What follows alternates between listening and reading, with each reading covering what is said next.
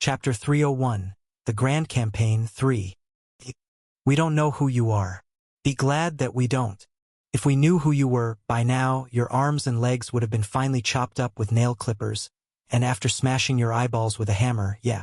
Your family. Friends. No, even the hometown you were born in.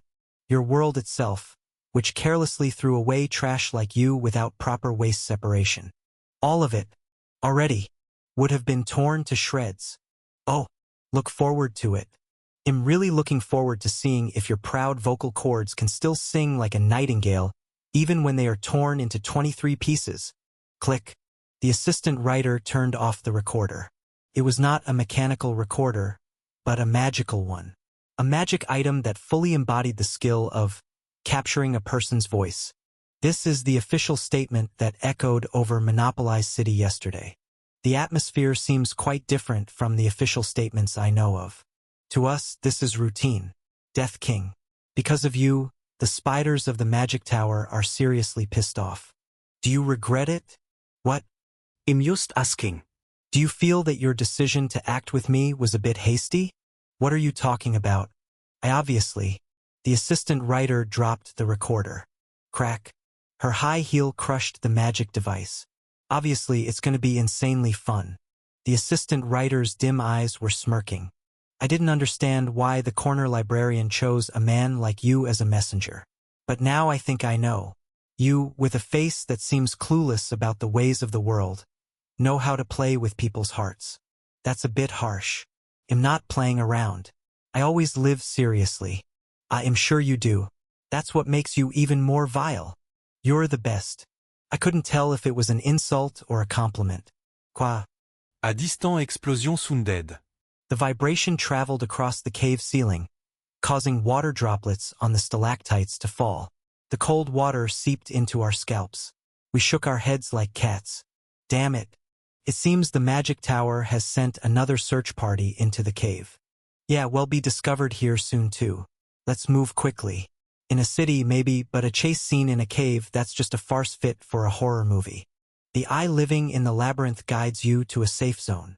The lone seeker of truth distracts the intruders. We evacuated under the protection of the constellations. Kwang Kuong as we hastened our steps. The sound of explosions grew more distant. The Magic Tower had been certain for some time that we were hiding in the underground caves. The current vibrations were caused by the tower's spiders indiscriminately firing magic. They must be frantically searching for me. But the caves of Monopolized City are strangely vast. We immediately moved to our next hideout. Even if one entrance to the cave collapses, a new one appears the next day. It's as if this underground world is a giant monster, constantly alive and moving. The terrain makes the search difficult. Moreover, numerous constellations and countless followers are aiding us. In a direct confrontation, maybe, but in this game of hide-and-seek, the Magic Tower is at a disadvantage. What's the next plan? Huh?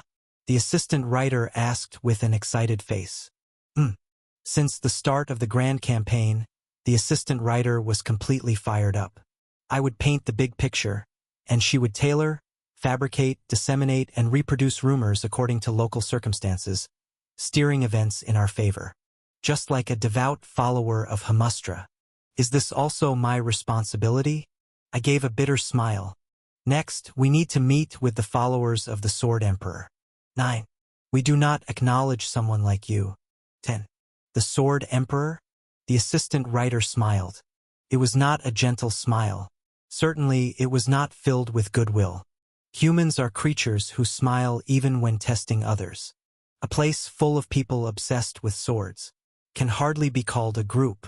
It's more like a gathering of individuals who personally worship the Sword Emperor, training with each other.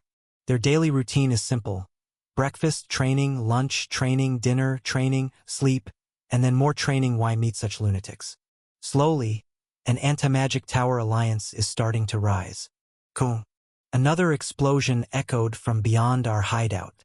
It seemed like the fight between the Magic Tower's pursuit team and the followers resisting them was intensifying. The lone seeker of truth requests reinforcements from other constellations. The incarnation of love and lust is busy watching the campaign. The warhorse of the eternal plains advises handling it alone. The lone seeker of truth spews indescribable curses. The messages were getting fierce, but it's still not enough. Even if it's called an alliance, it's just a union of constellations who resent the magic tower. So far, the constellations have continuously attacked the magic tower, and each time the tower has won. Hunters who don't participate in the alliance will think, no matter what, the magic tower will win again. Yeah, right. The assistant writer wholeheartedly agreed with my deduction. Even if they dislike the magic tower, many constellations still cooperate with it. No, even if an alliance is formed, not all constellations will actively participate. They will wait and see. If the tide of the war seems unfavorable, they will quickly withdraw. That's how the world works, the assistant writer said. Shiny feels sorry for not being able to help other constellations. Many constellations remain silent. The lone seeker of truth cautiously asks who was that just now. The incarnation of love and lust says they don't know. The warhorse of the eternal plains also answers that they don't know. A few constellations feel fear towards an unknown entity. That's exactly it. I pressed down on the hilt of Shiny. Wung, the holy sword vibrated. It seemed to sulk at my gesture to be quiet. The quest window of the constellations is definitely powerful. Followers will accept the premise that the Sword Emperor has returned and participate in the Anti-Magic Tower Alliance without hesitation. But conversely, it means other hunters who cannot see the quest window won't be much affected. For more spectacular propaganda and fabrication, something else is needed. A Joker card. That's why the crazies of the Sword Emperor's sect need to step in. The first to rise up if the real Sword Emperor returned. If that group moves, even unrelated third parties will be shaken, thinking could the Sword Emperor really have returned? They are the Sword Emperor's sect. The assistant writer grinned. Of course, I can arrange a meeting. But do you know? Right now, hearing the rumor that the Sword Emperor has returned, there are two most infuriated forces on the 50th floor. One is the Magic Tower. The other is the Sword Emperor's sect. Death King. If they find out you're behind the rumors, they'll probably try to tear you apart. Haha, I laughed. I knew all too well why they would react so fiercely. How dare someone like that impersonate the Sword Emperor and deceive the world? Yes, exactly. They are the ones who still worship Bei Hurayong, who died 150 years ago. I don't know their faces, but they must be fully armed with devotion to the Sword Emperor. Then a completely unknown kid comes along, impersonating their god naturally. They would be angry. I understand. It makes sense why they would want to kill me, but it's okay. That's only if I were a liar. I gave a bitter smile. I am truly the successor of the Sword Emperor. 11. Again we state, we do not acknowledge someone like you. We only allowed you to enter our sacred altar because some acquaintances begged us to meet you just once. Not cutting off your head right now is our last act of mercy. Get lost. How can I earn your recognition? We do not recognize anyone. Recognition is not something you receive. It's something you earn. If you think you can subdue us, then pick up a sword instead of wagging your tongue. Kid, even if you win, we will never acknowledge the return of the Sword Emperor. Is that so? That's troublesome. What? Wait a moment. Please hold on. I need to ask something to this noisy gentleman. Ah, yes. Understood. You there. The one with the splendid beard. Is your alias the demon-reducing spear? Me? Well, the alias is as you said. Yes. Your real name is Mahustra Pelanoban. Born in the same world as the Sword Emperor, the world of 1,000 swords. But you only encountered the Sword Emperor after climbing the tower. What are you talking about? You seem to have some frivolous skill. Impudent. If you try to deceive the world with a clown's gestures, my spear will show you. You always followed the Sword Emperor, seeking his teachings. The Sword Emperor found you annoying. He once leapt away using Lightfoot techniques just to see if you would follow him. But you always managed to catch up and begged him to share even just one insight. When you were alone with the Sword Emperor, he said to you, without any payment, there. Your alias is the echoing plant roar, a master of sound arts. Your real name is Shao Chun, a member of a renowned family from the world of 1,000 swords. But in reality, you were an illegitimate child and lived wandering outside since you were young. You were deeply fascinated by the Sword Emperor.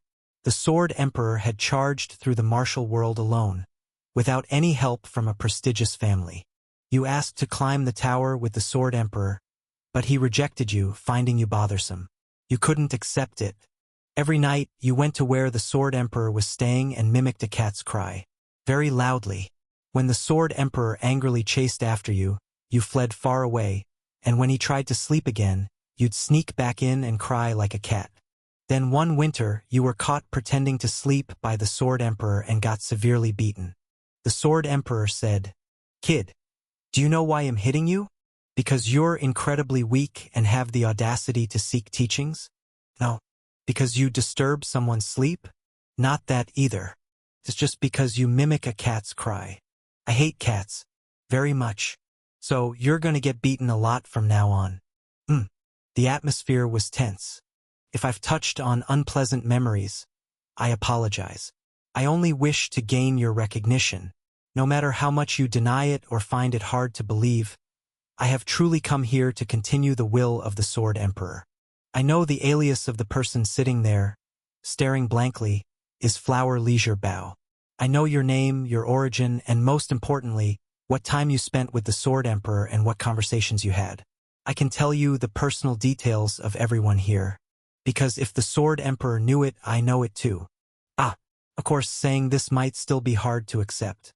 If talking alone solved problems, you wouldn't have joined a crazy-named group like the Sword Emperor's sect. Come at me. I will take on each of you one by one. You. What are you? My alias is the Death King. I am the successor who received the aura from the greatest of all time in the world of 1,000 swords, the heir who inherited the sword from the number 1 under the snowy sky, and one day, I will step even further than the constellations you worship in your temple. Then I humbly request a lesson. Elders. 12. The followers of the Sword Emperor's sect have repelled the Magic Tower's pursuit team. The assistant writer walked steadily, and they did it right in the middle of the street. Regular hunters are quite shaken up. The Sword Emperor's followers are known for not interfering with external affairs and playing among themselves. But this time, they openly opposed the Magic Tower. We were climbing a cave passage. The passage had stairs that gradually increased our altitude. The pressure of the underground, the texture of the earth, flowed down my thighs and calves. The warhorse of the eternal plains and the lone seeker of truth are also gathering their followers. The incarnation of love and lust might not be much help in combat, but could unexpectedly provide help through connections. Well, in a way, the Anti-Magic Tower Alliance is almost complete. Light shone at my feet. Not the light of a torch lit in the cave or the magical light sparked by the assistant writer, but a streak of faint sunlight streaming from the dreary sky. Congratulations, Death King. 10 days. After hiding in the underground caves and living in hiding, I looked up at the sky for the first time in quite a while. For the first time in 150 years, as you desired, we have gained the sharpest blade of rebellion. In the sky of the 50th stage, there were spires erected. The towers, painted in pitch black as if to mock the brilliant sky, had no windows, indicating a refusal to let anyone in or out. Most importantly, each of the 5 towers looked like fingers, as if trying to grasp and pull down the sky. Whose hand could they resemble? Good. I looked at the Magic Tower and smiled. Let's bring down the Elder. Chapter 302. Gray Spider 1. I feel like I have never experienced a cool breeze in my life. In autumn, the scent of the maple leaves was overwhelming because there was no other scent. Spring was fresh. In summer, there was a fishy smell from the water.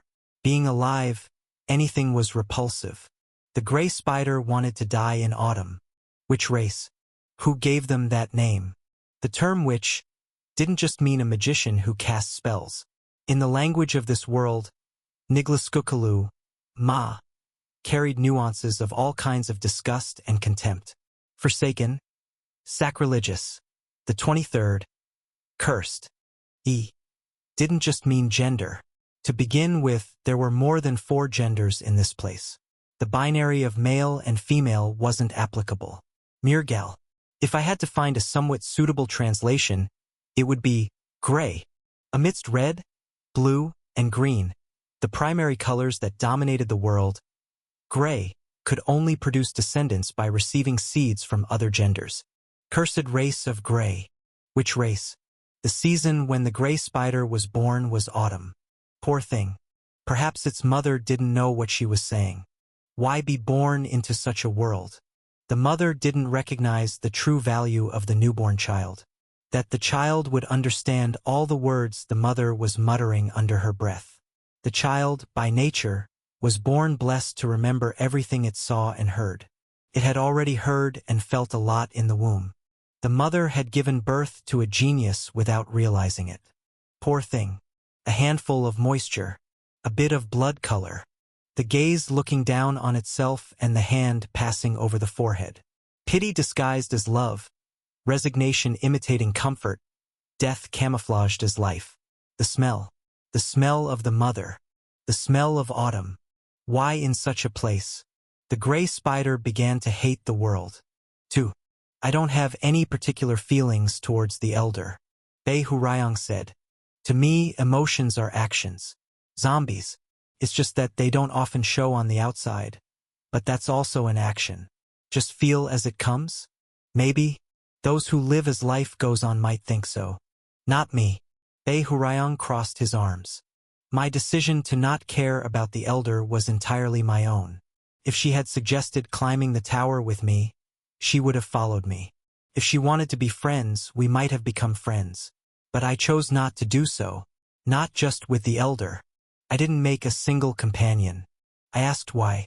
Because there are countless people in this world who don't even have the opportunity to make companions. Bei Hurayang looked up at the magic tower. Friendship is luck. Even a lover is a coincidence. Kim Zombie. You obtaining numerous companions, dating, friends, serving teachers, and meeting loved ones are all indebted to luck. It's also a treasure you've grasped through your efforts, but the very fact that such people were born is a miracle in itself. Thud. I stepped on the last stair and exited the cave. Don't think that such luck is granted to everyone. I, too, looked up at the spire that Bei Hurayang had been watching before. There are lives with no one by their side. People who never enjoy luck until the end, until death. There are countless lives just waiting to be betrayed. Such people eventually give up. They resign themselves, no longer seeing a reason to live desperately, no reason to climb higher than they are now. The magic tower truly deserved the prefix Ma. Demonic. A building is a base for living in the world. It has doors and windows allowing one to go out into the world and peer outside. But the magic tower had no doors. From top to bottom it was dyed solely in black. Not the black that reflects the sun, but a black that even swallows sunlight. Therefore, the magic tower resembled a body rather than a building. Not an extension of the world, but a will to defy it. The tower, shaped like a finger, rose from the ground and reached towards the sky. I wanted to show it to those kinds of people. That finger, I looked up at it with determination. It's okay not to have companions. I counted the seconds in my mind. It's okay not to find a love worth devoting your life to. 23 seconds, 22 seconds, 21 seconds. Even if fate doesn't grant you luck, it's still good. 18 seconds. Yet you can still climb higher. 15 seconds. Look, I am the Sword Emperor. I have reached the zenith of this world alone. Why did I climb? Not for the people in front of me. Not for those who lived in this era with me. Let them all go to hell. 5 seconds. To those who have nothing, to those who are alone, I climbed the tower to show you, to prove to you. Even though no one could mean anything to you. 1 second. You have already become meaningful to me. Beep. A burst of static in my head. Someone was trying to send a telepathic message. It was the magic tower. Just by looking at the magic tower for more than 23 seconds, it reacts. It's a system. Don't look at us. Don't watch us. Don't even dare to glance over. It warns. In a timeline devoured by regression, I had exploited this unwritten rule before. Mic test. Mic test. Who's there looking over? As expected, the spokesperson for the Magic Tower sent a telepathic message. Speak nicely now. We've been under a lot of stress lately, you know? We don't have time to play with every lunatic. I, of course, love catching mad fools and torturing them, but luckily for us, we're busy, huh? What's this? The sleepy voice suddenly sharpened. You're with the assistant writer, aren't you? Hey, damn, that goddamn fugitive. Beep. The telepathic wavelength intensified. As the spokesperson of the Magic Tower had said, the assistant writer was standing next to me. The person who looked up at the Magic Tower. I wasn't the only one who violated the 23-second taboo. The assistant writer, too, had been staring at the Magic Tower ever since we came out of the cave. You're dead. How dare you brazenly show your face here? Huh? And being with that writer kid? Are you the Death King or something? Such scum. Hey, knee socks. Go report to the spiders right now. Furthermore, it wasn't just the two of us. Beep. Oh my? Seems it's not just one or two crazies. The telepathic wavelength fluctuated again. The spokesperson, who initially targeted only me, then sent simultaneous telepathic messages to the assistant writer, and then to someone else somewhere. All right, these guys have all gone mad, haven't they? Good. Ha! This is going to be fun. We've already prepared a punitive force in anticipation of this. Beep. We even called in the colonial garrison troops from other towers. Haha. Have you heard of the Duke of Bone Thorns? Called back to headquarters for the first time in 300 years, he's really eager. Hell make you realize just how many capillaries you have in your body. Beep, beep. We'll show you. What the hell? Seriously, what is this? Hey. There really no, let me tell you some good news. Over the past few days, our elite troops have been gathering. It's been hundreds of years since such a large force assembled. Ahaha. Good. Now look. The fallen from heaven are all prepared and ready to go dash. Beep, beep, beep, beep, beep, beep, beep, beep, beep, beep. Dozens. Hundreds. Now, thousands. Call the elder. Right now. Everyone who had resolved to join the Anti-Magic Tower Alliance with us. Dozens of refugees walking out of the cave through multiple exits. Hunters sitting silently with a drink at the open-air bar. Followers bargaining with mat merchants on the streets as usual. The incarnation of love and lust declares war on the Magic Tower. The last sword in the wilderness declares war on the Magic Tower. The lone seeker of truth declares war on the Magic Tower. The eye living in the labyrinth declares war on the Magic Tower. The bell that mourns the dead declares war on the Magic Tower. The warhorse of the eternal plains declares war on the Magic Tower. I raised the sword of rebellion against the power that didn't even allow a glance. A devil's nest with an eternity set up on the 50th floor. Our declaration of war began by looking at that place. That's why I have no regrets. Bei Hurayong smiled. I lived as I wanted to live. I showed it for the countless unlucky and miserable souls yet to be born. Climb. Right now, there is no one by your side. But that's just a coincidence. Raise your middle finger to coincidence and climb like me. Upwards. Higher. Even higher. The spokesperson no longer spoke to me. Only sounds of confusion and panic reached my ears. Well, if you're worried about the humans I didn't manage to take care of. And then, you take care of them, Kim Gongja. Screech. It was a wailing scream. A noise that refused to become sound. A cry of agony. Metal scraping against metal. The 5 spires vibrated simultaneously, and 5 fingers raised their nails, tearing through the dark sky. Felt as if my whole body was being torn apart. It's the tower's lament. The assistant writer murmured. It's been hundreds of years, she swallowed. One tower crying is a mockery. A warning that the power to subjugate a city is needed. When 2 towers cry, it's a kick. The power to conquer a stage. The crying of 3 towers is only for the subjugation of another world. When 4 towers cry, it means multiple worlds, the intent to make them kneel. All 5 towers are crying now. Right now. Yes. The assistant writer nodded. No matter what beings you are, perish. We will surely annihilate you. Shadows engulfed the tops of the 5 towers. Was it like someone throwing a stone into the sky? Ripples spread across the gloomy sky. But these ripples were pitch black, engulfing the clouds on the 50th floor and even the few rays of sunlight that managed to peek through. Good. From the inverted shadows, one by one, something began to fall. There are times when war is hungered for. A black meteor shower. Our magic tower is not so heartless as to ignore the cries of starving children. Cry. If you want to cry, cry. Do as you wish. Each falling meteor was a silhouette. Magicians and witches, all cloaked in black capes, and those called spiders poured down. I realized that the shadow covering the sky was a giant summoning circle. The magic tower, too, sensing the looming war, had prepared its summons in advance. For you, today might be a day that comes once in a millennium. Kwan. Witches bearing meteors crashed into the heart of the city. Kuang. The open-air bar was shattered. A shabby wooden house broke apart. Kuang. Kuang. Countless meteor showers destroyed the streets. Screams echoed. Dust rose throughout the city. But for us, it's just another day added to 1,000 years. Thud. From beyond the dust cloud, black spiders walked forth. Some held a severed head in their left hand. Others, with a cut-off arm, toyed with it like a basketball, smiling. Beyond the dust cloud where the spiders emerged, no screams or moans were heard. Only the noise of buildings collapsing rang out. Death King? The spiders murmured.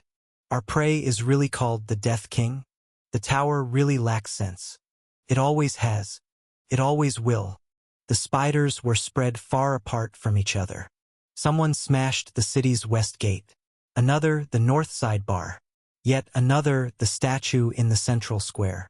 Those furthest apart were literally on opposite sides of the city. But they conversed as if huddled together. Maybe it's a bit more impressive in its original name. The translation might be wrong. Perhaps it's something like the Reaper of the Underworld, the priest who comforts the wraiths, or some other plausible name, who knows. It's probably a worse name they got wrong. Thanks. Glad to see you. It's been 90 years. Fortunately, your annoying nature hasn't changed in 90 years. I've always been known to bring peace of mind to those around me. I hate to admit it, but I'll tell you. Gents, I've missed your nonsense. That's because you're actually a dog. It does feel a bit like coming home. They exchanged telepathic messages as if it were natural. Distance didn't matter. The space of a whole city was insignificant to them. Their aura traversed the city, heading somewhere. The spider that received the telepathic message then sent its aura to another comrade. To my senses, thousands of spiders exchanging auras were distinctly felt. If one were to look down from the sky at this scene, it would appear as if it's like a spider web. It was the moment I casually said that. The spider web covering the city stopped. I felt a gaze. I felt gazes. Are you the Death King? Simultaneously, thousands of tongues whispered. Someone's lips moved. Aura fluid. It was, in a way, the violence of numbers. It wasn't particularly hostile, nor was it laced with a curse. Just the fact that thousands of spiders were speaking in unison caused my head to reel momentarily. Yes, blood rushed to my head. These are the beings the Sword Emperor faced. My heart pumped blood. The rulers of the city. I gripped the hilt of my sword. Shiny, no. Goddess of protection, Shiny vibrated. Whether a butterfly throwing itself into a spiderweb is called suicide or not, is determined only by the flutter of the butterfly's wings. You're a good looker. I smiled. I am the Death King, the successor of the Sword Emperor. At that moment, thousands of spiders descended upon me. Chapter 303, Gray Spider, 2. 3. Blood splattered. Ku, Hook. The gray spider indifferently looked down at the corpse. If one raised their head and looked around, they would find someone particularly frail, trembling like a wind-blown tree. Isn't that an interesting sight? The gray spider smiled. Shivering? Ik, ayik. Why are you shivering? The The gray spider waved her hand. It was instantaneous. As if caught by an invisible hand, someone was pulled right up to the nose of the gray spider. Hi, Eek. You are a god, aren't you? Gods shouldn't be shivering. You look more like a human when you tremble. The races that devotedly served you would be disappointed. Ah! The gray spider then tilted her head slightly to the left as if she just remembered something. Well, they probably wouldn't be too disappointed. They're all dead. Ple, please spare me. Spare me. Spare me. Yeah, I like that phrase. There are words and moments that never grow old. Like when someone begs for their life at the brink of death. Right now, you're probably hanging on to my every word. Aren't you? Wondering if he'll spare you, or kill you. You're putting all your energy into listening to me. This time, the gray spider tilted her head to the right. You should have done this earlier. Blood splattered. Iya. Hey, I heard it from your comrade. There's a separate world where you gods live, right? From our perspective, it should be called the Divine Realm. I'd like to visit there. Can you secretly tell me how to get there? Ugh. Spare me. Spare me. You really are a crybaby. The gray spider lightly tapped the nose of what she held in her hand. You're telling me now. Comma. Hurry up. Stage S. Stage, teleport. The world was enveloped in a blinding white light. Looking at the light, which wrapped around like tendrils, the gray spider laughed, realizing something. So this is how it is? That day, a tower in a world burned to ashes. The massacre was easy. The divine race had left the conquest to a handful of warriors. Apart from a few enemies, they could not use aura and were not adept at magic. The gray spider was honestly disappointed. It was too trivial. Destroying the 5 races ruled by the divine race seemed more challenging than this. It's unprecedented, a ruling race being overthrown in a rebellion by the races they dominated, leading to their destruction. Thump. Footsteps sounded from behind. Turning around, there stood a child with platinum hair, hands clasped behind her back, staring intently at her. Who are you? Call me the lady who walks the mirage. Just lady for short. I didn't ask for your name. I'm like a guide for those children. The lady pointed her finger down the mountain. The city was burning. It was a furnace. Magic-crafted earthen walls encircled the city's outskirts, within which every living being was being roasted alive. But now they're all dead or worse. Well, can't be helped. The lady smiled brightly. Congratulations. From now on, you are the rulers of this tower. It's an unexpected situation, but not outside the rules. You haven't broken any rules. Your witch race legitimately participated in the 40th floor stage, and now as the only survivors, you have the right to ascend to the 50th floor. The gray spider remained silent. It wasn't that she was flustered. It was just that an overwhelming amount of information had flooded in all at once, taking time to process. Combining the information gained from slaughtering the god's race with what the lady just said, the gray spider easily reached the truth. However, there was a riddle she couldn't solve alone, so she asked, are there other races being summoned besides us? Yes. Those who ascend to the stage, do they all reach the 50th floor like this?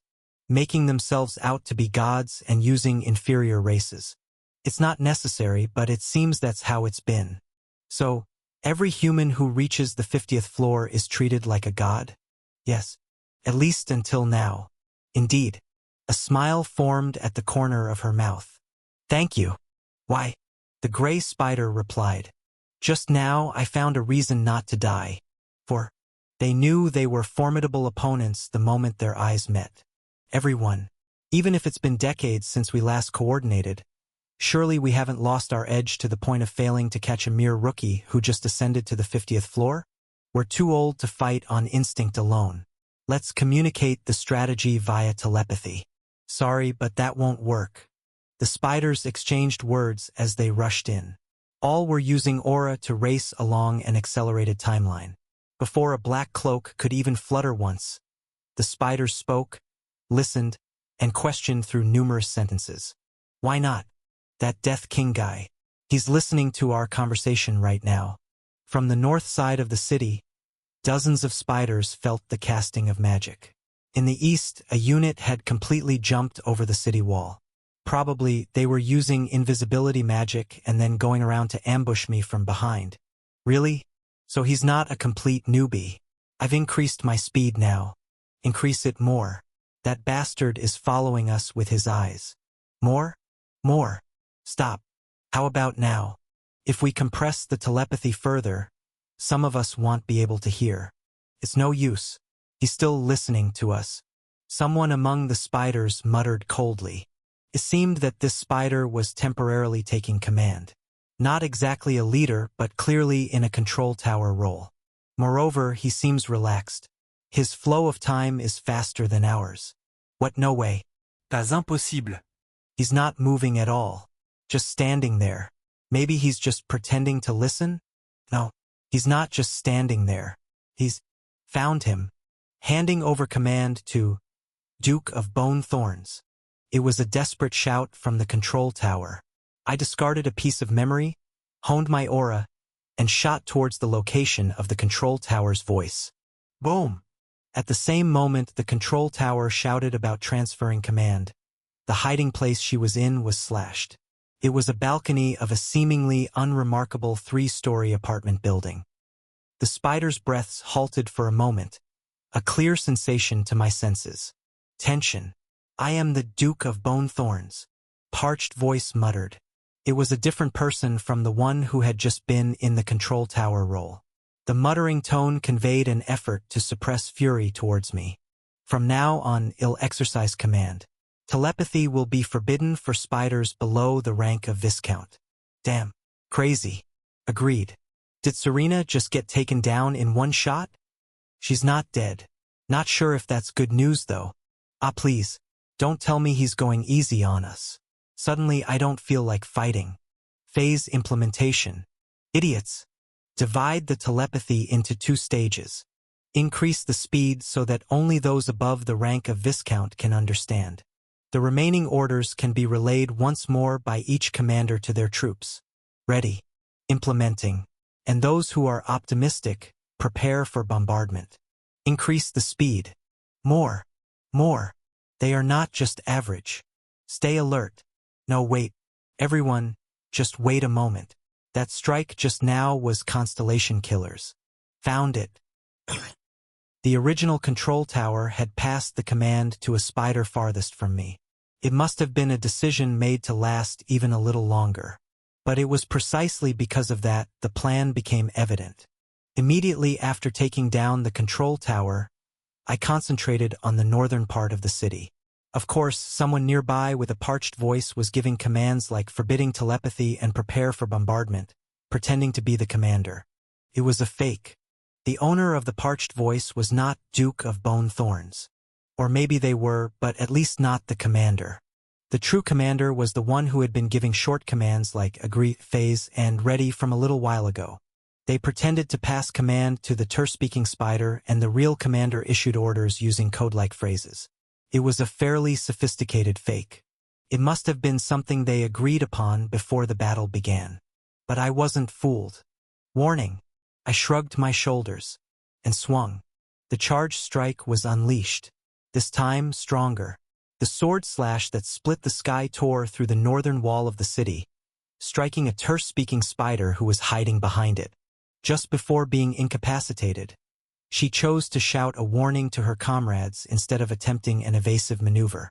Target Constellation Killer level. Warning. The target dash. And then the voice was cut off. Silence enveloped the spiderwebs. Crack. Someone ground their teeth. A sound of tongue clicking, and then a spit flew. But no one uttered a sentence. Nobody. Thousands of elites who had been chattering excitedly to distract me suddenly all fell silent, as if their earlier noise had been a lie. That's a wise choice. Even as this happened, the battle continued. Having a commander is just making them a target for sniping. It's better for each to act independently and attack me. It does diminish the significance of gathering thousands of troops, though. But the talk of me being Constellation Killer level is incorrect. The magic bombardment from the northern spiders hit me. Bang! Boom! I carefully watched the blue magic cannons falling and dodged each one, step by step. I am stronger than a mere dog. A guerrilla force that had circled around the outskirts of the city attacked me from behind. A total of 24 members. Specializing in assassination, the 24 members had their lower faces covered with masks. They swung their swords in a simultaneous, coordinated attack. Although it did not reach the level of a battle formation, it was nearly perfect in its execution. What a pity. I moved my holy sword with respect towards them. If it had been me before reaching the 40th floor, this would have been enough to kill me. Infernal Heaven's demonic art. First form. Sword of starvation. Suddenly, the surroundings plunged into chaos. From my shadow, ghostly hands surged up. These hands grabbed the spider's wrists, ankles, and necks, throwing them to the ground. Gek! Hook! The spider's breaths were cut short. I've heard a lot about you all. The touch of the shadow did not stop there. Hundreds of gestures spread out in all directions. They climbed up the outer walls of buildings and seeped into the cracks of windows. Ah, Kug.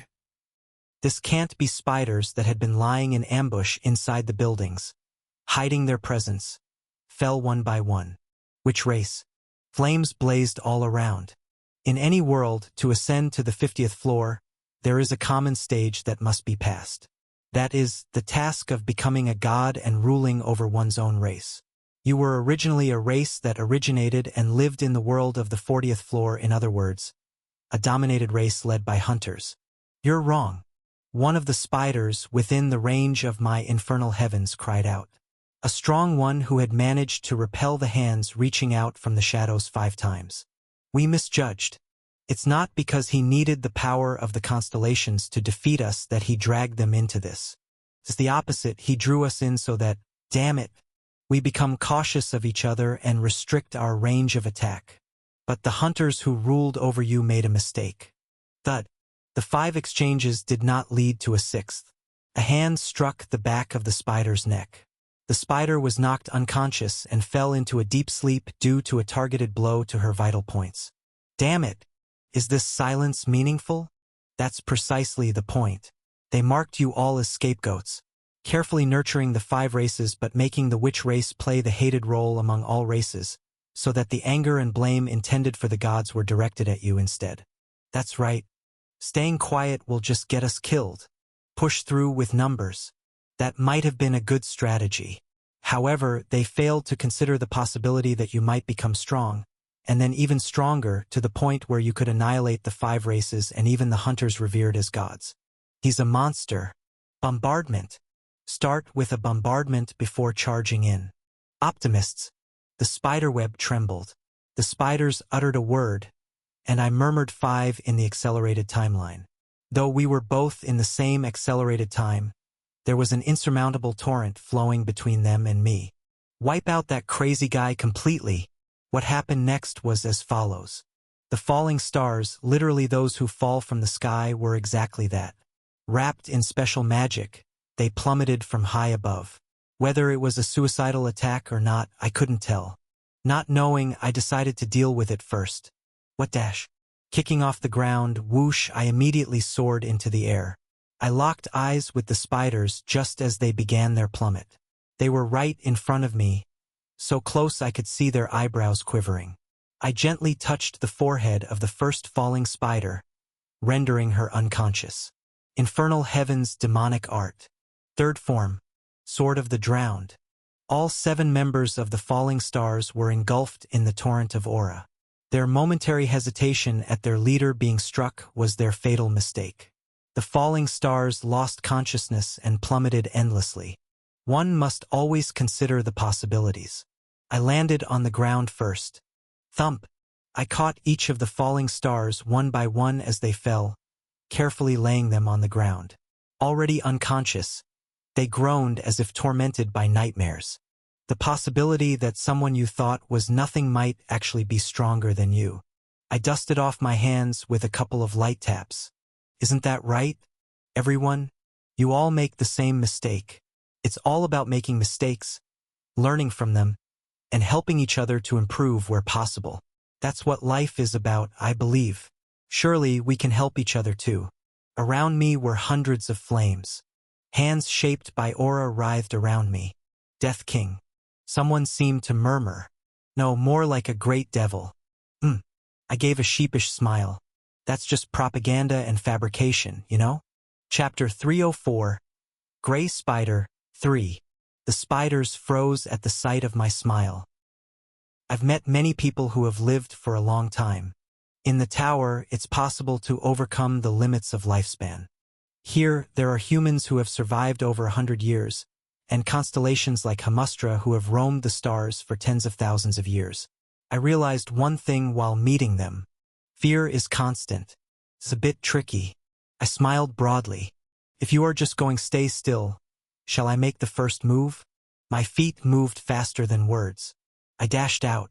The next moment, a spider hiding in the ruins of a building and holding its breath let out a short scream. Eek. She and I locked eyes face to face. She was of the witch race, with freckles sprinkled across her face. I pressed a point on her vein, smiling reassuringly. No matter how eternal it feels, 1,000 years is not forever. I hummed to myself. Meaning? None. Takes 10 days for the red flower to wither. 1,000 years are needed for the autumn of the magic tower. What mattered was that the spiders positioned throughout the city were listening to every word that flowed from my mouth. They would desperately seek meaning in my words. That was enough. If it could cause even a slight confusion among them, I would gladly feign composure and recite these enigmatic answers. I should have worn a black robe. It's a historical moment where the 1,000-year witch and the 1,000-year magic tower are brought down, and here I am, not paying attention to fashion. Well, it's a trivial matter. My master would surely laugh it off. Retreat. A commanding spider shouted as if spitting blood. Fall back. Fall back. 33rd Battalion, even for a moment stop that monster. Retreat, but where to? Well, regroup at the headquarters. There's no answer to this. The elder must step in. Objectively, the magic tower still had the upper hand. The number of enemies I had taken down since the fight began was just over 100. But I had focused on striking down only the high-ranking commanders. The enemy's command structure was now in disarray. The spiders, who relied entirely on telepathy for communication, were helpless against me once their wide-area communication network, the spider web, was torn apart. The quests of the constellations are progressing. The warhorse of the Eternal Plains orders its followers to advance. This meant dividing and conquering. Quest progress. The eye living in the labyrinth exposes the enemy's retreat routes. Quest progress. The bell that mourns the dead posts the identities of those who lost their lives in past rebellions throughout the city. Quest progress. The incarnation of love and lust exposes the identities of spider commanders and above. As soon as it seemed the campaign was moving forward, the constellations immediately provided their followers with appropriate rewards and adequate motivation. It wasn't that they hadn't encouraged their followers before. It wasn't because they had no intention of resisting the magic tower. Ultimately, it's not the constellations in the night sky but the humans on the ground who clear the quests. The followers must step forward, and only then will the constellations respond in kind. Ha ha ha ha. Such a thrill to kill. Thus, a counterattack began throughout the city. Forgive me for once treating you lightly, Death King. How long has it been since I've freely used telepathy? Great, great, great. It's the best. I am the high priest of the whip that descends on the self-abuser, the constellation captured by you spiders in the 4th headquarters. The apostle, Berserker, a hunter who had resolved to rebel with me in that underground cave, roared. Return my constellation Nuna. You bastards. Sword Emperor, you said, but I never really believed it would come to this. Honestly, I had my doubts, but yes, this might really be the last chance. Everyone, as an apostle of Lord Babbitt, I command you. Even if fighting isn't your forte, rise up with all your might and fight to the death. How splendid. The momentum of both forces had reversed. The spider webs, which had been cast like a barrier over monopolized city, were being dismantled piece by piece. Up to now, Suppressed voices, representatives of numerous constellations, had seized the city. From the north, from the west, from the south, or the east. In open-air pubs and along streets lined with taverns, blue, red, yellow, and white auras rippled like waves. These waves overlapped and shook the skies above the city. Is today the last day of whispering in hiding underground? Swoosh! Something resembling a firework soared into the sky. It was a blow packed with compressed aura. It wasn't a sniping aimed at commanders like I had done. No, it targeted no one in particular. The firework was aimed at the sky, and it split the bottom of the dark clouds. It was weak. A weak blow, embarrassingly so compared to Constellation Killer. But the value of a sword is determined not by the hand gripping the hilt, but by the target it cuts. In that sense, the firework launched by the apostle of the Warhorse of the Eternal Plains was undeniably precious. Let's go. Bearers of the banner. Light leaked through the split clouds. Follow Death King, the successor of the Sword Emperor. Shouts erupted throughout the city. You vermin!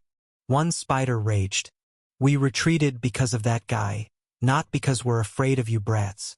Where do these bugs get off yapping without knowing their place?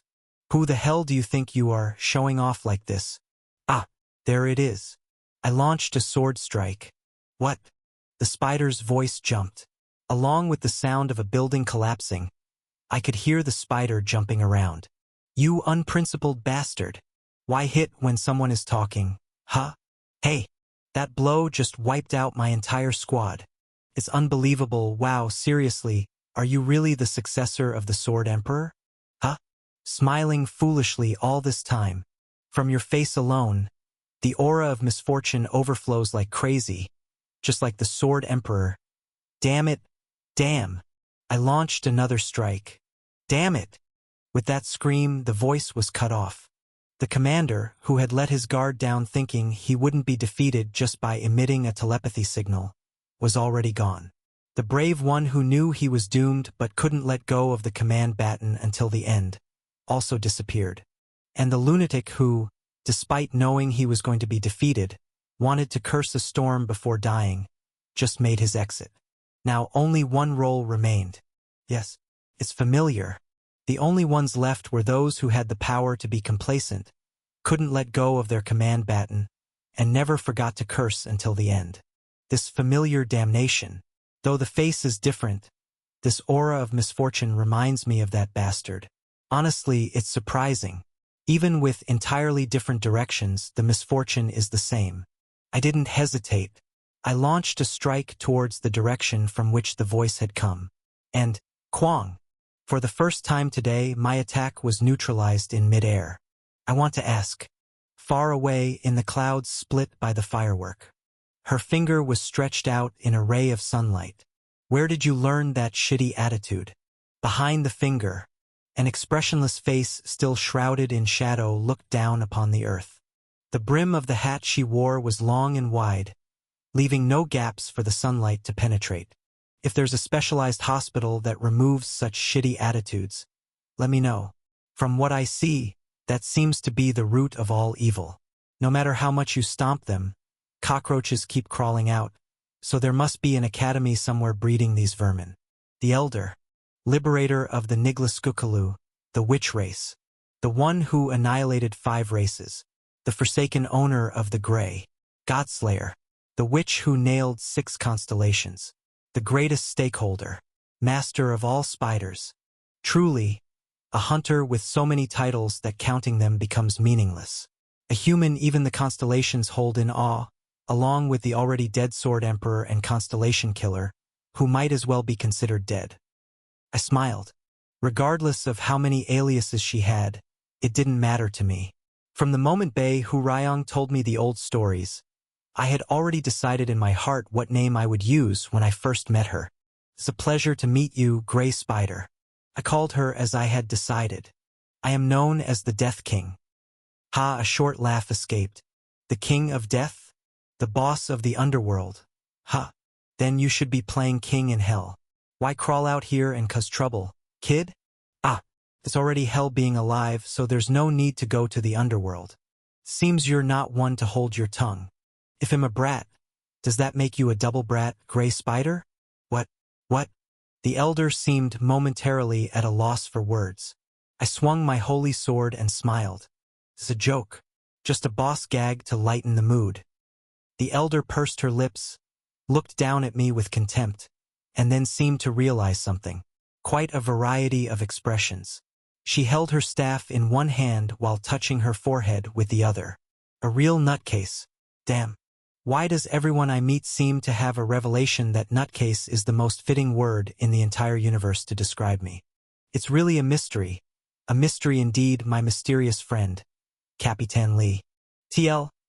Capitan Lee here is a reference to Korean name whose main protag is Lee In-guk. It's quite famous among Korean from what I have read about it. You can read about it here, https://namu wiki/w/%sign EA%sign BA%sign BC%sign EC%sign 82%sign 90%sign EB%sign 94%sign B4%sign 20%sign EB%sign A6%sign AC. Please understand. I shrugged my shoulders. Aren't I the successor of the Sword Emperor? Trying to imitate him, I ended up acting like a nutcase in method acting. I'm not usually this bad. You are definitely not his successor. I've seen your swordsmanship. You're skilled in aura manipulation. But you're different from that Sword Emperor bastard. There's malice in you.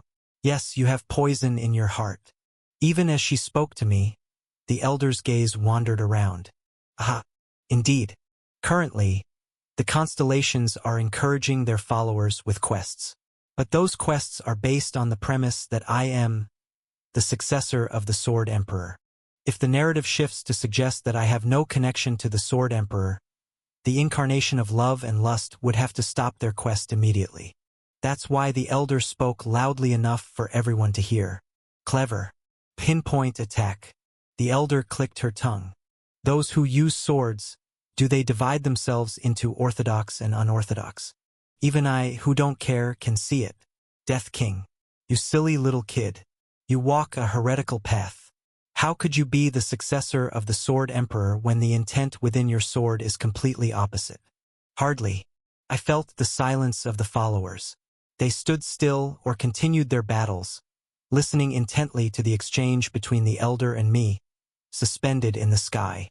The incarnation of love and lust looks troubled. The constellations as well. The Sword Emperor is dead. A giggling laughter adorned the sky. When the elder laughed, the tail of her broomstick she was riding on slightly wiggled, as if mocking the constellation's agitation. Let's say that bastard left a secret manual and raised a successor. Yeah. Maybe somewhere there is a disciple of his. But Death King, you are definitely not that disciple. Should I wait a bit longer?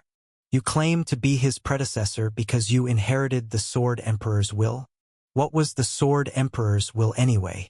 To rebel against our magic tower? If that's the case, then all of you, thousands and tens of thousands, would all be his successors. Just a little longer. You vermins. The constellations are always like that. There's not a single decent one among those who claim to be gods. Knowing it's not true. Clearly knowing it won't work, but still trying to push the campaign forward, picking up some insignificant kid and going crazy claiming they're the coming of the Sword Emperor. Hello. Yes. Now is the time. You gotta air out the place sometime. People can't live all cooped up. Hesitation. Come on. I'm in a good mood. I'll remodel it for free today. I should laugh at this point, but even as a master of method acting, I can't laugh like that. A person should at least have some dignity, right? The gaze. I can feel it. The elder was looking at me. If our eyes really meet, if only the exploration of each other became important, then during that gaze time would stand still, and nothing else would matter. Until just a moment ago, the elder was focused on tearing us down.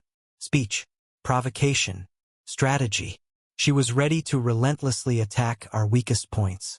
To buy time for the retreating spiders, to make the followers doubt the constellations, and ultimately to win the war. All of that became unimportant. Hey, among the countless names she had, I spoke the nickname that only the Sword Emperor had used. Gray. Are you still living like that? Showing the Sword Emperor's expression, his tone, his smile. How do you never change, whether it's 100 years or 1,000? In my opinion, that's also a sickness. A disease. Basically, you're picking a fight with the world. You think if you change, you're losing to the world? From now on, I'll call this disease the Gray disease.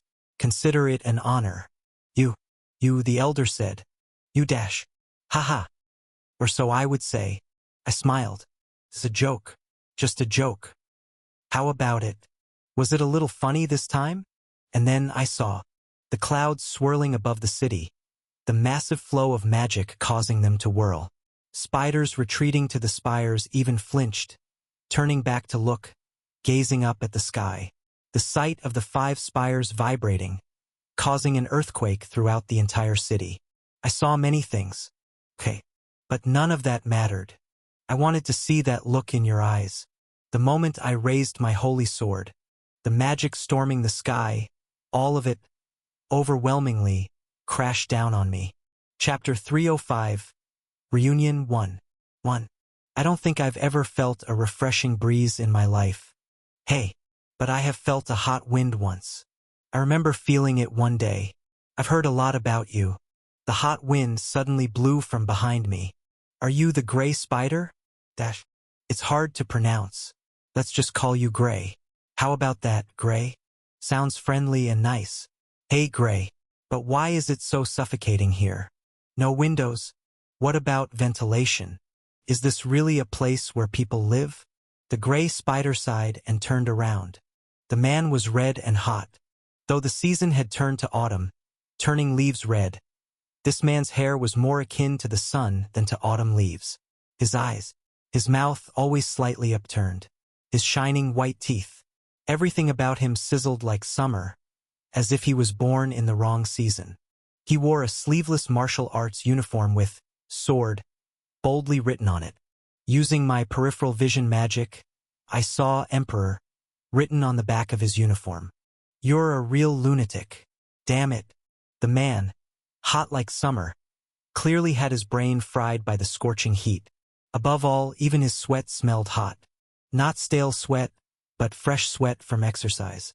Given the rumors of his incessant training, it was no lie that his meridians and energy were always buzzing with aura, without a speck of impurity.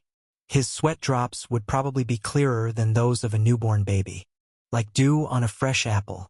From the man's sweat, I could only sense the temperature. Hot wind, sunlight glistening on perfectly torn muscles.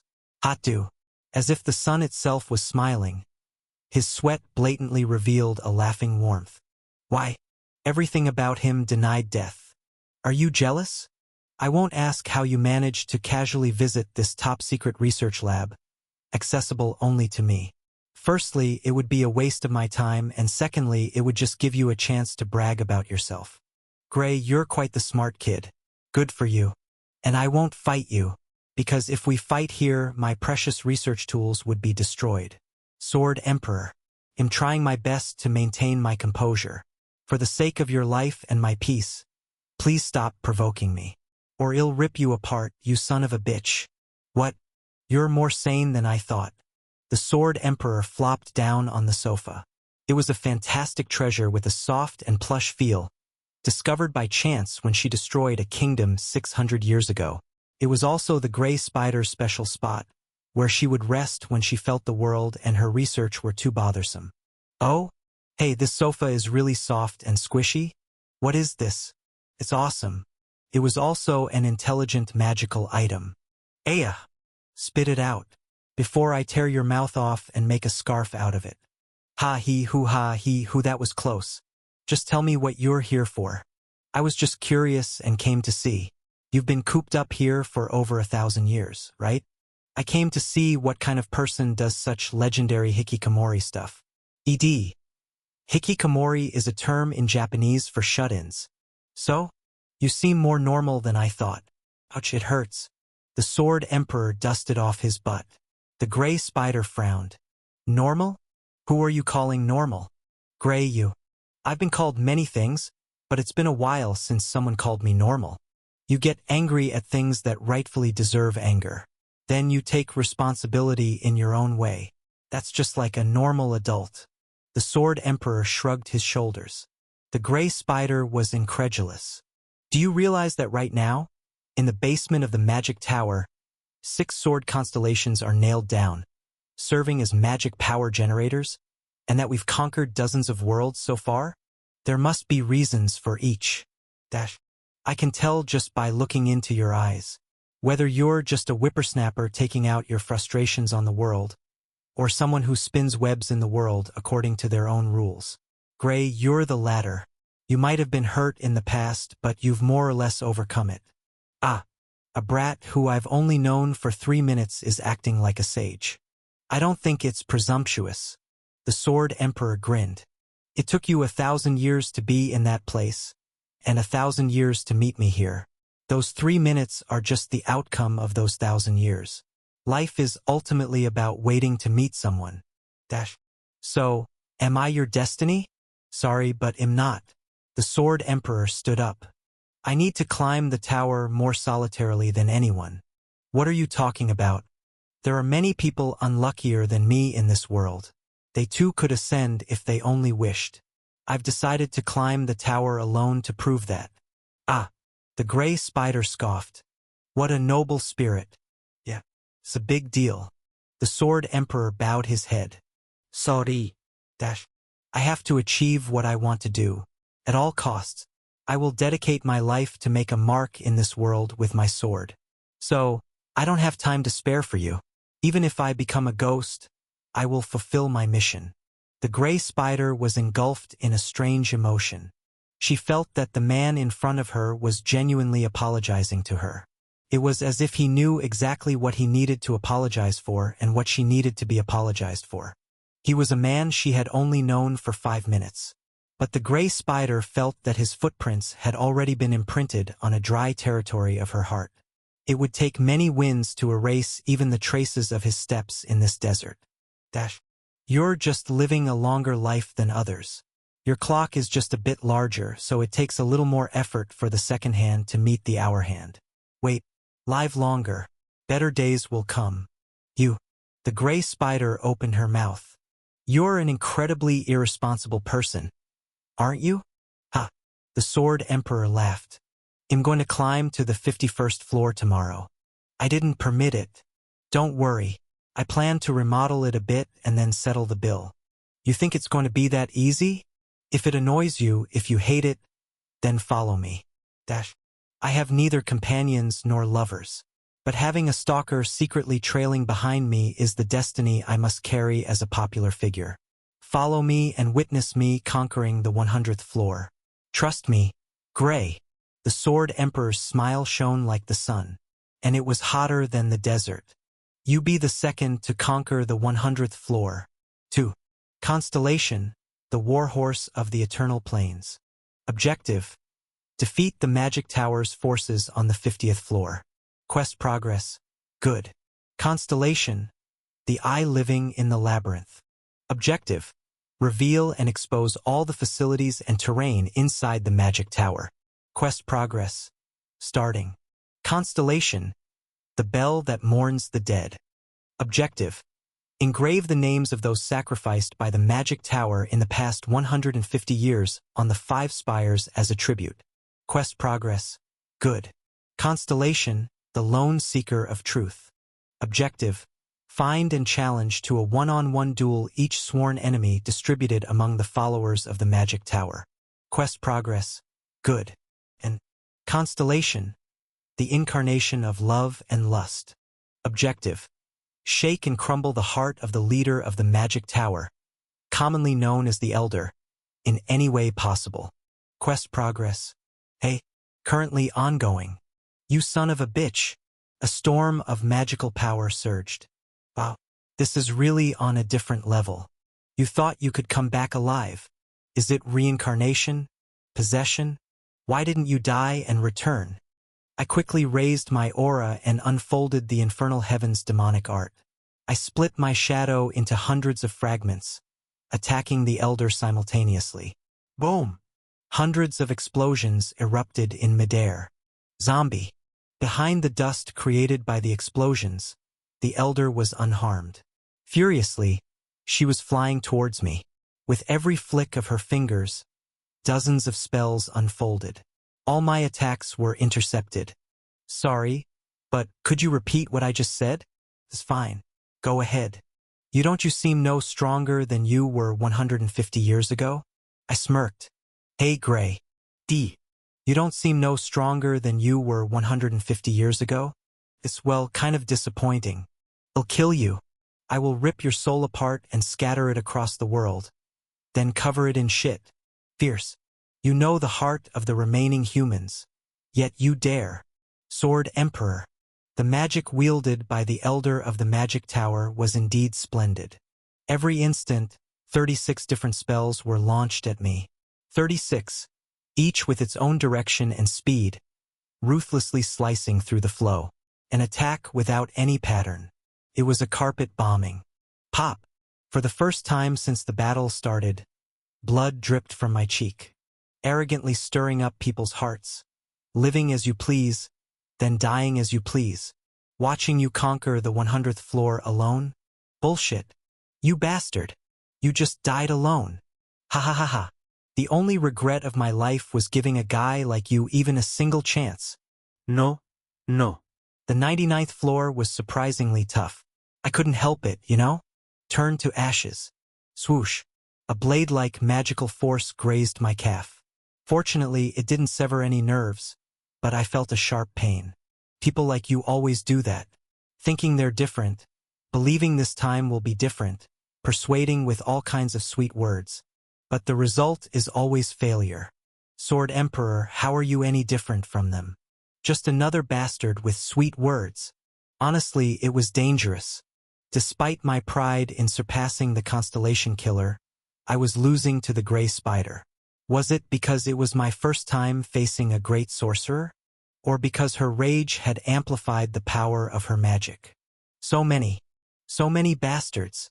Even when I executed the first form of Infernal Heaven's demonic art, the sort of starvation, how dare you? Immerse me in so many emotions.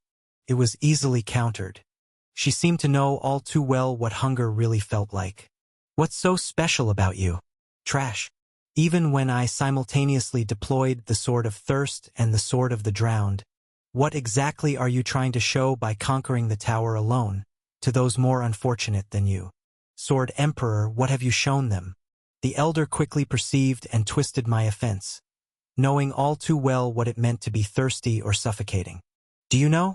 After you died, the cult of the Sword Emperor was formed. Ha! Isn't it a laughable masterpiece? A religion. You tried to show how great a human can be, but the result was the greatness of a god. People, humans, they never acknowledge someone greater than themselves. Only after becoming a god do they recognize you. Sword Emperor. In the end, you only created another deity in this world. Freezing death, poisonous death, death by illness, death by blunt impact, death by fire. Even suicide. From the first to the 9th heaven of Infernal Heavens, the Elder had traversed them all, breaking through, finally reaching right in front of me. I'll ask you once more. She too had burst blood vessels. Wounded by the sword I wielded, blood spurted from her forearm and thigh, but none of the wounds were fatal. Perhaps she had lived too long to accept new injuries now. The Elder had reached right in front of me. Magic shot in like a spear intersected with my blade. Why shouldn't I kill you? Thump. My heart throbbed. Half divine eye. A sixth sense that emerged in me after meeting the Tower Master and witnessing her trauma, along with the screams of agony throughout the universe, suddenly raised its head. The phenomenon where I briefly glimpse the past or future of the person I'm fighting against. This bizarre occurrence follows no certain rules. Like DJ Vu without any warning, sometimes a landscape piercing the opponent's heart also pierces mine. Follow me. Not the voice Bei Hurayong had given me, but the voice the Sword Emperor had once given to the Elder, echoed like an auditory hallucination. Wait, live longer. Engrave the sight of me ascending the 100th floor in your eyes. I will fulfill my mission, even if I have to become a ghost. Believe in me. Overlaying that voice was the elder's emotion, like a daydream floating in broad daylight. Just as the Sword Emperor had said, the elder had secretly followed him. When the Sword Emperor reached the 99th floor, the elder silently waited on the 90th, without telling anyone. 1 week. 6 months. 3 years. Yes. When 6 years had passed, the elder quietly stood up. She murmured softly, turning her back. Idiot bastard. The hallucination shattered there. You idiot bastard. Seemed like I heard a clang. Was it an auditory hallucination? But the scene that had briefly unfolded before my eyes shattered like glass. Pushing through the countless shards, the elder lunged at me. Crack. Her fingers stretched out and grabbed my throat. Do you know why I didn't rebuild the 6th spire? Why I left the ruins untouched for over 100 years? It was to nail your remains on it, seal them, and make them the offering for the 6th tower. Pay the price for your defeat. Sword Emperor. Just like other humans, just like the constellations, you are nothing but a failure, and I will proclaim this to the world. I'll ensure no one else harbors vain hopes again. Her fingers dug into my throat. Bei Hurayong silently watched. From behind the elder was shouting at the Sword Emperor, but he was actually behind her. Even as I winced from the pain strangling my throat, I kept my gaze fixed on Bei Hurayong till the end. Bei Hurayong was calm, expressionless.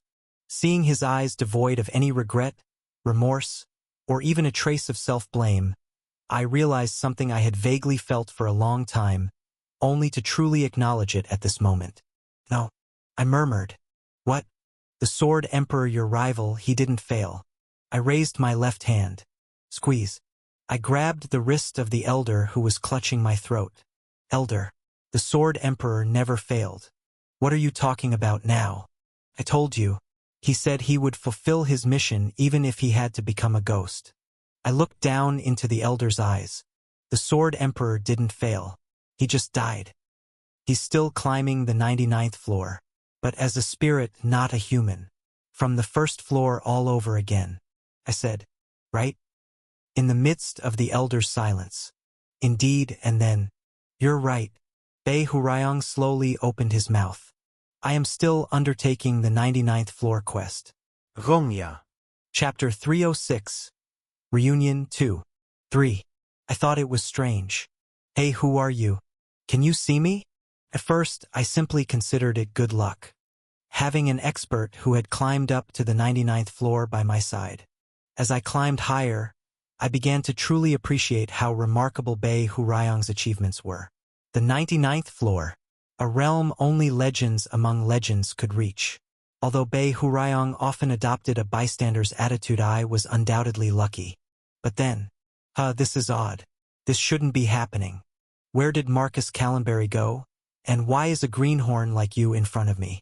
Can't you send me back to Marcus Callenberry right now? That's why it was strange.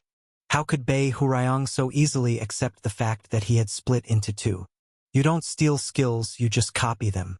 Meaning, there's another me attached to Marcus Callenberry as Bei Hurayong. The unparalleled in ancient and modern times. Peerless under heaven. Arrogantly believing himself to be the strongest in the world. A reckless and irresponsible martial artist who wouldn't tolerate another being the strongest. How could he so nonchalantly accept the fact that I have been split into two? Between you and Grandpa, I wonder who will achieve greater success as a hunter. It's a bit intriguing. Just out of mere curiosity, as Bei Hurayong said, they'll help you, because helping others is in Bei Hurayong's nature. Let's conquer the tower together. No, either of us reaching the 99th floor would suffice, wouldn't it? I said. Either Sword Saint or I. If just one of us reaches the 99th floor, your goal is achieved. You don't care about the means. Just reaching the 99th floor is all that matters to you. So even though you've attached yourself to Sword Saint and to me, multiplying yourself, you weren't flustered. I had been mistaken. It wasn't luck that found me, because the possibilities had doubled. It was Bei Hurayong who had found luck. Sword Saint and I are different in nature. He is the heir to a wealthy family. I am an orphan with no parents. He, having achieved everything in his old age, plunged into the tower for another challenge, and I, who had achieved nothing in my youth, threw myself into the tower. A master of life, Sword Saint. Familiar with death, me. We were literally worlds apart. So, Bei Hurayong must have thought, this is great. You possess two completely different humans. As you can see, I tried my best to prove myself by tackling the tower, while Sword Saint is still stepping back, immersed in training like a hermit. Two types, two methods, two possibilities. You could experiment with them all. Why?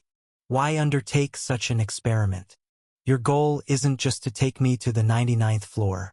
Well, it is, but to put it more precisely, it's to get either Sword Saint or me, it doesn't matter who, to the 99th floor. That's your objective. Ha! Bei Hurayong laughed. Ha ha! Ah ha ha! As if extremely delighted. Ah ha ha ha ha! With his arms crossed. Yes, that's right. His hair red as the sun cascaded down. I can't hate you for this. Kim Gongja, you know how to calculate goodwill. No, you have to. You're convinced to your bones that people want help you without any reason. It's probably a personality developed since childhood. While you create a plethora of reasons for helping others. Haha. Fine. I don't mind. No, I'm impressed you didn't treat me with unconditional goodwill. How boring it must have been. Not having a body of his own. I couldn't roam the streets at will. Talking to other people was, of course, impossible. I could only follow where he went and drift only in the places where he stayed. Such was the daily life. If a human endures such a life, if they willingly bear it, there's only one reason. Well done, Gongja. Because there's a purpose they desperately want to achieve. Taking someone to the 99th floor. That's my job. That's my 99th floor quest. But there's a misconception that needs correcting. What is it? It's not just about reaching the 99th floor. If that were the case, I would have readily agreed when Devil King of Fall Rain tempted you. There's a particularly nasty condition. Someone murmured. It was the elder. No. You all? What are you talking about? She still had her hand around my neck. However, unlike before, she wasn't squeezing it to death. Something more important than killing me or eliminating Bei Hurayong had come up. Who are you talking to right now? Is the Sword Emperor there? Yes. I nodded. He is here. I am not the reincarnation of the Sword Emperor. The Sword Emperor is definitely here, and I am definitely here too. Behind you, the Sword Emperor is standing relaxedly with his arms crossed. Probably from the moment he demolished the spire, climbed to the 99th floor, and until now the Sword Emperor has never disappeared. He's always been here, always striving. The elder looked emotionless. Emotionlessly turned around. Oh, nice to see you. I am the Sword Emperor with 40% transparency. If you wish to adjust the transparency, please contact the tower and purchase the DLC. A ripoff, you say? Oh, dear customer, it's unavoidable. That's the trend these days. I can't see. Of course you can't. You can't hear. That figures. I can't see or hear. She bit her lip hard. Then what's the point? The elder clenched her fist. A storm of magical power whirled around. With her right hand still clutching my neck, she cast a spell with her free left hand. It was a summoning spell resembling a magnetic pull. Quang. Boom. Buildings were split apart. From where the elder stood to the northwest of the city, a highway-like path suddenly opened in a straight line. Any building that was in the way was reduced to dust. Through the forcibly created path, a hunter was dragged in, as if caught in an invisible grasp. Whoosh! The hunter's body flew in. The speed was unnaturally fast. The hunter's neck, as if this place was the intended destination from the start, fit precisely into the elder's left hand. Ku-ak! A muffled scream. You are the apostle of the bell that mourns the dead. The elder murmured. Yes. Ugh. Cook, what do you want?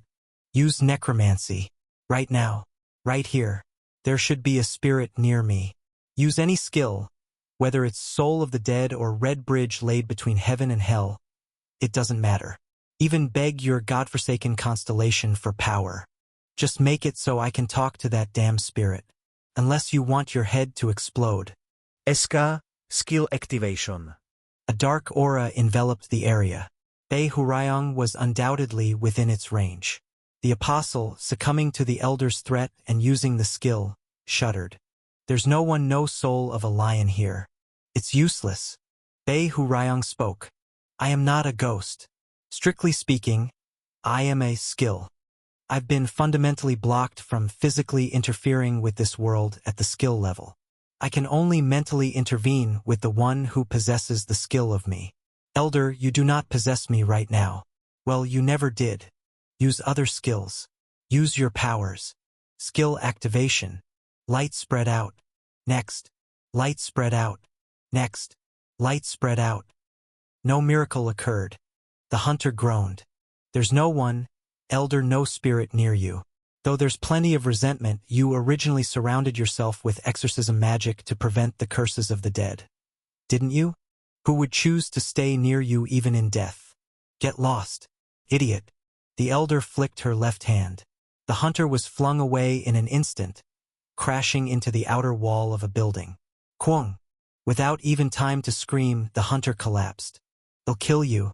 The elder glared at me again. With gnashing teeth and fiercely resolute eyes, she looked at me. Make it so I can see that bastard right now. Ah, come on. Or is it a lie?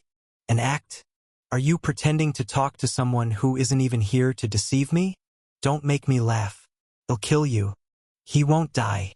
Should I show you how many times a human skull can be chipped away? They'll finally scrape your brain, starting from the edges. Your muscles, bones, organs, nerves.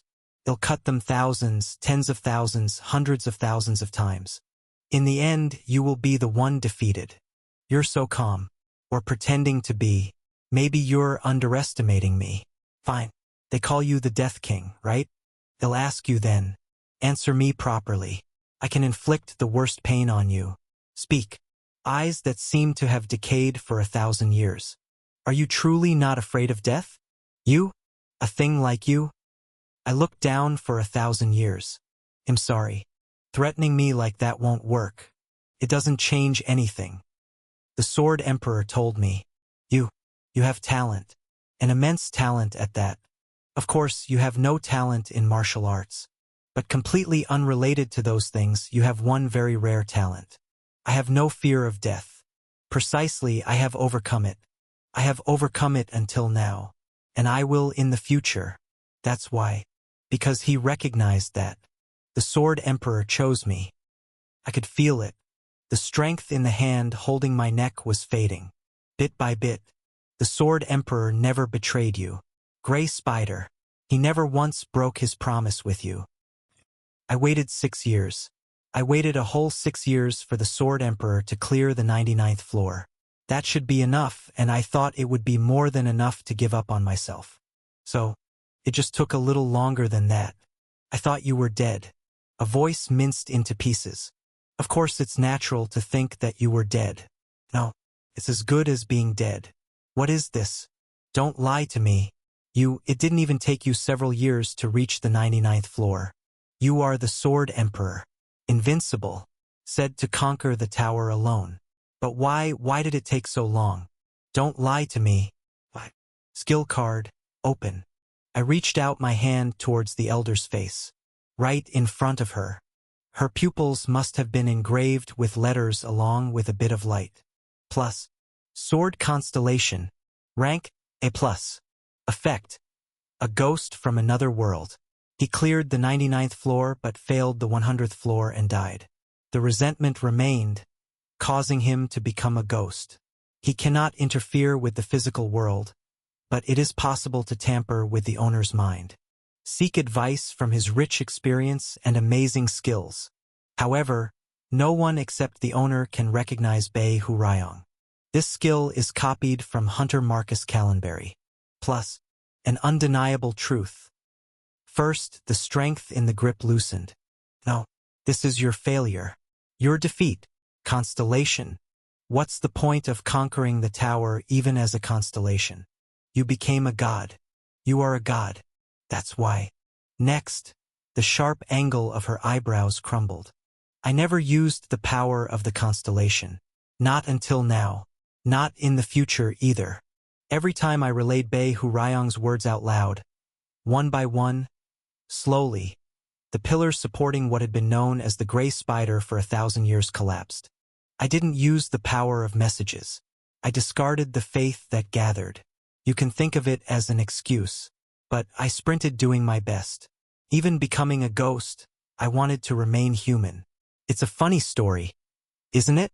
The expressionlessness on her cheeks crumbled. Gray. I'm quite late. Finally, the sneer at the corner of her mouth crumbled. I'm sorry. Chapter 307. Reunion 3. I relayed Bei Hurayang's words. Sorry.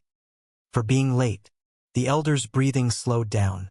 It might have even stopped for a moment. I couldn't see her expression. The brim of her conical hat was wide. The shadow was deep. Because her bangs covered her eyes, I couldn't see the elder's pupils. All I could hear was her scoffing, grinding her teeth in derision. Like raw flesh being ground on a millstone. On top of the elder's teeth, her life was being finely ground. It left behind only traces of scorn, scattering around. Even if you say sorry now, quest progress. It's too late to. The incarnation of love and lust nods. Make such a lame excuse. The incarnation of love and lust acknowledges your progress. You wouldn't dare say it's my fault, right? Even if I have lived over 1,000 years, it's been 150 years. 150 years. That's unreasonably long for a human. Who would imagine staying on one stage for 150 years? Quest progresses. It's long. Idiot. The incarnation of love and lust declares quest completion. It's just too long. Quest clear. The quest you temporarily participated in is now concluded.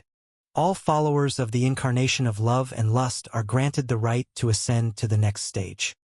Before I knew it, the elder was gripping my collar with both hands.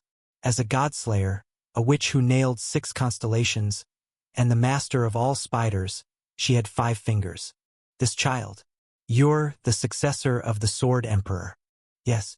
It wouldn't be just anyone who becomes a successor.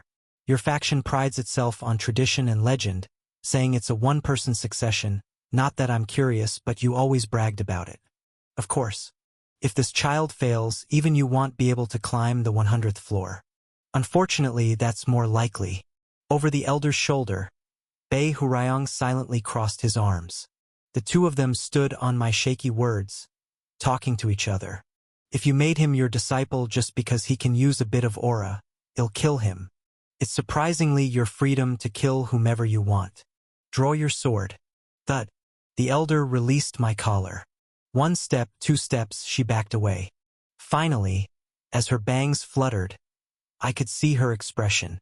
It's not God who decides who has the right to climb to the 51st floor. Tell those so-called constellations bastards to get lost. Quests? Damn it. Go eat shit. The elder was looking straight at me, pointing her staff my way. They'll test you, heir of the Sword Emperor. If you're so weak that you can't even climb the 99th floor, then be despair here. You must have become a god after passing the 40th floor. You acted like a god to those ignorant races and enjoyed all kinds of luxury. Then, at least kneel before me and show that you're nothing but a mere human. Confess to your race that you've been lying all along. Even if you don't have the strength to climb the 100 floors, at least you're in a position to free your race from the oppression of nonsense. I will question your qualifications. I glanced at Bei Hurayang. Bei Hurayang showed no reaction. Is that so? I don't think the constellations are gods. They're just beings who can do a little more than others. Calling them dragons wouldn't change anything. Gray Spider. Whether it's the hunters who persecuted you in the past, or you who now rule the hunters, it's all the same to me. I unfastened my sword sheath from my belt. But that's just what I think. And then I let it go. The goddess of protection remains silent. Thump. The holy sword made a sound as it hit the ground. Early on, after leading Constellation Killer to another world and being torn apart, the goddess of protection, Shiny, who regained her peak strength through my hands as she was gathered back into one, silently accepted her fall. I enjoy fighting according to the opponent's way of thinking. I took my stance. There was no sword. Like the gray spider, I only had 5 fingers. That way I can shatter them completely. I clenched my right fist. Come at me. I will crush you without borrowing any of the constellation's powers. With my left hand, I beckoned. Come here. A cheap taunt. Really. Seeing this, the elder, who had only let out scoffing laughter as if being torn apart, finally burst into hollow laughter. She laughed and took off her hat. I don't know about other things, but it's clear that the Sword Emperor chose you as his successor based on your character. Thud. The black conical hat fell to the ground. I used magic because it allowed you to kill people faster and more efficiently. Beating them one by one with fists, it would take forever to annihilate the 5 races and deal with the godly brats. It was simply a choice of efficiency. Her staff dropped. Her thick robe dropped.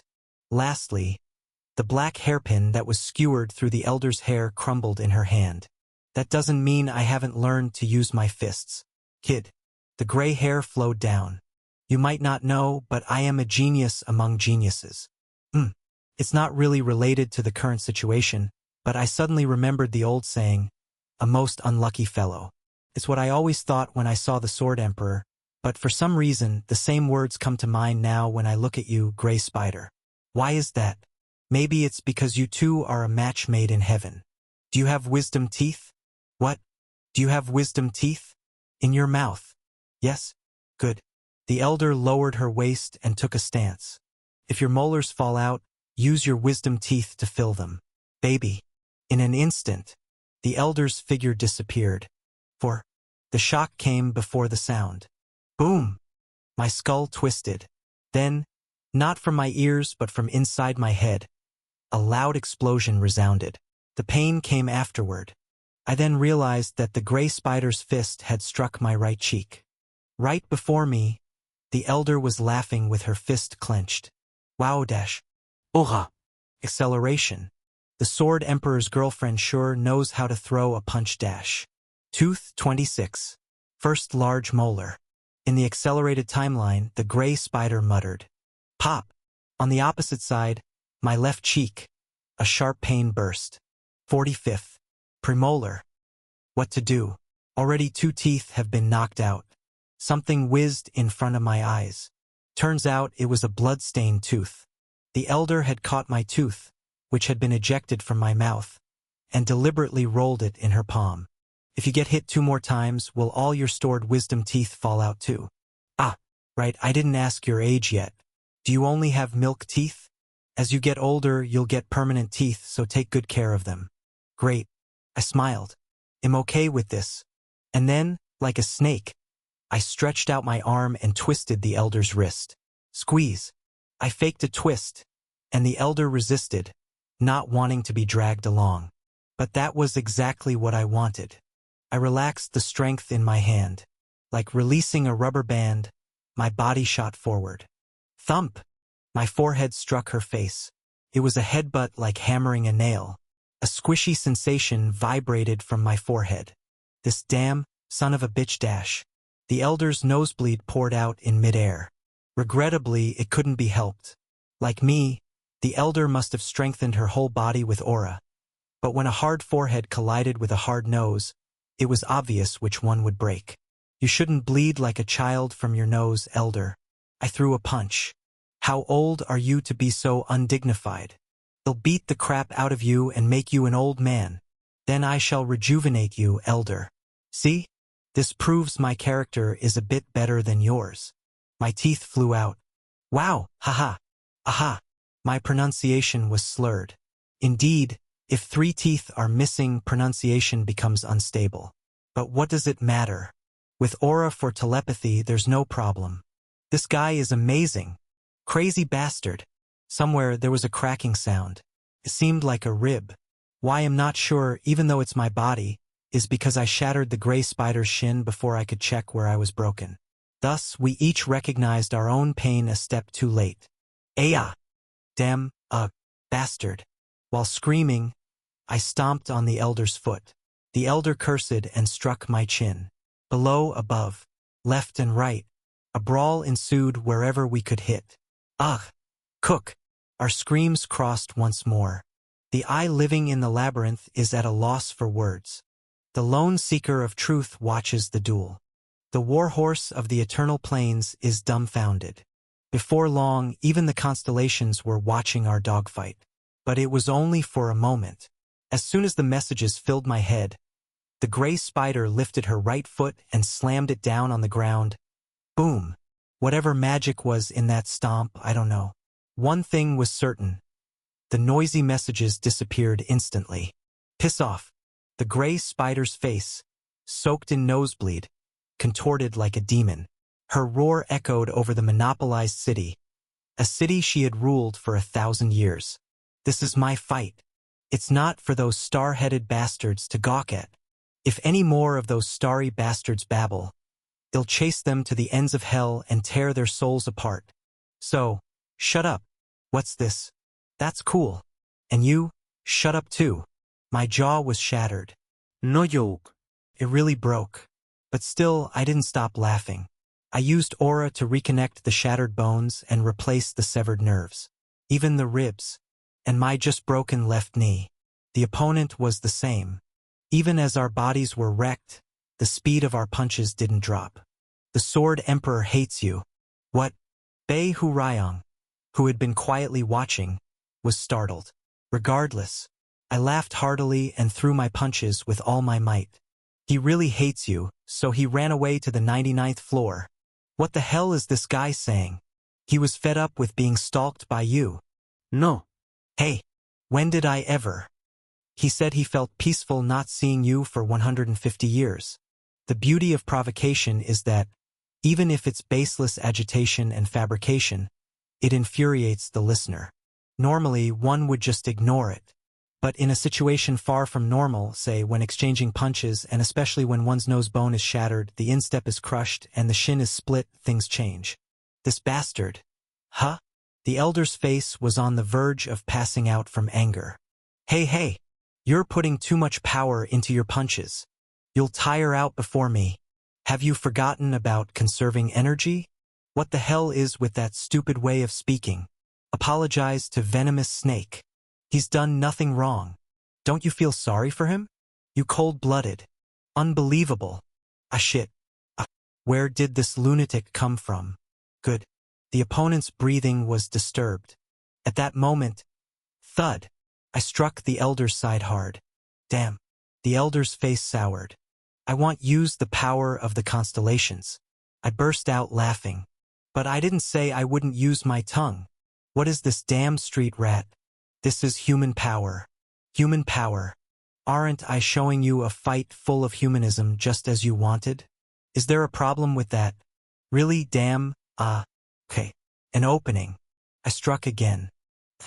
Gray Spider, you are strong. Seizing the moment her breathing faltered, I struck more where I had hit, pounding my fists even harder into those spots. The rhythm had completely shifted to me. Blood rushed to my head and endorphins flowed. I'm just a bit stronger. Ha ha ha. Because, in front of the Sword Emperor. You can't afford to fall apart in front of the Sword Emperor, whom you've reunited with after 150 years.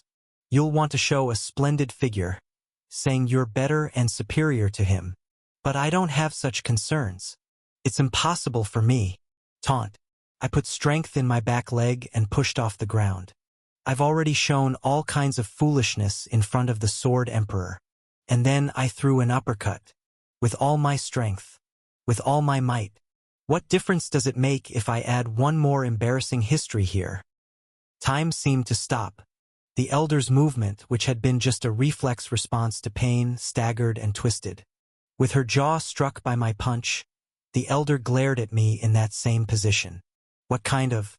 I dare say she wore the most aggrieved expression in the universe. This kind of Sword Emperor-like bastard. Thud. Finally staggering, The elder collapsed onto the ground where she had spread the spider webs with her own feet. She had fainted. Even in unconsciousness, the elder did not close her eyes. She glared at me with her eyes wide open, as if to say, the beautiful duel she had imagined was never meant to be like this. Phew.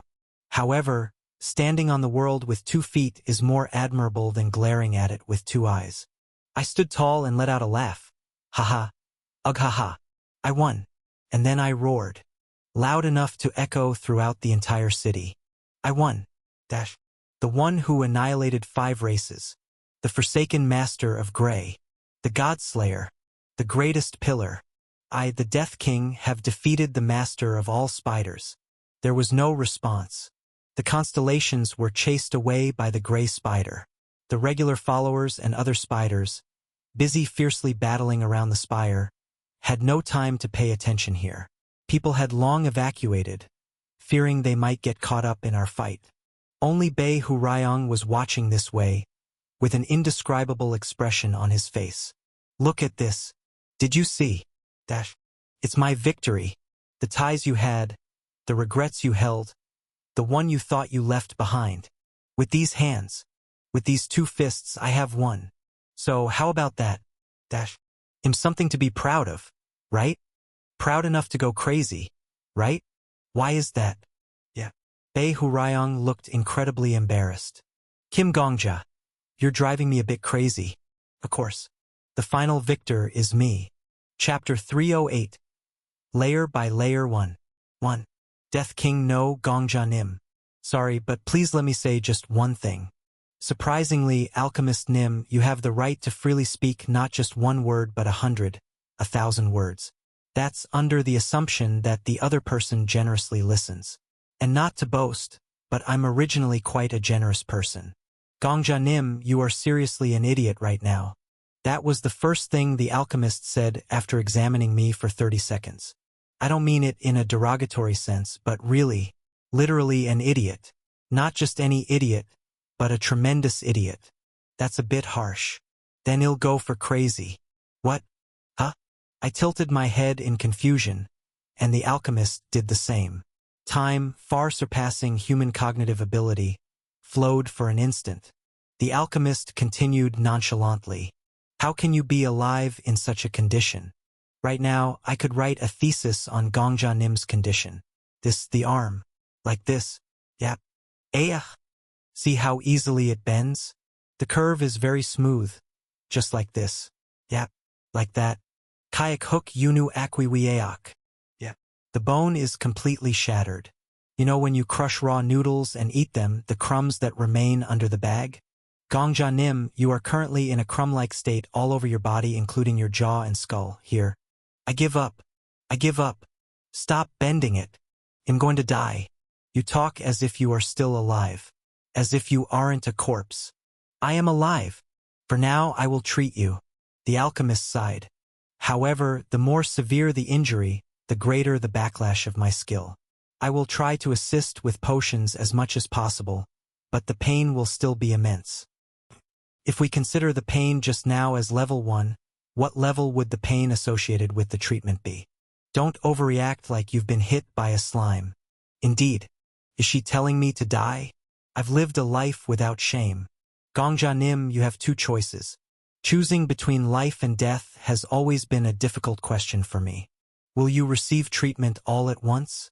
Or would you like to receive treatment bit by bit, arms, legs, 12 organs, head, shoulders, feet, knees, feet? Please tell me the difference. Well, is it about enduring pain beyond death all at once, or experiencing pain worth dying several times? A choice between death and death. Die to live, or die over and over to live. Even Admiral Yi Sun-sin would find himself at a loss before such a redundant set of choices. This can never be a speech to motivate the soldiers. Even the most patriotic soldier would shout Hell Joseon and flee. ED. About Hell Joseon, read here. https://end wikipedia.org/wiki/Hell Joseon. So what will you choose? I choose death. Sorry. I don't understand which one you are referring to. Well, it's better to get hit by the cane all at once. Based on my many years of life experience, I said. Just treat me all at once. It will hurt for a moment and then be over. Okay. The alchemist took out a glass cylinder from her pocket. A thick, red liquid, like hangover soup, sloshed inside the glass bottle. Now please lie down. I lay down. Close your eyes. I closed my eyes.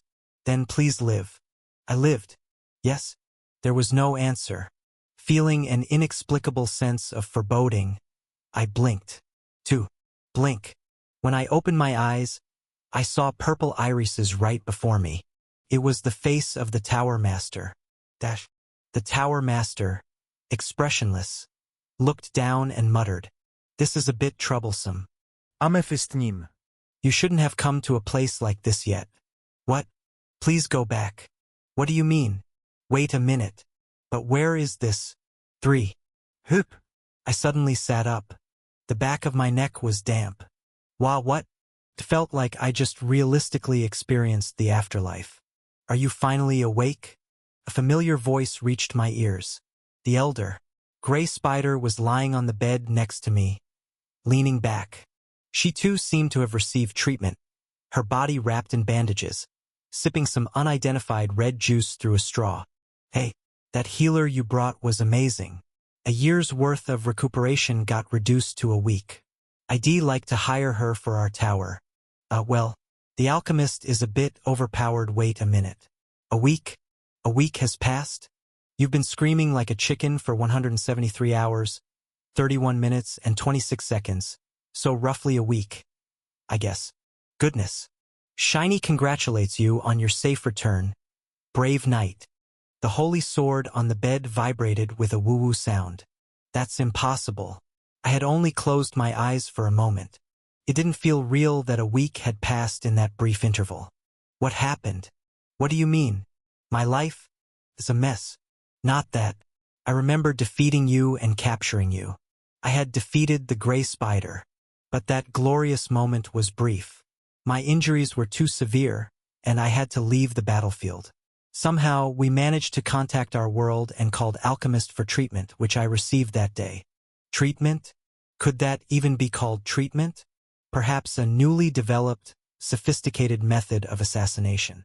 Anyway, our duel is one thing, but the outcome of the battle hasn't been decided yet. That's right. The Magic Tower lost their leader, the Elder. It seemed like the Anti-Magic Tower Alliance was gaining the upper hand. But even so, the spiders refused to surrender, barricading themselves in the 5 spires. Naturally, the Anti-Magic Tower Alliance surrounded these spires. A long and tiresome siege began. That's what I was asking about, the outcome of that siege. I understand what you're expecting, but nothing has been decided yet. Gray Spider shrugged her shoulders. Sure, my capture must shock them, but surrender is another matter. They won't raise the white flag unless defeat is absolutely certain. Even if I threaten your life? Of course, some might waver. Gray Spider smirked. But you wouldn't do that. Well, that's true. I nodded. You're not planning to escape and start a second fight, are you? I really want to, but no. As much as I hate and despise underhanded tactics, a duel is a duel, a test is a test.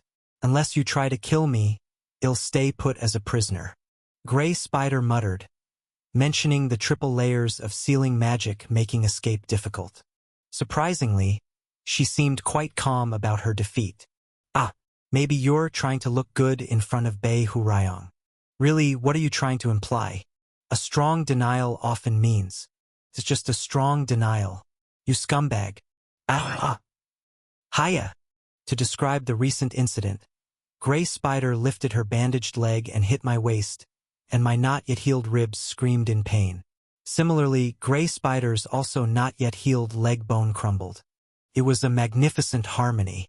As a result, I was gasping, holding my waist, while Gray Spider groaned, clutching her leg. Yucca, damn it. In the hospital room, the groans of 2 people filled the air. There was no room to blame each other for their foolishness.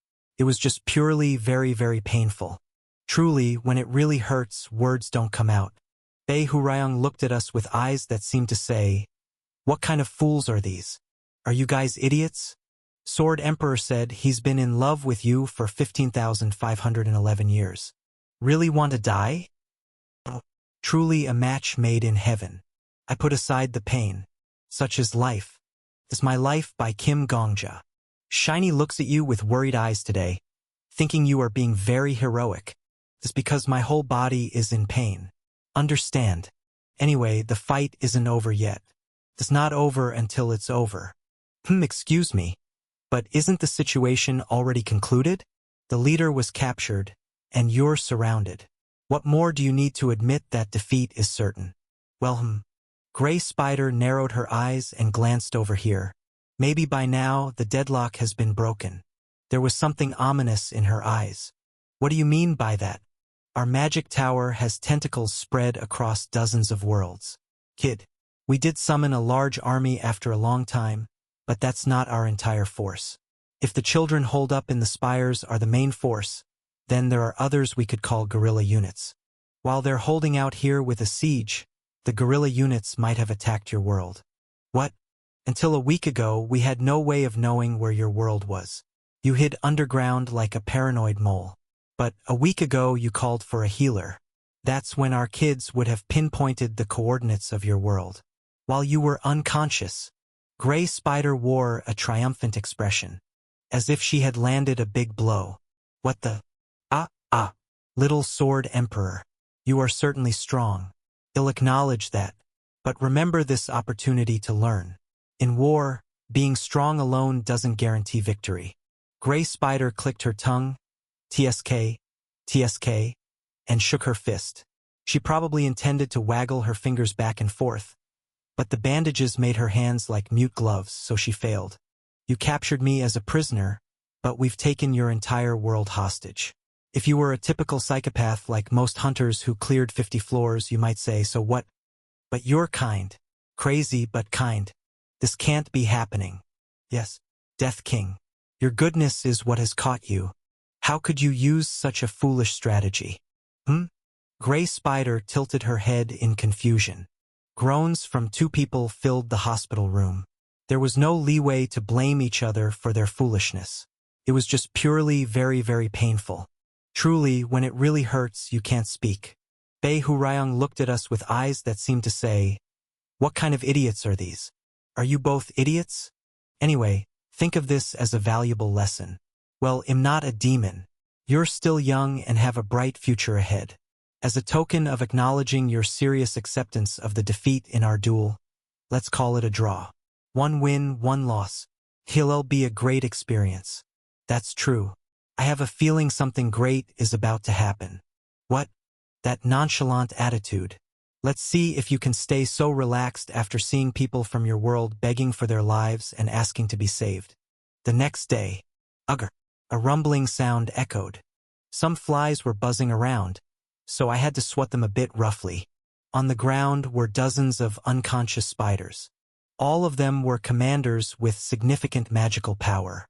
About 600 other spiders, who would have been under their command, were tied up outside the building. Aberka stood with his arms crossed, looking resolute. I would have preferred to resolve the misunderstanding through dialogue, but they wouldn't listen. I had no choice but to use my fists. How sad. Such is life. Any problems, Daddy? I waved from my bed, munching on potato chips. Gray Spider on the adjacent bed had her mouth agape. Except for the slight feeling of dying from pain, imperfectly fine. Son. No different from usual, then. Well, just a regular day. Any trouble in Babylon? No major trouble. Ugh, just minor ones. Apart from these, all sorts of merchants from various worlds have been flocking in. Oh dear. And then? Even if our world is new, the news should have spread by now. If they have any learning ability, they won't dare to mess with Babylon anymore. I put down the bag of potato chips, looking back at Gray Spider. That's how it is. Anyway, think of it as a good lesson. Well, I'm not a demon. The elder has her age to consider. In recognition of the splendid duel you showed, I'll be considerate. I have 1 win. You have 1 loss. I smiled brightly. It will be a great experience. Gray Spider slowly wrapped her head. Then, She muttered in a voice as if cursing the universe. Someone please beat this brat for me. Hang in there. Life is beautiful. Isn't it? Chapter 309. Layer by Layer 2. For, in the end, it took 10 days for me to be discharged from the hospital. The period of 10 days was actually quite a stretch. Gongja Nim. In this world, there is no such thing as a complete cure. The alchemist said while checking my bandages. Your body might seem fully recovered, but it always loses something always. Something or the other. Now I feel completely fit though? That's exactly the illusion I'm talking about. The alchemist sighed. For instance, Gongja Nim, you use aura in your muscles and blood circulation. Thanks to that, your muscles exhibit tremendous efficiency, which seems beneficial.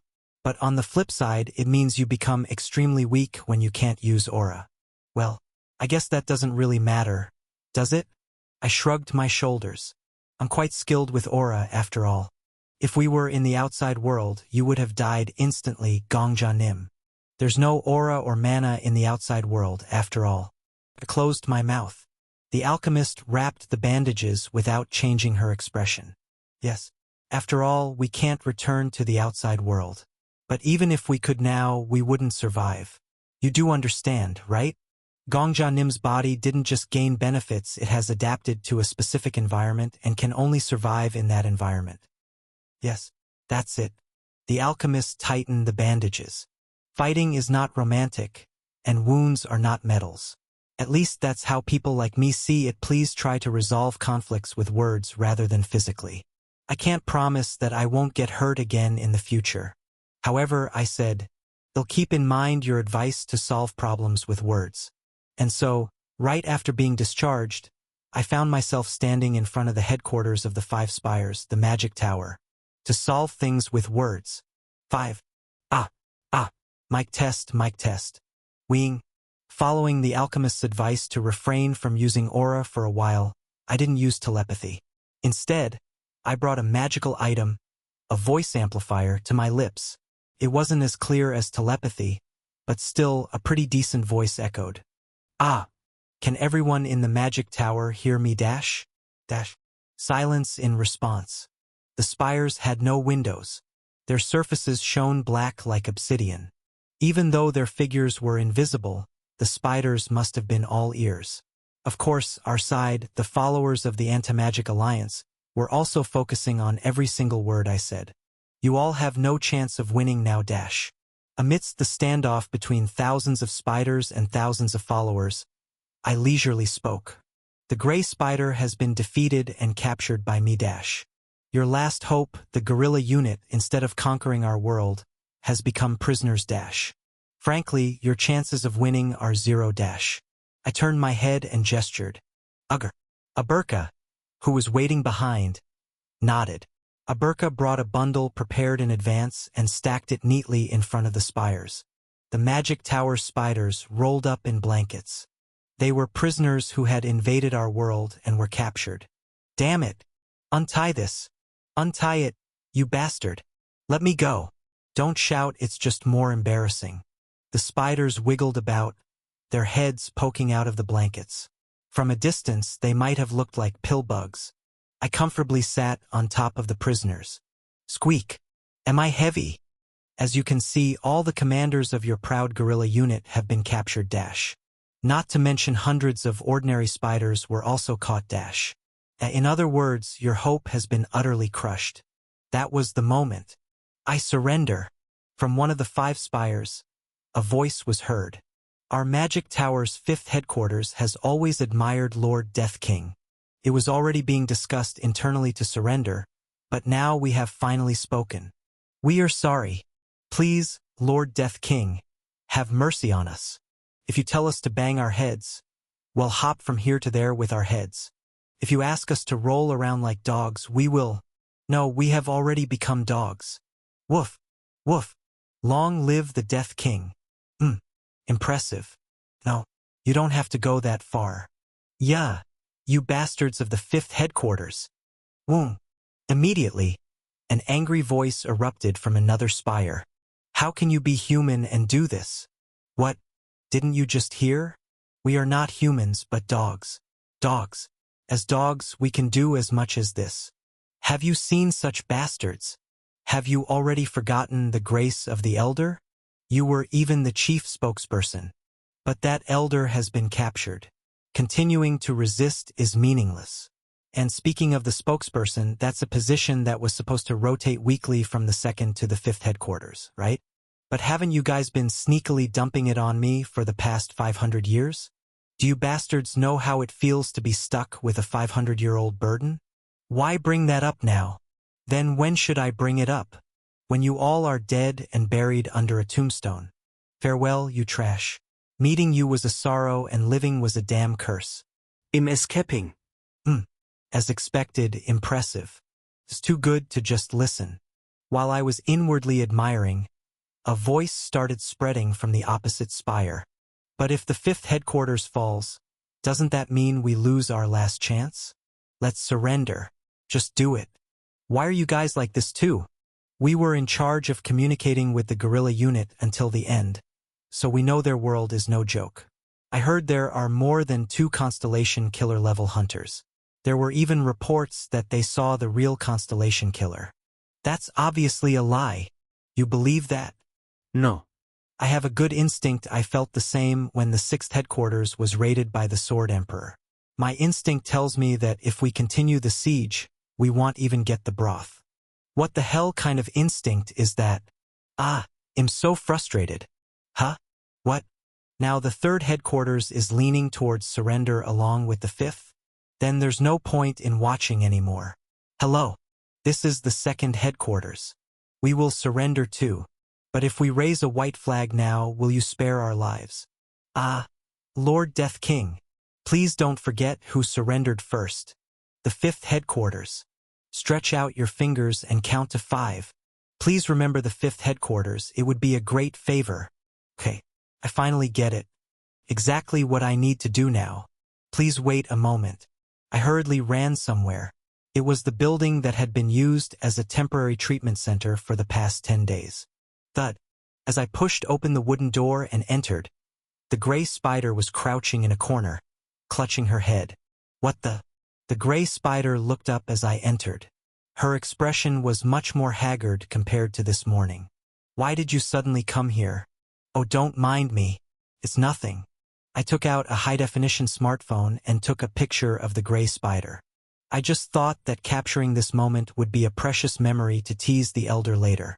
So you're saying, you came back here just to see my embarrassed and despairing face? Right now? While my children are negotiating a surrender. Just to mock me? I blinked. Maybe you could put it that way? You crazy. Thump. I closed the door behind me and returned to the siege site. As I was leaving the building, the gray spider shouted something at me from behind. However, I didn't have the time to listen. After all, I was in the middle of intense negotiations, wasn't I?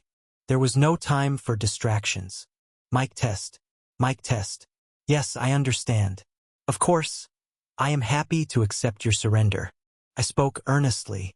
Of course, I will ensure your lives are safe. If you wish, I can even provide a separate area for you to reside in. However, you must give up the exclusive rights you enjoyed on the 50th floor, and please liberate the other worlds you have colonized. An immediate response followed. Lord, those are very reasonable terms. Finally, the long era has passed, and a new age has dawned. All hail the Death King. Long live the Death King. We, the 5th headquarters, salute you. Shut up with your nonsense. It's not for us to decide, but for the elder.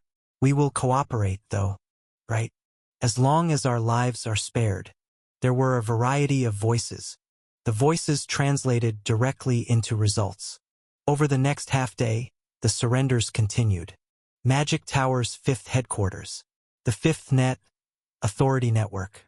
All 481 members hereby surrender to Lord Death King.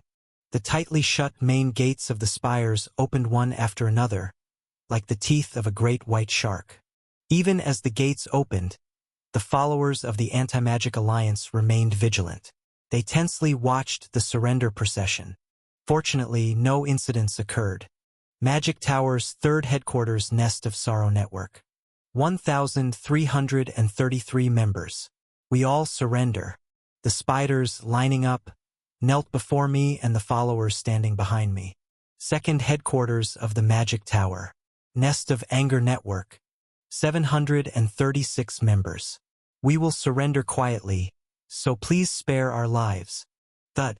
The ordinary spiders wearing robes took them off. Thud. The commanders wearing pointed hats removed them and respectfully placed them before their kneeling figures. Thud. Regardless of rank, the thousands of staves they held were laid on the ground. Thud. Thud. Thud. There were also spiders who surrendered in silence, with their mouths firmly shut. This marked the end of the 1,000-year reign of the Magic Tower. The followers lined up behind me watched the scene in silence. There were a few who, showing their teeth, wanted to vent their anger on the spiders or harm the surrendered prisoners. How could there not be?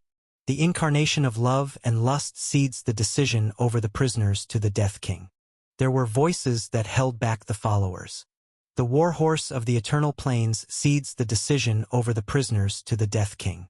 The bell that mourns the dead cedes the decision over the prisoners to the Death King.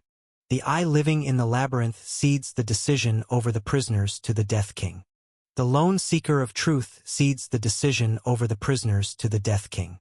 All the constellations who participated in this war, all of them ceded the rights over the prisoners to me. This was the quest reward I had requested from the constellations. I made significant contributions in this war. The biggest contributions visible to anyone. I was in a position to demand almost anything from the constellations, and thus, I received the right to decide the life and death of all prisoners. How can we just let these people live? Be quiet. When the apostle of the Warhorse of the Eternal Plains couldn't contain his frustration and spoke up, the apostle of the incarnation of love and lust calmly interrupted him. It's what the constellations desire. And that is also what I desire. If the disposition is left to us, what awaits is nothing but a hellish aftermath. Torture, interrogation, humiliation, all sorts of venting. A festival of blood would commence. It's more comforting to leave it in the hands of an outsider like the Death King. The apostles fell silent. I don't expect them to deeply accept this decision. I don't even think about it. That's why I plan to take the spiders to the Lion World. To the continent where the goblin race became the losers. Distance makes the heart grow distant. After all, nothing much will change from how it has been so far. Just one more race, the witch race, will join the Fire River Council, which includes all races. Before I knew it, it was evening. The blood-red hue that nearly stained the ground shifted to the sky, dyeing it with the sunset. In the end, the first headquarters didn't surrender. Assistant Writer muttered, "What are you going to do, Death King?" The last bastion of the Magic Tower refused to surrender. Despite 4 out of the 5 spires having surrendered, the last one remained locked, staunchly calling for a desperate resistance. The obsidian-like surface of the tower reflected the red sunset. Maybe a scapegoat is needed. Look behind you. Everyone is silent, but boiling inside. Assistant Writer's words were right. The apostles, including the ordinary followers, were glaring at the last unyielding spire. Their faces showed unresolved resentment. An anger that probably wouldn't dissipate anytime soon was simmering. Even the spiders who had already surrendered sensed this mood and quietly bowed their heads. I understand. All the forces stationed on the 50th floor have now tacitly consented to a massacre. You are a hero, Assistant Writer said. The hero who liberated the 50th floor. But, above all, a hero must first choose whose side to take. I hope you don't make any mistakes now. I was about to open my mouth to retort. Ugh. Thud. A giant hand covered my entire shoulder. I turned my head to look up beside me. Don't worry, Daddy.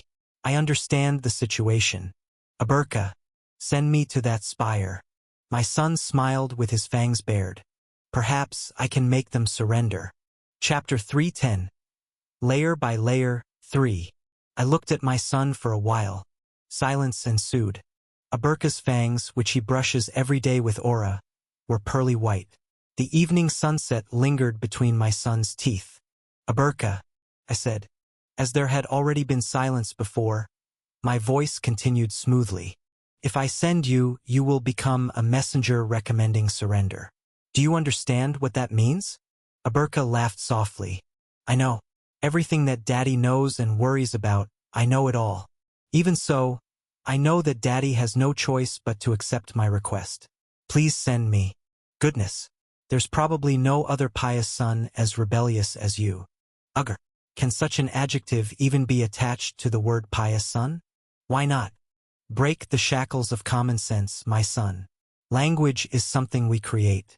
Our father-son conversation leisurely flowed into the evening glow.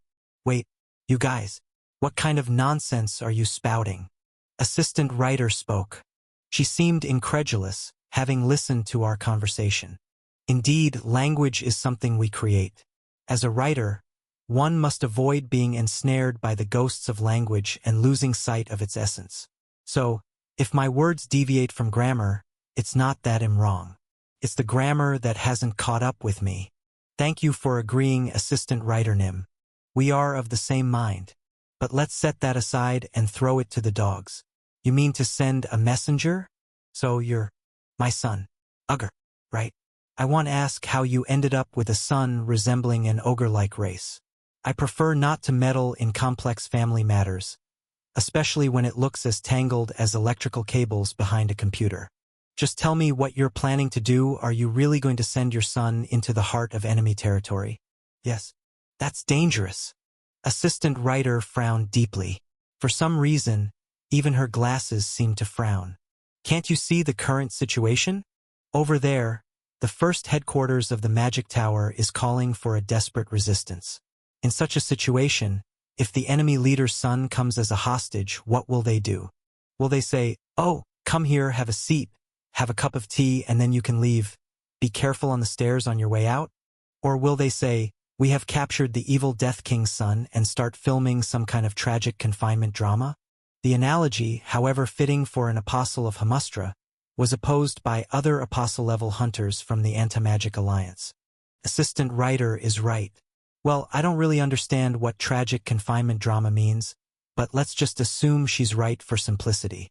The important thing is that we already gave them a chance. We gave them more than enough chances, yet they still refuse to surrender. Death King, they have trampled upon the mercy you offered with their filthy feet. Issue the order to attack now. Let Mahas warriors lead the charge and sweep away the spire. While it's excessive to annihilate all the spiders, sacrificing one spire seems about right, doesn't it? The Berserker, the apostle of the Warhorse of the Eternal Plains, the apostle of the incarnation of love and lust. Each of them presented different arguments and justifications, but their intentions were clear as day. They desired a massacre. That's why this is a problem. I reluctantly condoned the massacre. I couldn't refuse what the parties themselves wanted. Betraying the 5 guild leaders who recognized me as their leader would be a treasonous act. I promised my friends a new era. Even now, they guard our base, working for the lives and safety of ordinary citizens. So, even though they are not here right now, they are as unmistakably present and real by my side as Bei Hurayong. Before I knew it, all the commanders around me were looking at me. After all, I was the one with the decision-making power here. I casually looked up at the sky. Is it evening now? The sky of the 50th floor often had dark clouds. Through a slight gap, the sunset was bleeding. It would probably turn dark soon. A long night is coming, until dawn breaks and lights up the city. I looked at the tower. That is the deadline granted to them. And then I looked at Aberka. Therefore, that is the deadline granted to you. I didn't add that it was also the deadline granted to me, nor that it was the deadline granted to us. I didn't mention that whatever outcome of the negotiations he achieves in my absence, or the outcome of failed negotiations, would also be a burden I bear. Nor did I say that sending him meant I trusted him that much, or that I would share the responsibility for his failure if it occurred. It wasn't because all apostles of the Anti-Magic Alliance were eavesdropping on our conversation, nor because the first branch of the Magic Tower might somehow be listening in. It was because Aberka had already said it. He knows everything I know, everything I worry about, and that he knows I have no choice but to grant his request. Yes, it's known. There was no need to elaborate on all the things we already knew. I simply said, "My son." I shook my head and spoke again. "Chief warrior." Aberka bowed his head. I lightly tapped his firm and broad forehead with the back of my hand. "Do what you can do, what you must do, and what you want to do." I received the order of the family head. The chief warrior of the Death King family answered. 6. It's just one night, I said to the apostles. Until dawn breaks, until the day starts. After that, whatever you prefer. I know you have already waited 1,000 years. So I understand how shameless it is of me to ask you to wait a little longer. And then I lowered my head. Deeply. So much that my forehead nearly touched the ground. "Nevertheless, everyone, could you please grant my request?" "Oh no." The apostles were flustered. "Wait, Death King. There's no need for you to bow your head like that, right? Without you, we wouldn't even dare to think of attacking the magic tower." There were those who vocally dissuaded me and those who hesitated in silence. Of course, there were also those who couldn't quite suppress their boiling breaths. But even the most vehement among them did not object. The apostles, after exchanging glances and consolidating their opinions, began to speak one by one. "All right, we can wait for one night. The 1,000 years of the 1,000-year magic tower will just become a bit longer. That's fine. Even if it's not one night, but 1,000 nights, or even 1,000 years, those first tower bastards won't change." "Good. Thank you." I had their agreement. I stood up and looked back at Aberka. "What are you doing? Why aren't you going already? When the sky brightens, I will personally lead the charge and tear apart the magic tower's last web. You better go and persuade them as soon as possible." "Understood." Aberka bowed deeply, and without giving me a chance to stop him, Aberka ran. Yes, he ran. If leaping hundreds of meters in a single step is considered running, that is. Kwang. The entrance of the spire burst open. Bang! Kuwung! Dozens of barriers and hundreds of spells protecting the gate were ripped apart. Immediately from the top of the spire, a warning alarm sounded whining. In fact, even before the alarm went off, screams were already heard inside the spire. "Enemy invasion! Enemy invasion! What? Who is it? What's happening? I am Aberka, the son of the Death King. I have come here to talk with you." What the heck? His son? The Death King's? How could he be so different from the one who gave birth to him? Why would someone who wants to talk break down the door and create a mess? Ooh-ha-ha-ha. Dialogue is a right only those with power can enjoy. If a weak person asks for a dialogue, you wouldn't even listen. I know everything. So first, let me prove my strength. What do you mean, you know? Hey, wait, just a minute.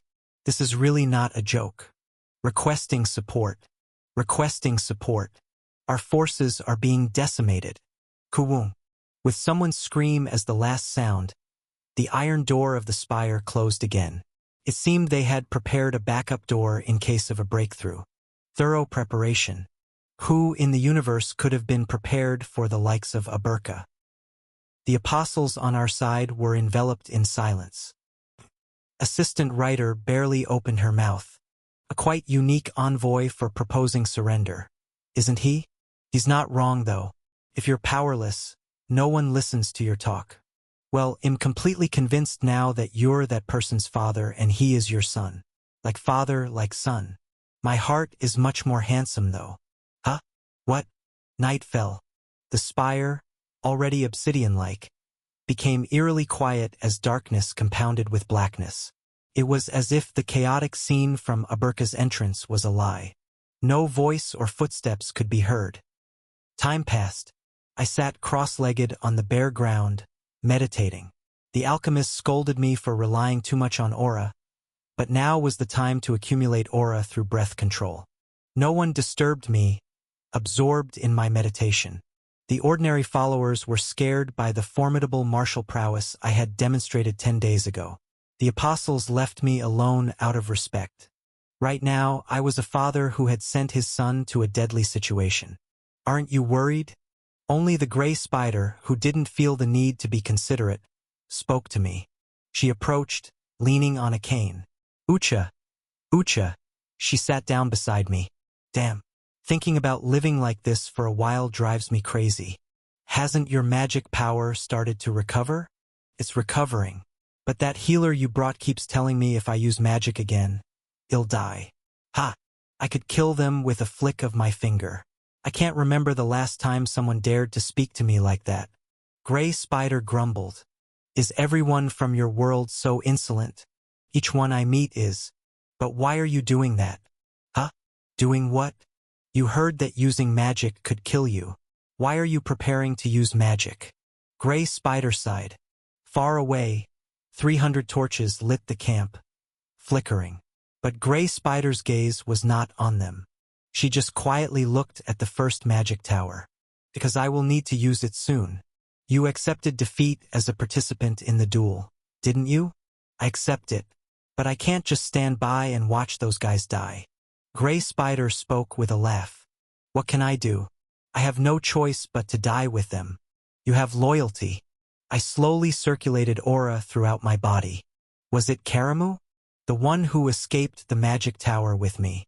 That kid stabbed his superior so skillfully with a knife, showing a tactical shift that would work even in League of Legends, from the 2nd to the 5th branches.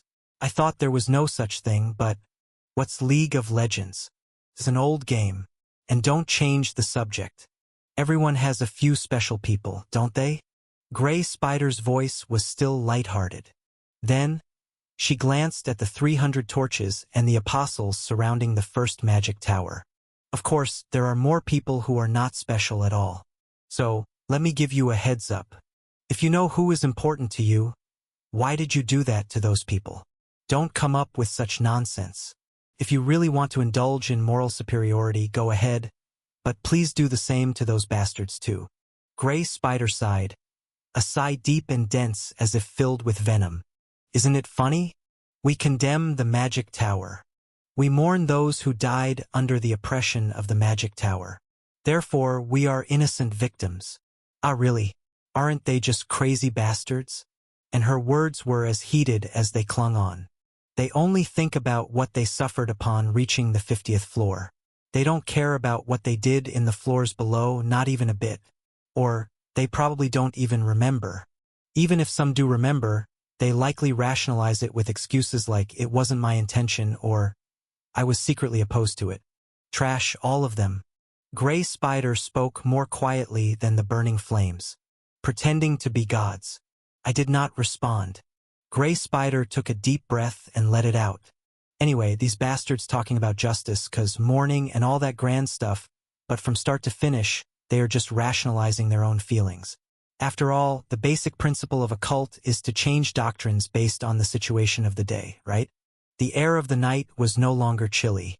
Heated by the fury of the apostles and extended by the hatred of Gray Spider, the night felt muggy. Gray Spider ended her speech with malice and disdain.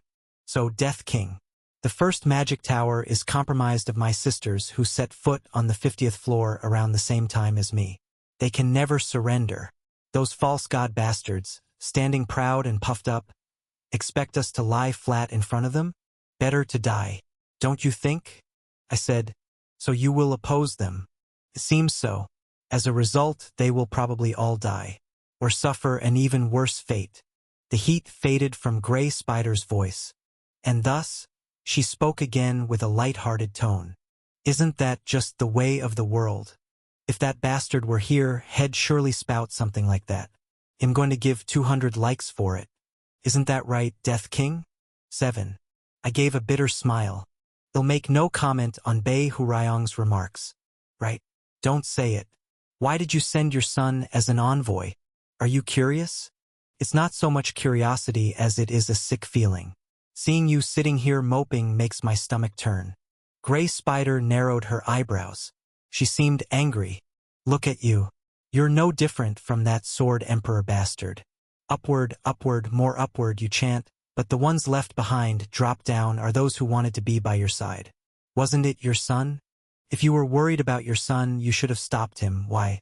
I am not worried, I said. I don't worry about my son. Aberka said he would persuade them, and since he said so, he will. It's not a whim. You might not know, but Aberka was a conqueror who had once brought a whole continent to its knees. He's a hero of the age who vowed to accomplish this task. I have never doubted my son. Silence followed. The Grey Witch quietly closed her eyes and said, "How can you be so sure?" Still with her eyes closed, the Grey Witch murmured softly, "What if he can't persuade them? I just told you. It's better to die or suffer a worse fate than to surrender. They want. They can't. Because we were in the same situation." Grey Witch flinched. Slowly, she opened her eyes. The same situation. Aberka's race. Why is that? They too were once slaves to another race. There was a time they revered me as a god, I said. And they chose a different path than you. A path you can't imagine. A path that you might question if it's even possible.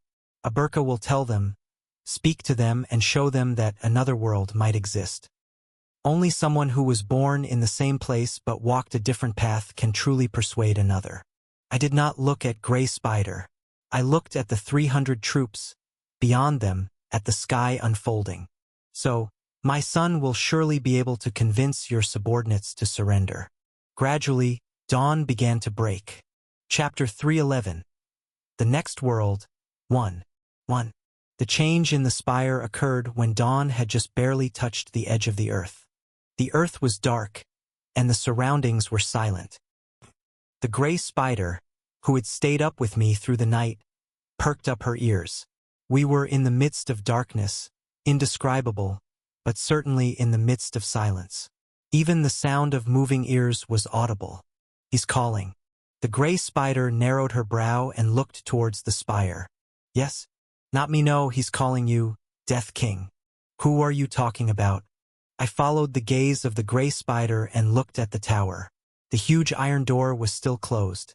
There was no sign or sound of anyone, whether it was Aberka who went in to suggest surrender or the spiders who decided to surrender, in front of the door. I don't see anyone. He's already standing in front of the door, alone. I don't know what you can do. Maybe what you used when you fought me is just a part of your full capability. But the same goes for you. Do you think you have seen all the 1,000 years that the magic tower has? Indeed. I understood. I nodded my head and unfolded my crossed legs. That's right. It wouldn't be surprising if some spider had skills like making the body transparent and erasing presence. Being quick to understand is your strength. They'll go check it out. Do you have any message to convey? Thank you for staying. Thinking of the kids who ran away pisses me off. But let's curse those bastards gathered outside rather than them. How succinct. I headed towards the spire. The first headquarters of the magic tower were surrounded by a moat. A bridge as clear as glass connected the castle gate and the outside of the castle gate. Standing on the bridge, I could see a faint shadow on the glass, like soot. Did you call for me? Someone was standing right in front of my nose, even though invisible to the eyes. The transparent person gazed at me for a while. Don't move your lips, use telepathy. Finally, she spoke. Not too strongly, just enough for me to hear. We can't have someone eavesdropping on our conversation. Sending telepathy to a specific person who's invisible is quite difficult. It's difficult, but not impossible, right? Please do it. I shrugged my shoulders. Fine. Even the elders among you would find it hard to eavesdrop on this conversation. Now, please speak comfortably. But the transparent which couldn't speak comfortably. Once again, after a long silence, she spoke. Are you Aberka's father? That's good. What is? That you asked if him Aberka's parent instead of asking if him the Death King. It shows that, to you, Aberka is quite an important figure, engraved in some way. You could have called him that bastard or pig son with derogatory terms, but you politely used Aberka's name, referring to me as a parent. I nodded my head. It seems Aberka is doing well in persuasion, or has done well. But the fact that instead of sending a formal surrender envoy, you chose to meet me secretly like this suggests there's a minor trouble. Isn't it? The transparent person fell silent for a moment. We listened to Aberka's story carefully, thoughtfully, and seriously. Chim. We heard about what kind of being you are. We're late because we were verifying if that story was true or false. I tilted my head slightly. There was a sense of tension in the voice of the other person, as if fearing something close by. Why is she so tense? We didn't just sit still. We dispatched an investigation team to the Lion World. We followed the route Aberka told us, contacted the Dream Demon race. Death King, we saw the history you've made as a god. Why are you so scared? What? You're trembling right now. You're scared. Is something wrong? What do you mean, is something wrong? Are you seriously asking that? For the first time, the transparent person let out a laugh. It wasn't a laugh of amusement, but one of incredulity. What are you scared of?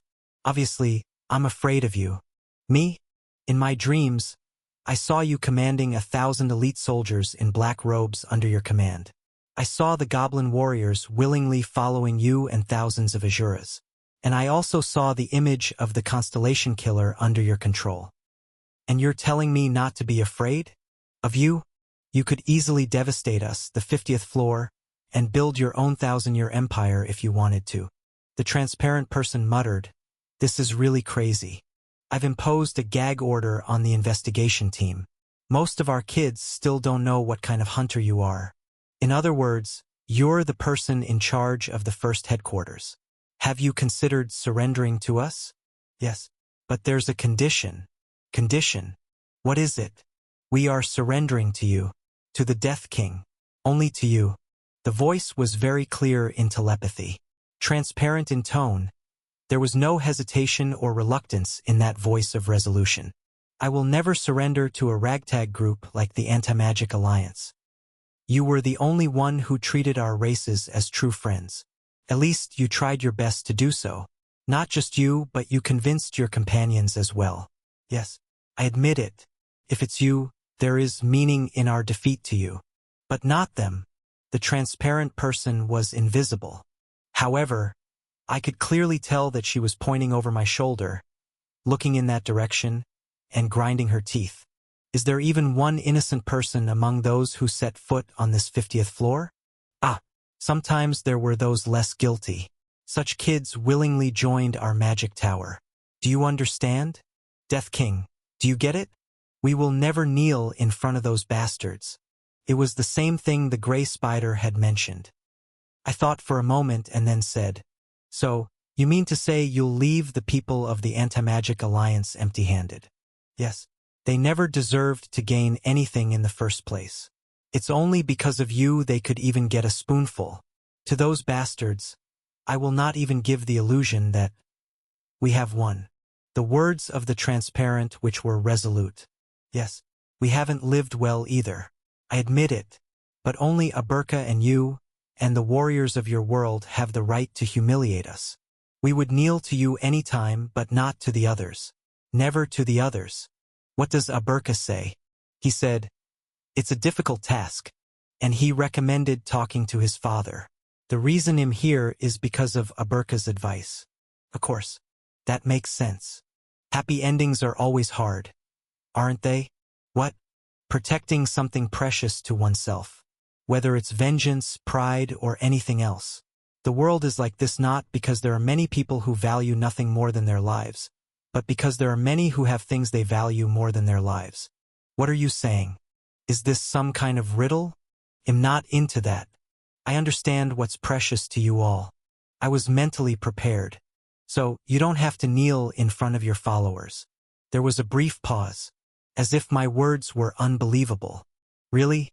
Yes. Open the door, cross the drawbridge, and go to the Lion World. My children there will guide you well. But, please cross this drawbridge on foot. I too set a condition. The invisible person finally laughed.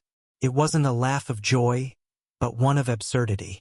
Crossing the spire invisibly and teleporting to the Lion World is impossible.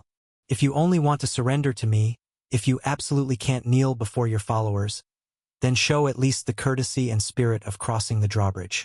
Surely there won't be anyone attacking us while we cross the drawbridge, right? I am the Death King, I said calmly. If you know what kind of being I am, you should also know the weight that my name carries. You can trust that promise. The transparent person was silent. All right. But eventually she agreed.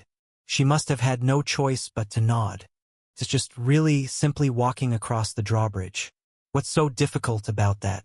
The spiders working in the first headquarters must have crossed the glass drawbridge countless times. They would think it's not difficult. Then in an hour. Yes. Please come out in an hour. I bid farewell and returned. When I returned, the gray spider was staring at me with an expressionless face. Ignoring her gaze, I casually sat down beside her. A weak one, playing tricks. The elder is the chief in charge, but I still need to know how things are being handled. So you lied to the tower manager? Saying, even the elder would find it difficult to eavesdrop on this conversation, when you sent telepathy to both of us at the same time. That's right. From the beginning, I let the telepathy flow to both the transparent tower manager and the gray spider. Thanks to that, the elder knew the whole story. Was the sound quality okay? Yeah, reception was good, you bastard. Do I look a bit different to you now? The gray spider looked up at me. The look she had when I casually mentioned Aberka's past, and now, after hearing the conversation with the transparent, which was a bit more intense. The gray spider lamented. Is it all true? I crossed my arms and puffed out my chest. Yes, I am the Death King. Not that, you bastard. 1,000 elite soldiers in black robes obeying without hesitation. Countless goblin warriors. Thousands of Azuras backing me up. I have two rivals. One commands 1,000 elite soldiers in white robes and warriors of 256 colors, and also a scruffy, wild-haired punk, and the other, without such influence, is just an incredibly strong old man with the original Sword Emperor. Not that, you damn dog. I puffed out my chest even more. Of course, the part about turning the immortal brilliance into a sword, subjugating the blood-red Devil King and making him serve, that fearsome Constellation Killer, even the seasoned boss of this 50th floor, Constellation Killer, is under my command? Ah, not that trivial stuff. You're really slick. Damn it. Unlike the transparent who showed fear of the power I held, the gray spider dismissed it as trivial. Strong bastards. Bastards who control a mountain of strong bastards if you live 1,000 years. You're bound to see countless ordinary strong ones. What do you think is the reason we haven't pinned down all the constellations under the tower? Those fake gods and their higher-ups, those perverts led by Mayhos, watching us from the 50th floor while munching popcorn. What do you think is the reason? The gray spider gritted her teeth. The slightly unexpected part is that you took in Constellation Killer, but that's because he wasn't one of those trivial strong ones. The same reason the Sword Emperor was different. But you know what I'm talking about. Really? Yes. Truly? That's right. Death King you are. The invisible witch who had paid more attention to my power had not fully realized something that the gray spider, even from a distance, had accurately understood. She groaned and asked, on the 30th floor, the 40th floor, did you not reign as a god? I nodded. Yes. I can't believe it. The gray spider shouted out loud. That you are such a person, no, that such a person exists. Until now, no one. Yes, you can say that. I spoke to the spider. You can believe that. You can think of me as a liar. Assume that the contents confirmed by the first magic tower were misunderstood. Dismiss it all in one go. Forget about it and move on. That's definitely a choice you, Spider Nim, can make. Or you can choose a completely different option. The gray spider clenched her teeth. She leaned towards me, but at the same time, she took a step back, ending up in an awkward stance, neither coming closer nor moving away. I waited. The gray spider, looking alternately at the magic tower, the armies surrounding it, and the increasingly bright dawn, muttered like a cornered animal in its death throes. The dream demon race or whatever, they showed them your conquest process in dreams. Yes. Show it to me too. Let me see it and then know. Anyway, first show it to me. I nodded. That's something I can do for you. And so I did just that. 2. Dawn was slowly climbing up the sky. The sound of dawn climbing was the sound of the followers in the tents and makeshift buildings of the Anti-Magic Alliance stretching. The apostles getting ready, A child crying somewhere, livestock bellowing. Yes. And it was the sound of a certain magician who had lived for 1,000 years saying yes. The eyes of the gray spider were blurry. It wasn't just because she had just had a long dream with the help of the dream demon race. A small murmur. After a little while, with her face covered, the gray spider began to speak. I never had the intention of protecting my sisters. I just wanted to find the man who impregnated my mother, kill him, burn his village, destroy the territory of the village, topple the country of the territory, burn the continent of the country at some point. I found sisters around me. Her words seemed to flow out not from her flicking tongue, but just from her parted lips. I had no sense of responsibility, but I had responsibilities. A bastard who doesn't shoulder responsibilities where they are due, I realized, was like my father, like our godly kin. I decided not to become like them and became a monarch to my people. I established the magic tower. The promised morning. The iron door of the spire creaked open. I never had an aspiration in my life. Not to become like that. Not to resemble him. To kill those bastards looking back. I've been living consistently with just that purpose. The followers of the Anti-Magic Alliance murmured. The murmurs were of various kinds. Are they really surrendering? Damn it, let's see how shameless they are when they come out. It's over. It's our victory. Thousands of people, each expressing their own emotions, surrounded the spire, watching.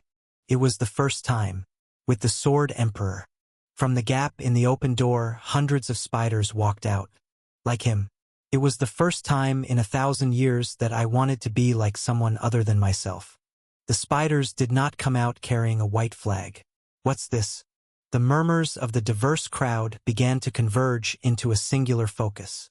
There's no white flag. The spiders walked with confident strides and did not bow their heads. Straight. They walked out of the iron gate, looking straight ahead. Really, what's this? As if they had not been defeated. It was light. The voice of the gray spider saying this was not heavy either.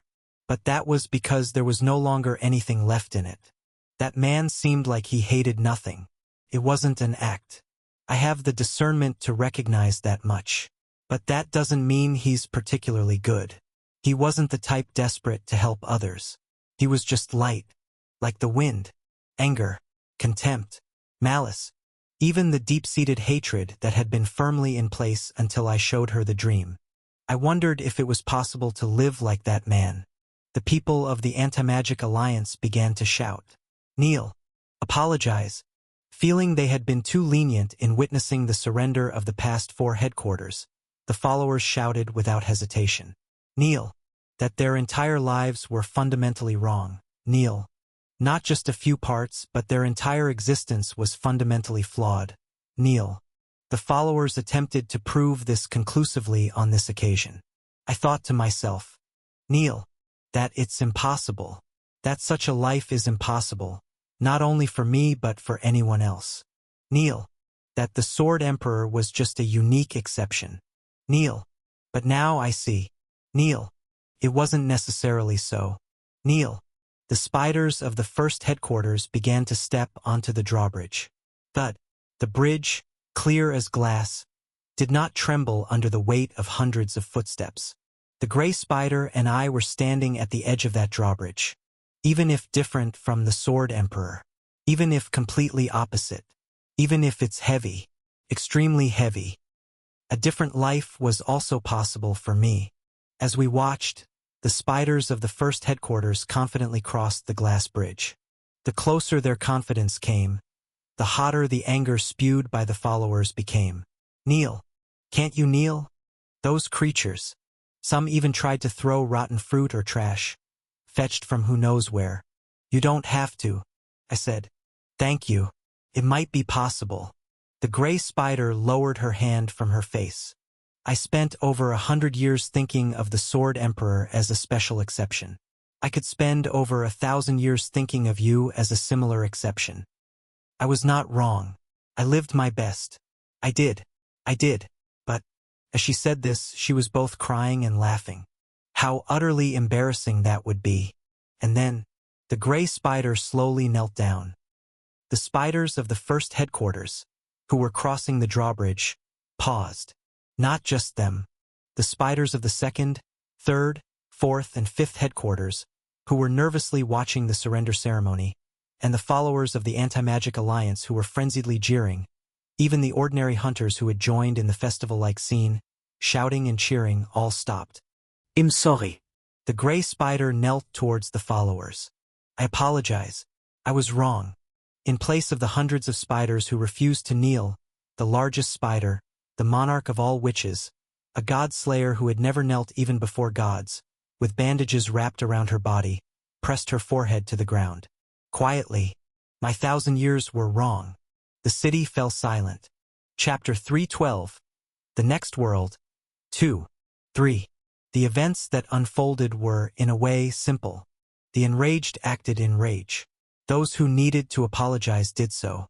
Those who believed they had no right to utter a word about this world only deepened their silence. This sucks. And the assistant writer muttered a curse.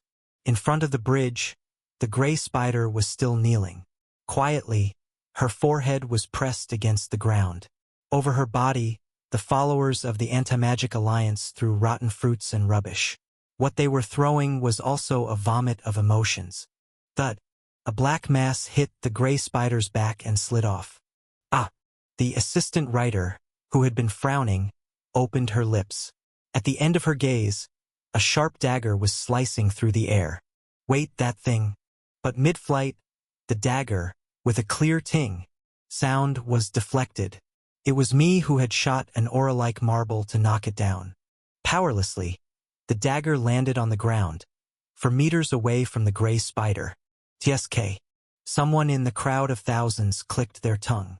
The assistant writer seemed to have heard it too. You there. What hideous act are you? Don't stop it. The Mayhew's army commander grabbed the assistant writer's forearm to halt her. Stopping them will only make them angrier.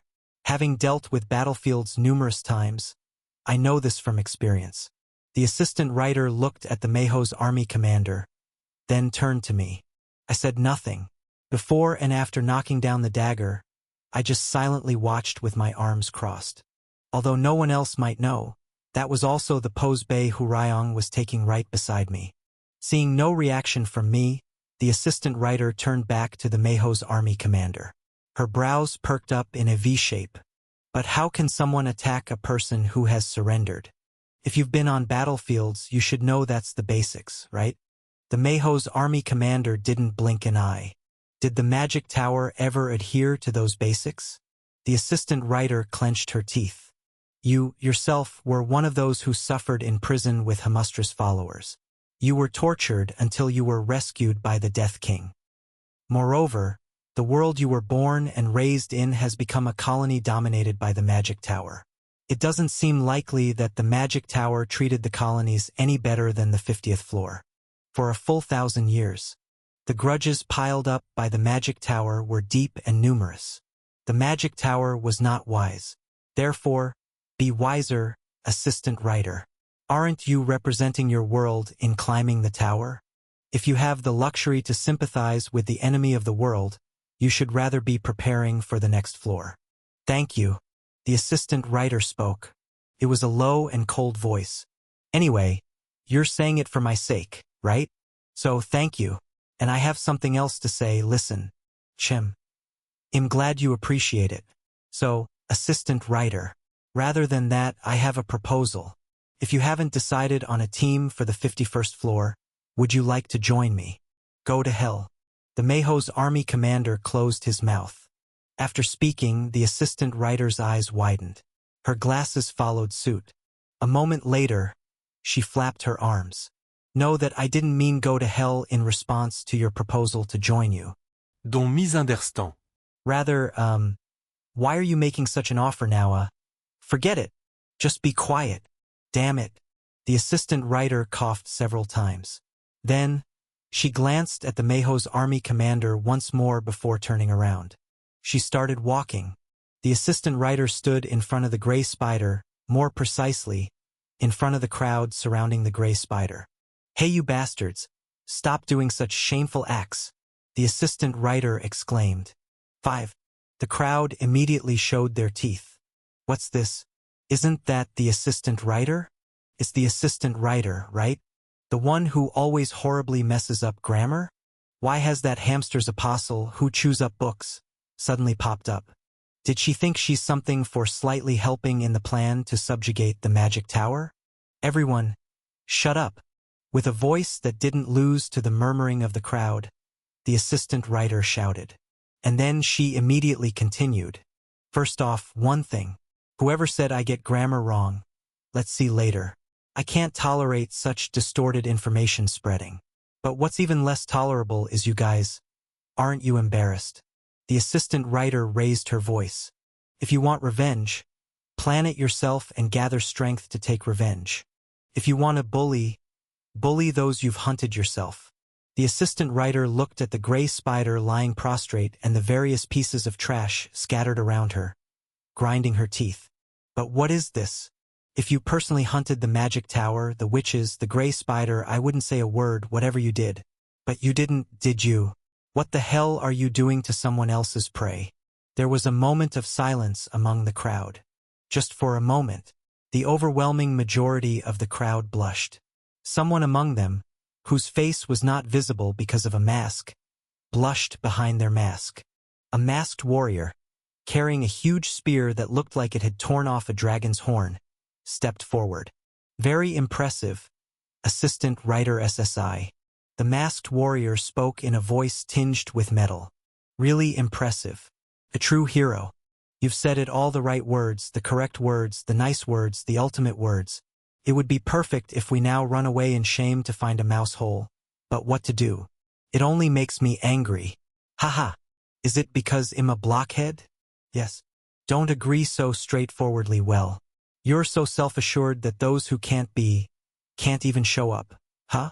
The masked warrior banged the end of their spear on the ground with a thud. For 1,000 years. For a full 1,000 years. The magic tower has dominated this 50th floor. The oppression got stronger, and this 50th floor, and the towers that arrived on the 50th floor were sucked dry by the roots of the magic tower. Voices erupted from all sides, saying, "That's right. Assistant writer SSI. Don't you see that pain and suffering in your eyes? That's right. People who had to pass through alleys in silence, not to catch the eye of the magic tower.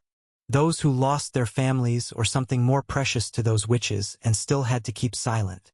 Don't you see or feel such people? Right. Assistant writer SSI. You speak words of morality, but that's because you have the power to speak them. What about the powerless? The weak? Even in such a moment, they should think not of venting but just keep their mouths shut. Act as if they don't exist. Is that what you're saying? Right. Trying to gag the already powerless victims like that. Isn't that an unjust and cruel act? Right. With each rebuke of the masked warrior, a wildfire of cheers erupted. Even regular hunters who had not participated in the Anti-Magic Alliance raised their voices. Whoa! The plaza turned into a cauldron of frenzy, and the assistant writer poured cold water on that cauldron. I really appreciate listening to the shitty nonsense of an extra. The masked warrior flinched. The crowd also fell silent for a moment. Over that silence, the assistant writer slowly walked. Standing in front of the masked warrior, the assistant writer looked straight into the 2 holes in the mask. Remember this, you bastard. The assistant writer, like a cat stretching, bent her waist and raised her head, bringing her face close to the masked warrior's mask as she murmured. Even if you were 10 times, 100 times stronger than you are now, even if you were as strong as the combined might of the magic tower, I would have still stood in front of you and said you're talking bullshit. The assistant writer pressed the tip of her finger against the nose of the masked warrior's mask as she spoke. That's why I was dragged to the magic tower. The masked warrior's mask heated up red. Ow, hot damn. The assistant writer hastily removed her finger, showing a flustered face, as if the mask emitted physical heat. The masked warrior spoke in a voice that resembled lava overflowing from a mountain slope.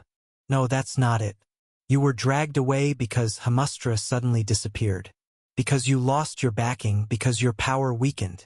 It's the same now. Now that you have the Death King or whatever as your backing, you're all. Ah, and one more thing to add. In fact, it was two things. She murmured, "How do you even wear that mask? It's damn hot." And then the assistant writer lightly licked the tip of her burned finger. Even if you were 1,000 times, 10,000 times stronger than you are now, even if you were as strong as the magic tower multiplied, you would have just been a one-time extra, appearing only to show how strong the protagonist has become. The masked warrior shut his mouth. The assistant writer shifted her gaze away from the masked warrior. Her glasses, sharpened along with her gaze, turned towards the surrounding crowd. Let's not do embarrassing things. If the masked warrior's speech grew louder as he spoke, the assistant writer's was the opposite. Her voice gradually diminished. You guys are hunters, aren't you? It was a soft voice. Aren't you the ones who decided to climb the tower with your own feet because you wanted to go somewhere bigger than where you were born and raised? Because you wanted to see something different from the scenery you always saw? Her diminishing voice turned into a lament. I was like that. There might be bastards who climbed because they had nowhere else to be, and idiots who can't catch the timing, climbing while representing their world or whatever. But I don't know about such grand things. I always knew only about myself, thought only about myself. Maybe that's why she believed in the constellation, like the director who resembled herself. People are drawn to what resembles them, the assistant writer murmured. She said, I came here to write my story. Her glasses, drooping along with her eyes, scanned the crowd. Aren't you the same? Her gaze, returning from scanning the crowd, turned towards me. In that gaze was not anger, but regret. A sunset of the heart that tends to seep out when recalling past conversations. Looking back at the still prostrate gray spider, the assistant writer said, Does this look like something protagonists should do? Once upon a time, the apostle of Hamustra, who had murmured, After all, am not the protagonist of this story, shivered her shoulders as she murmured, It's not. Let's be the protagonist now, at least a bit. And then, there was an echo to those words. Well said. It was the voice of the followers of the Sword Emperor sect. The Sword Emperor sect must have been the ones who suffered the most cruel treatment from the magic tower, more than anyone else. However, they did not even glance at the witches of the magic tower's first branch, awkwardly standing on the glass bridge. The same was true for the prostrate gray spider. The followers of the Sword Emperor sect walked over and stood beside the assistant writer. That's right. It's a hitting truth too. Many would feel like hitting someone. Honestly, I feel the same. But still, a right thing is a right thing. The followers of the Sword Emperor sect turned around in unison. The followers, lined up beside the assistant writer with their arms crossed, spoke. If it weren't for the Death King, this hunt wouldn't have been successful. As such, it would be against the principles of righteousness for us to make more fuss about this matter. The Death King would have said the same. The crowd began to shrink back. Bei Hurayong spoke. Well, after 150 years, they've grown a bit. That was the beginning. I think the same. This isn't fair. The jester, who was the only one to have killed me on this 50th floor, walked out and stood beside the assistant writer and the followers of the Sword Emperor sect, uttering those words. Damn, it's over. The berserker who clicked her tongue followed suit. Paparazzo and the other high-ranking members of the Anti-Magic Alliance followed. Lastly, the Mayho's army commander walked up and turned into a corner of the human barrier, blocking off the gray spider and the crowd. The assistant writer looked slightly bewildered. Why are you here? You told me to act wisely. I'm here because the tide is in our favor. Although Mayho's is known to prefer winning fights over just ones, in truth, he likes fights that are both just and victorious. That's so? You're both an idiot and trash. But a trash who fights well. Yes, that's why I'll accept your proposal. Let's go to the 51st floor together. It's an honor. As the human barrier solidified, the fervor of the crowd slowly subsided. However, it wasn't dispersing but rather settling down, like steam gathering under a pressure cooker. The masked warrior exploded. Damn it! Your words are forced. Then are you saying that victims who can't take revenge by their own strength should just keep their mouths shut for life? We never said that. I'm also one of those victims. One of the followers of the Sword Emperor sect spoke up. He raised his head. You there, the spokesperson for the Magic Tower. The spokesperson for the Magic Tower, who had been nervously watching the situation, hiccuped. Yes, you killed my disciple. Anger can be hot, but it can also be cold. The anger of the Sword Emperor sect follower was cold not due to a lack of heat, but because it was filled with rage. He was talented and light-hearted, living life easily, but perhaps for that reason he couldn't die easily. For nearly 10 days, inside a glass tube, he died a horrible death, his bones crushed throughout his body. The spokesperson for the Magic Tower mumbled, avoiding eye contact. Ah, That's truly a regrettable event, my condolences. But why mention this now? Clean your neck and wait. Excuse me? I will come to the Lion World as soon as I'm ready to challenge you to a duel. Is that all right, Death King? Yes, that's how it was. Now, at last, I began to speak. Hey, who would, and how could anyone stop a fair duel? I humbly smiled. I would stop an invasion led by an army, but a duel? I have no right to prevent that. However, if you happen to die in that duel, I won't be able to help you under the same logic, right? That's only natural. One who isn't prepared to die has no right to seek the death of another. The follower of the Sword Emperor sect nodded and glared at the spokesperson for the Magic Tower. Wait for it. Ha! The spokesperson for the Magic Tower ground his teeth. This is something. I underestimated you too. You think you can win in a one-on-one fight? They'll make sure to thoroughly teach you that's a misconception. Dying at the hands of the same person who killed your disciple, what a celebratory event for your sect. Yes, they'll certainly make it a memorable death. You may be able to do that. Then my disciple. And then that disciple will come after you. Until my lineage is severed or you lose your life. No, damn it, let's not do this. Mercy. Peace. Anti-war. Blood only begets blood, and revenge only leads to more revenge. Can't we just forget and forgive? Sorry. The follower of the Sword Emperor sect laughed, showing his teeth. I'm not strong enough for that. The spokesperson for the Magic Tower hiccuped. And so, it was the beginning. 5. The witches of the Magic Tower each received their respective duel challenges, according to the years they had served. Some received none, but most got more than 3. The spokesperson, in particular, groaned upon receiving a whopping 107 duel challenges. Damn it. This is all because you guys dumped the spokesperson role on me. Because I was at the forefront, I drew all this aggro. Hey, other branch heads. If you have a conscience, you should take some of these. But do you even have a conscience? No, of course not, damn bitches. Karamu, who had escaped with me, sighed in relief. Few lucky I was stuck deep inside cleaning. This is the big picture. Be careful, Karamu SSI. I patted Karamu on the shoulder, offering advice. After all, one cannot escape the life they've lived. What the heck, what is this strange realism I feel in Gongja SSI's words? And so, 15 days passed. Kurung. It was the sound of the last remaining spire on the 50th floor crumbling down. The whip that descends on the self-abuser is released from its seal. The pillar that had been supporting the center of the spire toppled over with a wobble. From a distance, it looked like a giant nail.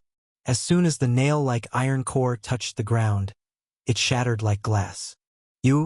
From within the broken pillar, a woman with red hair slowly opened her bleary eyes. Where am I? Unnie! The berserker sprinted at supersonic speed. Bang! A sound that shouldn't be made when two humans collide was heard, but fortunately, one of them was not a human but a constellation. The red-haired constellation lightly embraced the berserker. Oh my? Uni. My constellation Uni. Sob. I'm sorry for being late. Sorry for being late. I said to wait just 3 years. But 300 years have passed. I'm a fool. An idiot. A crazy piece of trash. I should have died. Should have been dead. Kult even Coward. Zop, I'm sorry. The constellations sealed in the Magic Tower were released. This self-deprecating yes. Definitely my apostle. The red-haired constellation patted the berserker's back.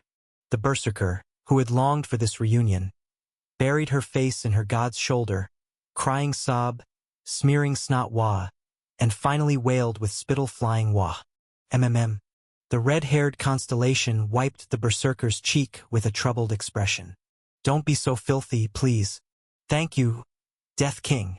With her cheeks as red as her god's hair, the berserker spoke to me. It's all thanks to you. If it wasn't for you, I wouldn't have met Uni again. Thank you, sob. Even though I thought you were a damn dog-like bastard. Turns out you're a cute dog-like good guy. My goodness. I sheathed my holy sword. My body hadn't fully recovered yet, and even just cutting down a single pillar of the spire left my shoulder feeling stiff. Is that the only adjective you know how to use? What? Puppies are cute. Aren't they? I suppose that's true, but still. Chapter 313. The Next World. 3. 6. A lot of things happened over the course of a fortnight. The constellation The Whip that descends on the self-abuser has regained its stars. The constellation Fist holding the sun is recruiting new followers for the first time in 233 years. The constellation Guardian of the Southeast Gate has been released from its seal. The constellation Claws scratching the night sky has been released from its seal. The constellation Failed Monologue has been released from its seal. Firstly, the 5 constellations sealed by the Magic Tower were liberated. Not all constellations were fortunate enough to have admirable followers like the Berserker. For periods ranging from 900 to 200 years, these constellations had been sealed. Some constellations, once glorious, had declined to the point of having not even a single follower left. The last follower who served me died 302 years ago, muttered one constellation. It was a beautiful constellation with black hair. The hair was so long that it flowed across the entire room's carpet. The Claws scratching the night sky, true to its alias, looked up into the void with eyes that resembled the night sky. Originally, I was a minor constellation. What kind of authority do you have? There's not much to call an authority. If, in your life, you've ever laid in bed or not in bed, and stretched out your hand towards the night sky, attempting to scratch it with your fingernails, that act would be considered faith towards me. How about it? The constellation of the night sky smiled silently. Not so minor, is it? No, it's amazing. Not like pretending to be a god or anything. Why would the gray spider seal such a constellation? Who knows? She must have had her own reasons. Maybe she was annoyed every time a message about me appeared when stretching towards the night sky. Or perhaps she coveted my power because I'm a constellation. Maybe it was to keep me alive. Really? Either way, I don't hate her. The constellation, who until a few days ago was nailed to a cross and drained of magic for hundreds of years, gazed out the window with a shadowed look. Hatred is a potent energy. Both the sender and the receiver become more distinct. Just like love, greed, or hope, it keeps someone who should die alive. The Death King, our savior. Do you understand what I'm saying? Yes. I nodded, recalling the eternity of 4,000 days. I understand. I locked eyes with the night sky's gaze. I know well. Many things happened. The spiders lost their spire but gained a mountain-like arena, and additionally the right to migrate to the lion world. The snail race demonstrated their architectural prowess, creating living quarters for the spiders. The destinations for migration varied. Some wanted to live in the new continent, some in Raviel's empire, others in Babylon, and so on. Most of them are magicians who have lived for over 100 years. They are high-quality talents. The Black Dragon Witch, who had always suffered from a perpetual shortage of manpower, rejoiced. Can we recruit these people as we please? Huh? There's no particular issue. Just don't stop anyone who challenges them to a duel. Huh? What does that mean? I explained. After hearing the whole story, the Black Dragon Witch lamented. Why can't we have people who are both morally and skillfully competent in any world? I know I shouldn't be the one to say this. I'm here, aren't I? Yeah. You shouldn't be the one to say that. The Black Dragon Witch lay down and sighed deeply. All right, I've said it before, but am not in a position to judge others anyway. You've worked hard. Is everything fine here? Focus on your own problems. Well, handle issues here. That's right. Isn't it? Hamustra said he wanted to gather our achievements and create a spin-off. No, what's that? I've entered the mukbang genre. How about Black Dragon Food Fighter for the title? It's a story about me traveling through various worlds and just eating delicious food. A TLL cell, right? Seriously, what I can see why Anastasia needs some healing. Please take it easy and rest. I'm leaving now. So, whether Black Dragon Food Fighter will be created or not remains to be seen. But the competition to recruit the witch race definitely heated up. Even considering the unavoidable life or death duel requests, the magicians were undoubtedly valuable talents. They'll offer you double the salary of any offer you've received so far. The final winner of this competition was the Count. Moreover, in our alliance, there are talented individuals from the entire elf race. It's like having a host of capable subordinates ready to be commanded. Black Dragon, 10,000 Temple, all good places with their own merits. But why should one go there to work themselves to death under the pretense of responsibility? I swear my loyalty. Wah!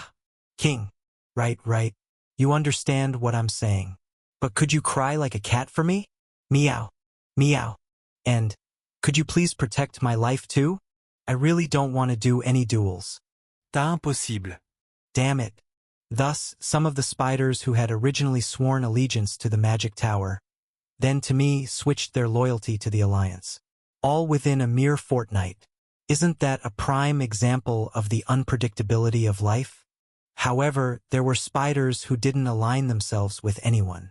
How could I do that? Naturally, it was the former leader of the old Magic Tower, the Gray Spider. Do you have any plans? I have a responsibility to bear. The Gray Spider spoke while drinking plain water from a paper cup. Have you seen the duel requests that came for me? Yes. I nodded, recalling the considerable amount of paper that made me seriously worry about the scarcity of trees on the 50th floor. There were a lot. Yes. And they will keep coming. I have to accept them. To tie up loose ends. That's the only way to move forward. Do you understand what I'm saying? The Gray Spider's words had a double meaning. Among those who sent duel requests, there would definitely be people who couldn't sleep unless they ripped apart the Gray Spider's silk or saw her dead body. People who would feel hot water as cold until they witnessed her demise. People who couldn't move forward a single step without settling their score with the Gray Spider in some way. Yes. Again, I nodded, recalling the eternity of 4,000 days. I understand what you mean. And so, the Gray Spider chose the vast, empty wasteland as her new nest. Anyone who bore a grudge against her could come there to request a duel. She would hardly have days alone. But if ever that day comes, even if 1,000 years pass 1,000 times, it may still seem far off. But if really, someday, there comes a day when no one seeks her out from morning till night. If she is granted the luxury of sipping a cup of water for an hour in the stretched sunlight of midday, only then would the Gray Spider be able to move on, to rise from the place she had stayed for 1,000 years and finally head towards the next world. I asked her, what would you like to do when that day comes? The Gray Spider smiled. In that smile I recalled someone who knew they could die at any moment and therefore didn't put on airs or feel regret anymore. There was a pure brightness born from complete acceptance in that smile. Who knows? If I'm that lucky. The Gray Spider looked upwards. It was nighttime, and the place she had chosen to stay had no ceiling, so the starry night spread infinitely above. The Gray Spider reached out with her dry fingers towards it. If I'm that lucky, I could climb the tower. The tower. You're going to try again? I've decided not to wait any longer. I didn't ask any more questions. The Gray Spider didn't say anything more either. The three of us just looked up at the same night sky. 7. The fortnight flowed as it should. My work was concluded with arranging part-time jobs at Café Planetarium for Hamustra's followers. Seeing Hamustra dress, I've missed you, librarian. Eek. What's this? I really wonder what this is all about. Hamustra looked at me with a rotten gaze, as if to blame me. There was somewhat sufficient reason for that, considering that 10 of his followers simultaneously grabbed him and affectionately rubbed their cheeks against his. Given Hamustra's small stature, It would be fair to describe the current situation as a hamster stuck between couch cushions. King, did you ever mention that these people are no different from stalkers or even something more terrifying? The hamster complained as his cheeks stretched out. You saved people who are connected to you, and I appreciate that, but I never asked you to bring them directly like this. We'll never let you go, librarian. We'll be together forever. I'll end my life working here as a part-timer. Living as a human is indeed tough and arduous. Well, that's good. That's very good. Of course, there were those who didn't fare so well. And I'm not talking about Hamustra. The commander of the Mayho's army asked the assistant writer. Wait a moment. Assistant writer. Weren't you supposed to climb the 51st floor with me? Huh? Screw that. The assistant writer's tongue responded before her brain. The commander of the Mayho's army was disappointed. The assistant writer fumbled as she looked at him. No, it's just, there's something more important than life. What's that? Being a fan. Another person with rotten eyes was added to the planetarium. The assistant writer was rather indignant. What? This is a line that only the real protagonist can say. Enjoy your happy fandom. While the people under the sky reached out to touch the edges of the world, cautiously searching for a place to lean on, stand for a while, or pass by, the constellations in the sky came to me. I've thought a lot about how to repay you. Claws scratching the night sky spoke as a representative of the constellations. It wasn't just me pondering. The other 12 constellations discussed it too. To decide on a reward for a hunter, and that to one who has just reached the 50th floor, it's unprecedented. It's thanks to you that I was able to reunite with my cute little one. The whip that descends on the self-abuser added, gently touching the night sky's hair spread on the floor. I thought about giving you a great weapon, but the holy sword at your waist already looks more impressive. Honestly, you don't seem like the type to have material desires, which made it difficult. But, said Claws scratching the night sky, you claim to be the successor of the Sword Emperor. Fortunately, some of us knew what kind of gift the Sword Emperor would appreciate. The night sky clasped its hands together.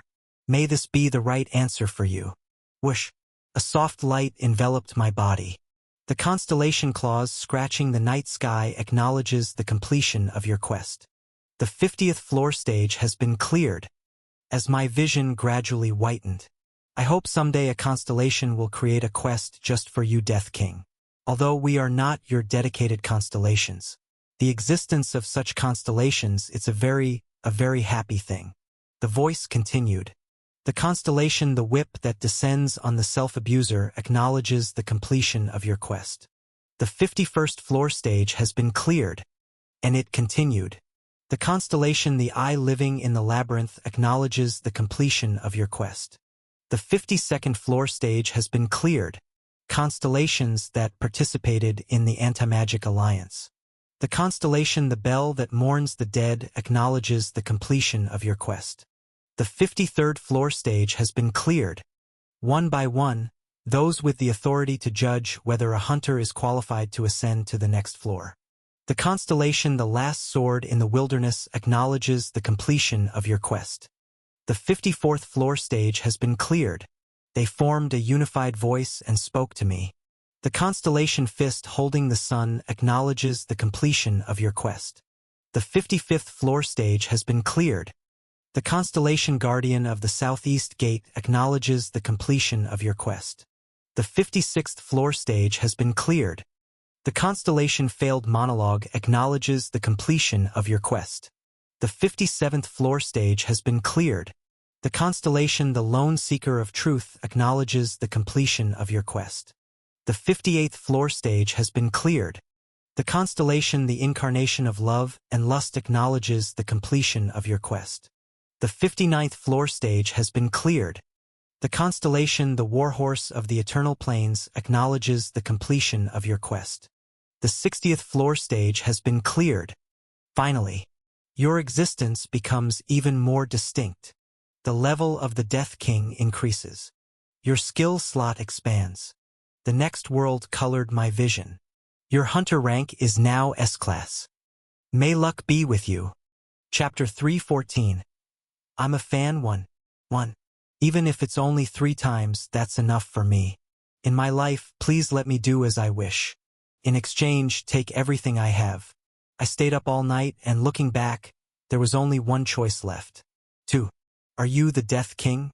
Such an extravagant alias. So grandiose it's almost laughable. Remember this. I am one of the 13 evil exterminators. The one who collapsed the eternal cliff. The master of the waves crashing against every shore. The 9th Sea Lord, the pirate general, the madman. Cham. I heard you defeated the madman Blood Sea Army. Quite impressive. I heard you broke through 10 floors at once.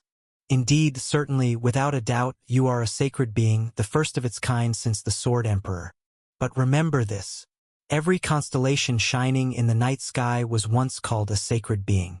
Allow me to introduce myself. Oh, why bother saying it? A living witness of the miracles of sacred beings. 13 evil exterminators. The pine cone that sings in the white night, the forester, and that alias too terrifying to utter. Cham. I won't speak at length. The longer the tongue, the shorter the life. Be afraid. Tremble in fear. Today, I will reveal to you one truth. Cham. Could you please spare my life? Of course, I did torment people a bit. No, quite a lot actually. Wait. Just a moment. Stop. No, it's natural for someone to become cranky living over 200, 300 years. Having enjoyed every pleasure there is, what other joy is there but to torment others besides me? No, wait, you shouldn't go in there. No, please wait. That bloodstain isn't human. It's true. Ah, damn. Forgot to clean up after killing. Cham. I have no regrets. You know? Torturing the living, it's really enjoyable. Cham. So, you think you're so great? Cham. Strong, aren't you? The Death King. The Sword Emperor earned the title of Emperor despite being just a hunter. What's next? A king. The tower is indeed strange. How ran? How shung? Ao si. If your life is inevitable, then your name too must be fated, and in this moment my end is also not by chance. Ed how ran? How shung? Ao si, uguale auspicios. Good health. Good death. Cham. Damn it. Damn it all. I did nothing wrong. Cham. This is driving me crazy. So that's why I said from the start that all 12 of us should attack together. Why did no one listen to me until we were reduced from 12 to 3? Brothers, are you idiots? Thinking about it, you were idiots. It's a terrible trade-off, to have your throat slit because your ears were closed. Ooh-ha-ha-ha. Death King. Don't think this is a victory. Even though the 13 evil exterminators will perish, there will be twice, 3 times more enemies to block your path. As long as our brotherhoods will continues. Anytime dash. Cham. Phew. I wiped the sweat off my forehead with the back of my hand. It really was a tough and lengthy battle. Shiny assesses the battle as epic, like a grand drama. If it had been recorded, it would have been planned for a 102-episode series. But it became a legendary chronicle extending to parts 2, 3, and finally 4, amid love and attention. And then, due to an unfortunate incident, it would have been abruptly cancelled, becoming an even more painful legend. Shiny agrees wholeheartedly. Bei Hurayong watched our duo's self-praise with a look of disbelief. Are you guys filming a comedy? It was just cutting down 12 hunters, right? Thinking about it, why were there only 12 if they were called the 13 evil exterminators? I should have asked before cutting them down, but I forgot. Well, one of them was cut down by me 150 years ago. Indeed, even after 150 years, they haven't replenished their ranks. Even the 60th floor suffers from a manpower shortage. As numerous hunters aspire to climb the tower, the reality of a shortage in the upper levels left me feeling bittersweet. I sheathed my holy sword. Bei Hurayong glanced over, arms crossed. He wasn't looking at me. His gaze was beyond my shoulder, towards the fortress where the 13 evil exterminators had been holed up. The fortress was ablaze, emitting plumes of smoke. Even from this distance, the acrid smell of fire wafted over. Zombie, I know. I spoke nonchalantly. They're persistent. They followed us again. It's getting on my nerves. How many days has it been? I tilted my head. About 2 weeks? Ah, it's stressing me out. Hey, why don't you just go and catch them? How long are you going to ignore them? They're just following, not showing any hostility. Just looking. If they're not openly hostile, I plan to leave them be. That was the situation. I was being stalked, probably. I say probably because I really have no idea who, why, or what purpose they have in following me. What if that thing is an assassin? Bei Hurayong proposed an extreme hypothesis. Considering you spared those spiders, there must be more than a couple of people holding a grudge against you by now. If someone feels they can only survive the day by sending an assassin after me, if they're that consumed by vengeance, they'd send the assassin to the spiders they have a grudge against, not me, right? I shrugged my shoulders and started walking. Besides, just in case, I deliberately showed vulnerabilities yesterday and the day before, when I was sleeping outdoors. But it never approaches within a certain distance. That's strange, what is it? Why is it following you? Maybe it likes me. Ahaha. Must be someone with a rotten brain. At least not as rotten as someone's character. Ong? What? What's up? We walked down the forest path, bonding as usual. The mysterious X maintained a constant distance, neither closing in nor falling back. With the presence in the back of my mind, I suddenly thought, Im Tiersti. Isn't there a stream somewhere that's so refreshing it cools you to the stomach? Such a forest should have one. That's when it happened. Jaljal. As soon as I stepped through the forest, there was a stream, as if on cue. 2 deer-like animals were dipping their noses in the water, lapping it up. It meant the water was safe to drink. Lucky. I approached the stream nonchalantly. The deer on the other side glanced at me as if to say, "What's that ugly animal?" But I ignored them. A water bottle would have been convenient, but Homo sapiens have hands. I scooped up water with my hands and gulped it down. Kaya. So refreshing. I feel alive now. Huh? What is it? Why are you looking at me like that? Got something to say? No, it's just strange. What exactly is strange? Bei Hurayong furrowed his brow. Kim Zombie. Haven't you been too lucky these days? Excuse me? Too lucky? What do you mean? Look, just when you're thirsty, a stream appears. It was the same yesterday, the day before, even the day before that. Actually, when I think about it, you've had strangely good luck for the past 10 days. Really? I wasn't sure. Does it make sense to find a water source wherever you go in this vast 60th floor? Bei Hurayong was passionate in his argument. And whenever you think of getting some sleep, there's always kindling nearby.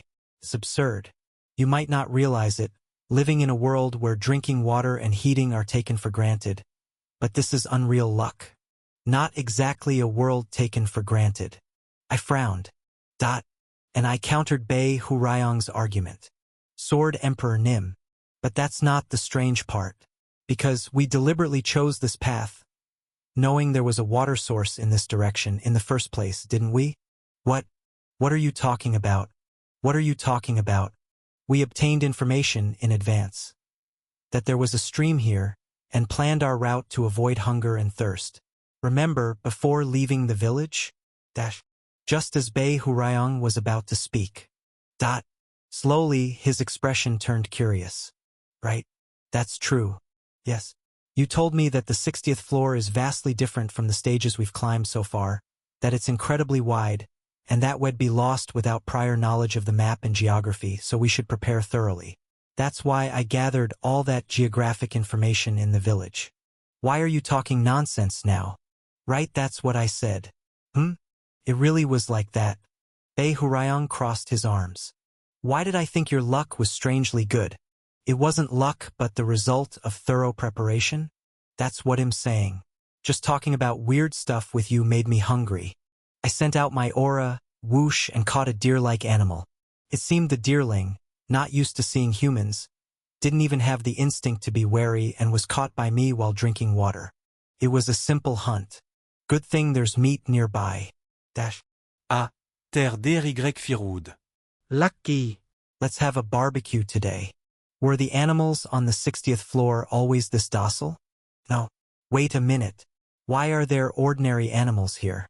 If I remember correctly, this area used to be overflowing with demonic beasts. But not only demonic beasts. So, you think it's fair you get to eat something delicious alone? It's damn good. You bad guy. Good guy? Weird guy. That's when it happened. Akokoko. From the bushes in the opposite direction we had come from, someone burst out. It was a small boy. He arrived at the stream and immediately collapsed with a thud. Holding the freshly grilled deer leg, I quickly approached the boy. Are you all right? You meat. The boy sniffed around with a vacant expression, as if smelling with her soul rather than her body. Apparently, the scent of the grilled deer meat had drawn her here instinctively. I couldn't help but give her the meat. Here you go. Eat slowly. Thank you. The boy took the leg from me and started gnawing at it hungrily. Cough. Huk. Water. Here. Drink this. Fortunately, I had a water bottle with me. It was a good thing, really. If I hadn't had the water bottle, I would have had to scoop water with my hands to give to the boy, which would have been quite awkward to watch. Wah! The boy drank the water hurriedly, spilling it around her mouth. Gulping down, her throat bobbing, he finally looked relieved, as if he was going to survive. Thanks to you, I'm alive. Don't mention it. In a place like this, wanderers should help each other. If you weren't here, I would have starved to death. You're my savior. The boy shyly looked up at me, glancing at me with a lowered face. Despite wandering through the forest, the boy's attire and hair were remarkably neat. There was a sense of having endured hardship, but not a hint of being dirty, you could say. Above all, he was incredibly beautiful. Really incredibly so. Ever since meeting Raviel, I hadn't given much thought to people's appearances. But this boy slightly twisted the instinctual habit engraved in me. I smiled gently. If I could be of help, then I'm truly glad.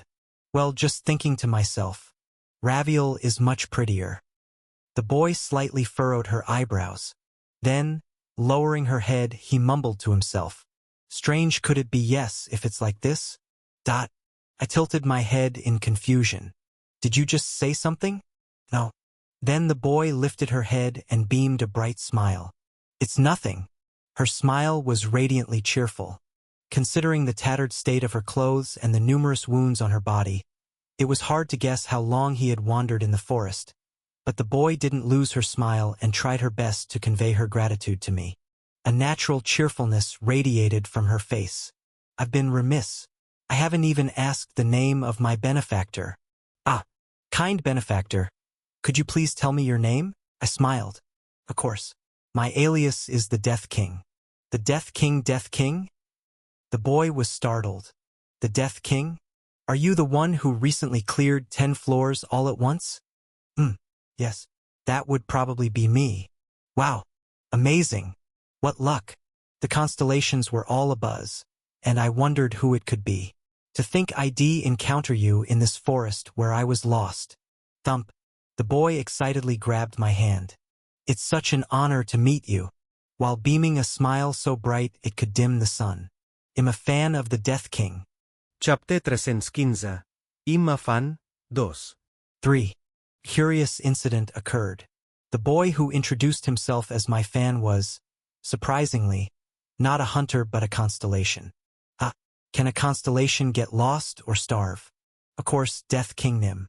The boy smiled broadly. Constellations are very diverse, you see. Since we were headed in the same direction, we decided to travel together for a while. Walking along the quiet forest path, we chatted with rabbits and deer peeking out of the bushes as our audience. I really don't have a single follower. There was one 600 years ago, but since then, not a single one has worshipped me. Well, in conclusion, I'm living like a complete pauper. Then, I looked at the boy anew, from head to toe. Dressed in ragged clothes, he looked just like a poor kid from a neighborhood, no matter how you looked at him. At least 600 years old? Maybe even 10 times that. Constellations have a very different sense of time from hunters. Usually, they count their age up to 1,000 years, but after that, they just give up. It's meaningless, unfulfilling, and not fun. Terrifying, indeed. As a constellation, you must have an alias. What is your name? Of course, I have both an alias and a real name. It's a bit embarrassing to tell my respected Death King Nim, but I'll gather my courage and tell you. Yes, my name is... I nodded. Somehow it felt like a good name. It seemed like a name that was made just for this boy who was smiling brightly in front of me, fitting him really well. That's nice. Why be embarrassed? It's a wonderful name. Really? Ahaha. If Death King Nim says so, then it must be true. Im embarrasset. The boy laughed softly. His action of scratching his cheek with his index finger seemed very innocent. I looked around with a warm smile. But where was that place in this direction? Do you have a specific place you want to go? I was thinking of stopping by a city or town to get some supplies, preferably a large town. I thought of buying at least one set of clothes for this constellation-like boy. As I was thinking this, suddenly, the boy raised his hand. If it's that place, just leave this path and you'll find it. I turned my head in the direction the boy pointed. Enhancing my vision with aura, I looked far off and indeed, just as the boy said, there was a city. You're right. We moved on. Upon arriving, it was a settlement of the perfect size. Not too big, nor too small, just as I had hoped for in my mind. I entered a clothing store on the street. Clang. The wind chime on the door jingled. The middle-aged store owner, who was reading a book inside, lifted his head. Welcome. Hello. I'm looking to buy some clothes. I pointed outside the window. In the middle of the street, a small boy stood staring blankly this way. I'd like to buy clothes that would suit that child. Something comfortable for moving around. Do you have anything nice? A child? The owner looked out the window, puzzled. Where's the child you're talking about? Right there. The boy dressed almost in rags. Sorry, but I don't see anyone. I don't understand what you're talking about. That child. The elderly man adjusted his glasses. Was it due to presbyopia from aging? He seemed slightly embarrassed by his mistake due to his age and gave an awkward smile. Sorry about that. So, the frail child didn't work out. Did you say you wanted clothes good for activity? Just wait a bit, I'll bring them out right away. Thank you, elder. It's all part of doing business. I paid and handed the clothes to the boy. Blink. The boy looked up at me, bewildered. Death King Nim. This is? A gift. A wide white robe. It might seem prone to getting dirty due to its white color, but it was actually a magic item. It was enchanted to resist stains, including gravy. It also had warming and cooling magic and could be used as a sleeping bag if needed, plus it had plenty of pockets for storage. I thought this kind of clothing might come in handy more than just fancy clothes. Do you want to try it on? Hesitatingly, the boy put on the robe. It looks good. The innocent-looking boy matched well with the white robe. I felt a sense of pride as I looked him over from all angles. But isn't it a bit big? Everything was fine except that the robe seemed too baggy for the boy's frame, almost 1.5 times his size. That's strange. I thought it would fit perfectly? No, it's fine. This size is actually quite good for me. The girl extended his hand from the sleeve of the robe. Just moments ago, his hands were buried in the sleeves, but now they slightly overlapped his wrists. It didn't feel excessively ill-fitting. That's a relief. It must have been my mistake. I smiled warmly at the girl. Though it was brief, it was a pleasure traveling with you. Be careful not to get lost in the forest next time. You can't always expect someone like me to be around. I'll be on my way now. Just as I was about to say goodbye and turn around, to Death King Nim. Wait a moment. The girl grabbed my sleeve. Yes? It's just... The girl hesitated. His lips parted but his tongue seemed to lose direction, aimlessly moving inside his mouth. Once, she looked up at me and bit his teeth hard. In the girl's eyes, I caught a glimpse of numerous thoughts crossing fleetingly. So it's... What could it be? Just as I was about to ask, Someone's muttering interrupted. I found you here. It wasn't the girls or my voice. I've been looking for you for a while. I swiftly turned my head in the direction of the voice, gripping the hilt of my holy sword. The voice came from precisely 12 steps away, and I hadn't noticed any sign of them coming within 12 steps. That meant something very clear. The person was an extremely skilled master. Zombie. Yes. Bei Hurayong also warned me in a low voice. Knowing what he was warning about, I nodded. Among the hunters I met on the 60th floor, this one is the strongest, overwhelmingly. It was a man dressed in a dark-colored robe. To think you were just hiding in a village. I wondered where you had fled. I'm not sure if you were trying to hide in the forest, but you weren't the only one who had that thought. The man was wearing a conical hat. The hat was so worn out that it had holes all over, not only failing to shield from rain and snow but also clearly revealing the man's face beneath.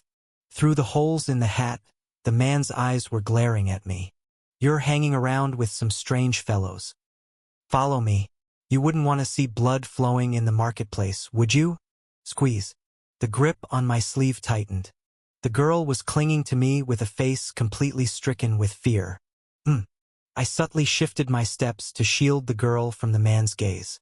The man with the conical hat frowned. What is it? I don't know who you are, nor why you want to take this child. However, the moment you ask, what is it?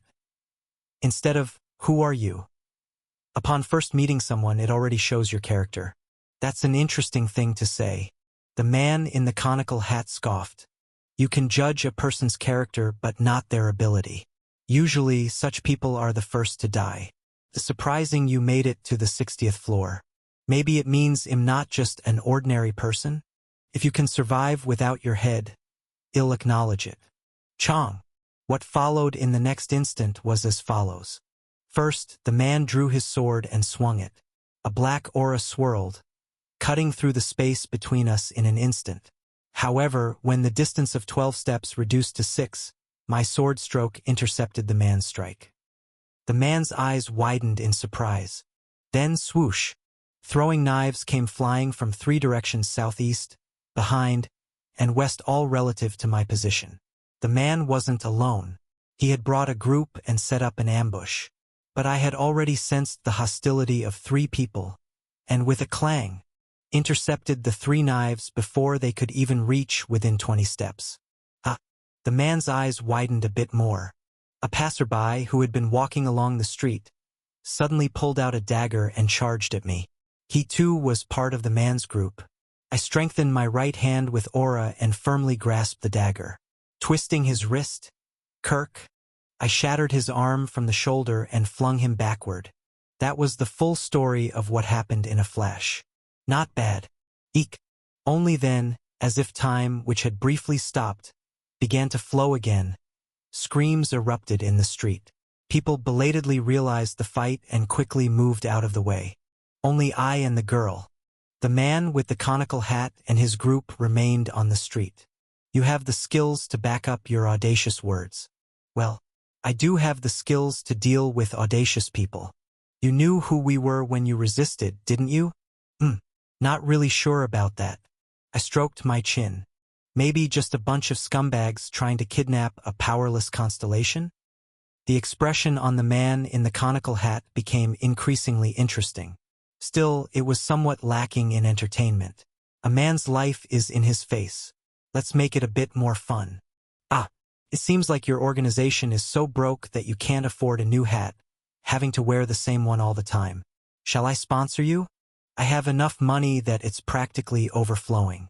I can help out beggars like you, at least up to 4 people. 5 is a bit too much. Why don't you draw straws and drop one? Fine. I've decided. The man with the conical hat adjusted his long sword. They'll cut off your tongue and feed it to the dogs. A blade filled with ominous energy. It was clear at a glance that he was not someone who had cultivated aura by ordinary means. To Death Kingdom. From behind, I heard the girl's anxious voice. Whether it was okay to seek help in this situation, or if she was being a burden. Torn between these 2 emotions, I gently winked at her to reassure him. It's okay. The girl hung her head low. Meanwhile, the man with the conical hat assumed a stance. I am the leader of the blood demon religion, the blood demon. Huh? I blinked in surprise. Blood demon? That's right. The blood demon religion? So, like a demonic cult? But with the character for blood added in front? Precisely. The man with the conical hat smiled bitterly. It seemed he was satisfied with my reaction. It's too late for regrets now. Of course, if you cut off your own tongue as penance, I might forgive you. Live the rest of your life tongueless, repenting your arrogance.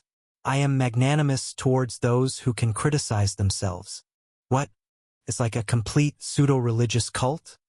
Abruptly, the man with the conical hat stopped speaking. I was dumbfounded.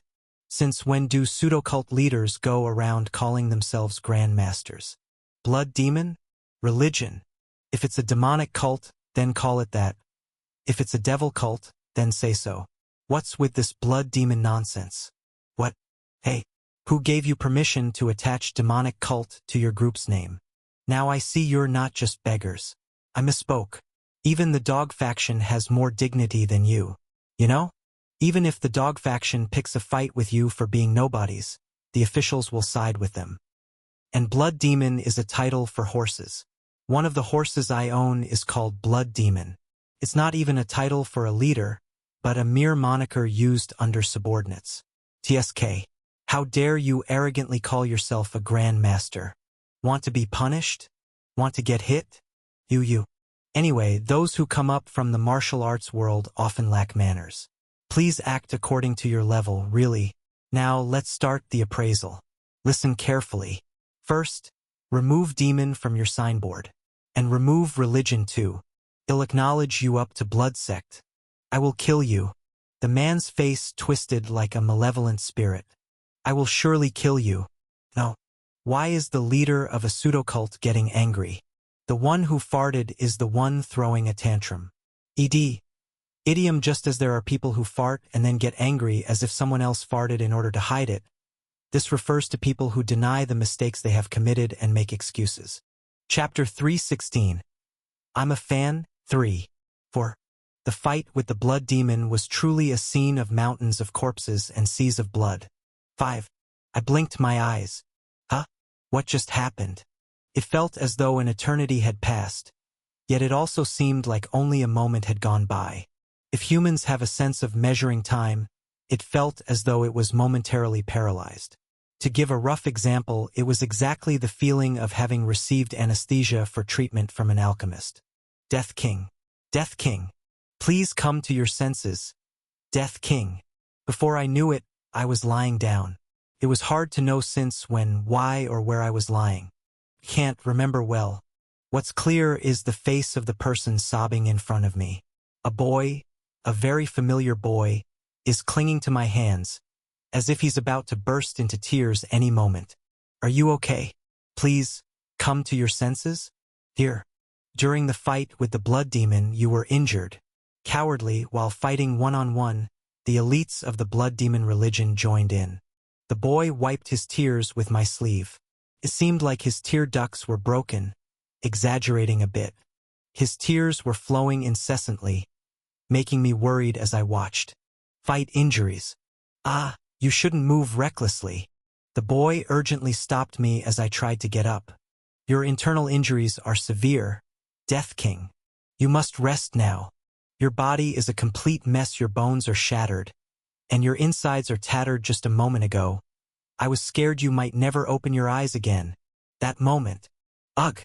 Just as the boy said, a severe pain surged throughout my body. I tried to circulate my aura to check the condition of my body. But crunch! My meridian twisted. Crunch! It was the pain of a thorny club poking inside my blood vessels. Ugh! KHH. What should I do? How should I handle this? What to do? It hurts.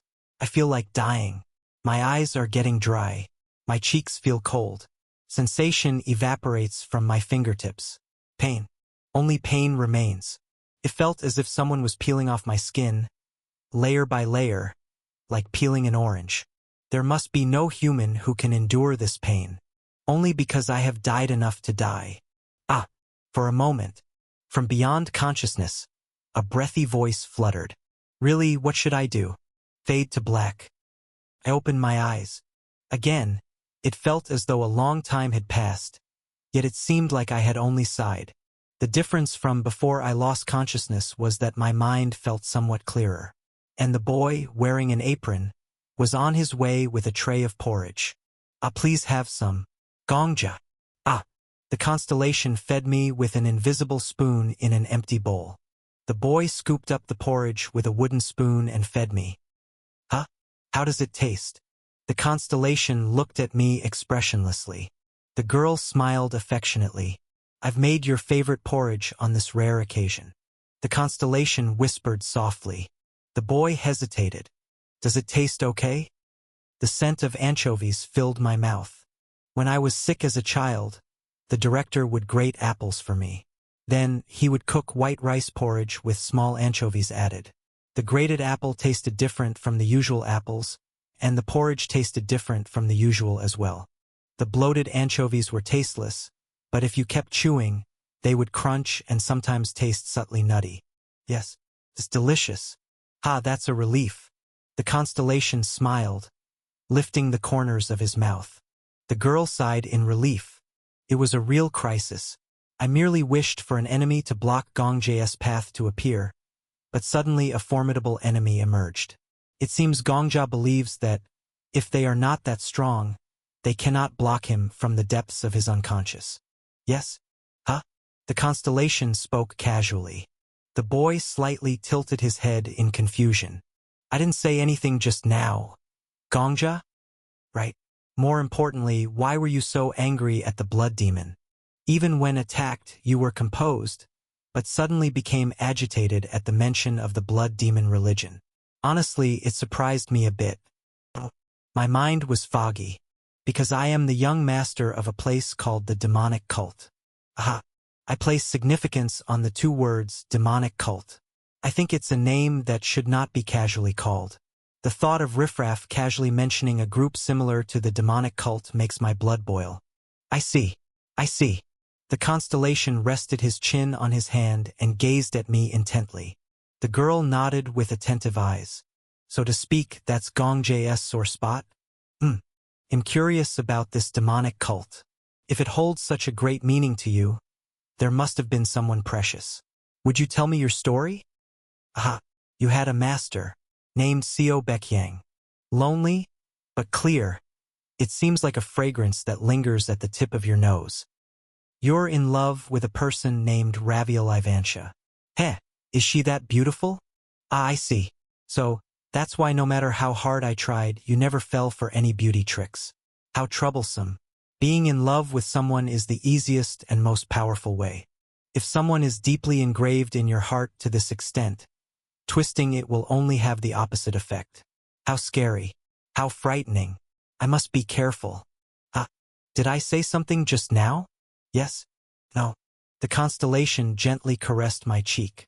The boy gave a faint smile. "Gongja, you haven't said anything. Have you? Is that so?" "Indeed. But the existence of the Sword Emperor is a bit of a hindrance. Bei Hurayang, ha. Having such a thing attached, it must have taken a long time to be captivated by my power. What to do? Removing it will distance me too much from the current Gongja. No choice then. Yes. It's a bit tiring, but I will take care of both of you." Whoosh! An arrow flew before my eyes. Hey, Kim Zombie. "What are you doing?" Bei Hurayang shouted incredulously. "Are you slacking off during a fight, thinking you're some high and mighty expert who can afford to be careless?" "Ah, right. Currently, we were raiding the stronghold of the blood demon religion during the midst of eradicating the enemy, because somehow I ended up attacking this place." Gongya. I turned my head towards the direction of the voice. Over here, the girl. I had encountered her by chance in the forest 15 days ago, and though she was once a constellation, she had now lost all her powers, along with the demonic cults including the 13 evils, residing on the 60th floor. In this stage, not only the blood demon religion but also the god demon cult, white demon cult, and mad demon cult, collectively referred to as the four demons, existed. And They were all trying to kidnap this boy for their nefarious purposes. Like the magic tower. I had been bedridden a few days ago and was unable to prevent the girl from being kidnapped. That was something I absolutely could not tolerate. Please help. My eyes snapped open at the boy's scream. Yes. What is there to hesitate about? Deep within this fortress, the girl is tied to a pillar with iron chains. Whether she has lived for thousands of years or was a constellation, the child is fragile now. A fragile being. Someone must protect her. That someone has become me. Yes. You awaken in such a manner. In the back of my mind. No, at the bottom of my consciousness. Perhaps from the highest skies. A distant voice echoed. What will you do now? I will save the boy. I answered firmly. Answered? No, countless arrows flew at me from the fortress-like stronghold, and I struggled to fend them off one by one. Because you still haven't fully recovered from the internal injuries you sustained in the fight with the blood demon. And yet, do you really intend to save the boy? Yes. Then the blood demon comes out and asks, to think you plan to oppose us with a body no better than a rag. It's beyond ridiculous. Are you seeking death? It seems the blood demon was also injured in the last fierce battle. But look around him. There are hundreds of trustworthy subordinates lined up. Ah, this can't be happening. Eventually, one arrow flies and embeds itself in your thigh. Throbbing. Pain surged from my thigh. It hurt. I almost fell to my knees. What will you do? Swing your sword again? The constellation slowly stroked my thigh. The boy sobbed, shouting my voice. Yes. Really? At this rate, you might really die, you know? The constellation chuckled. The boy burst into tears. Arrows continue to cover the sky, plunging down towards you. I dodged them. Yes, you are strong. Your aura is capable of covering the sky, blocking the rain of arrows. But at that moment, the internal injuries you had suffered flare up with excruciating pain. Crunch! The pain of bones being torn apart surged through my body. Kook. Does it hurt? G-U-H. Ugh. Damn. I'll ask again. Does it hurt?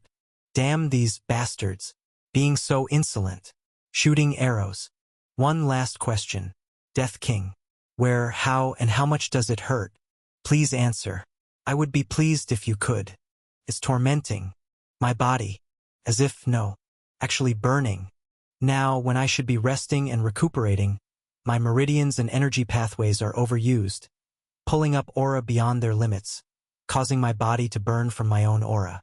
Normally, the aura should first protect the bones, blood vessels, muscles, and nerves before being utilized. But in this situation, I have no capacity to protect myself. My veins burst with fury, burning all my muscles as if lava was flowing out. The aura accumulated in the blood vessels, melting the bones into a mushy state. Oh my! The constellation reveled in my pain. The girl cried out at the sight of my agony. How could this be? The breath was venomous. How can you imagine pain so vividly? Ugh, Hn. Kook. Ugh. I merely mentioned getting hit by an arrow, Gongja. I simply presented the situation you would face if you came to save me after I was kidnapped. But how can you imagine it so vividly, to this extent? It seemed as though someone murmured. Incredible. Amazing.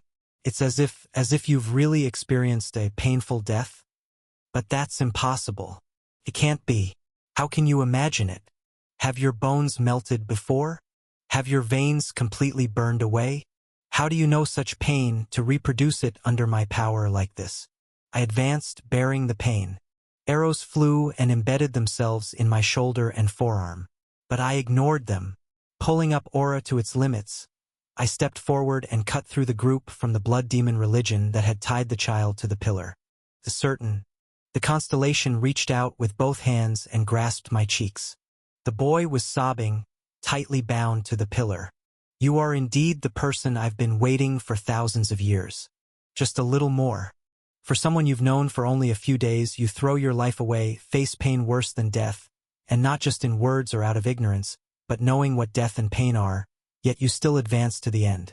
Just a little more. With you, I believe you could imagine any quest I set. If I say you are in danger of dying in the middle of the sea, you would actually be in the sea. You would drown. It's completely different from those mediocre hunters who flatter you would truly imagine every crisis, every pain, every death, as it is. I've been waiting only for someone like you to come. Finally, my blade struck the blood demon. Blood splattered. You are my third follower. I will create quests for you. I will continue the campaign. I will create a world where you can feel achievement and joy. I will become a god just for you. I only wish for one thing, that you, Gongja, believe in me. A bright smile illuminated beyond the blood. Will you believe in me? Invites you to faith. Will you accept as your constellation? Darkness engulfed my vision. Chapter 317. The Time Frontline of Two People 1. Congratulations. Is your constellation. You are the only follower of. Felt like I had a dream. A dream that wasn't mine but someone else's. The dream felt both long and short, making my sense of time become disordered. It was as if I was standing in the middle of a stream, with the water wrapping around my waist on both the right and left sides, each flowing past at its own, different speed. A sensation of being consumed by time. Tick.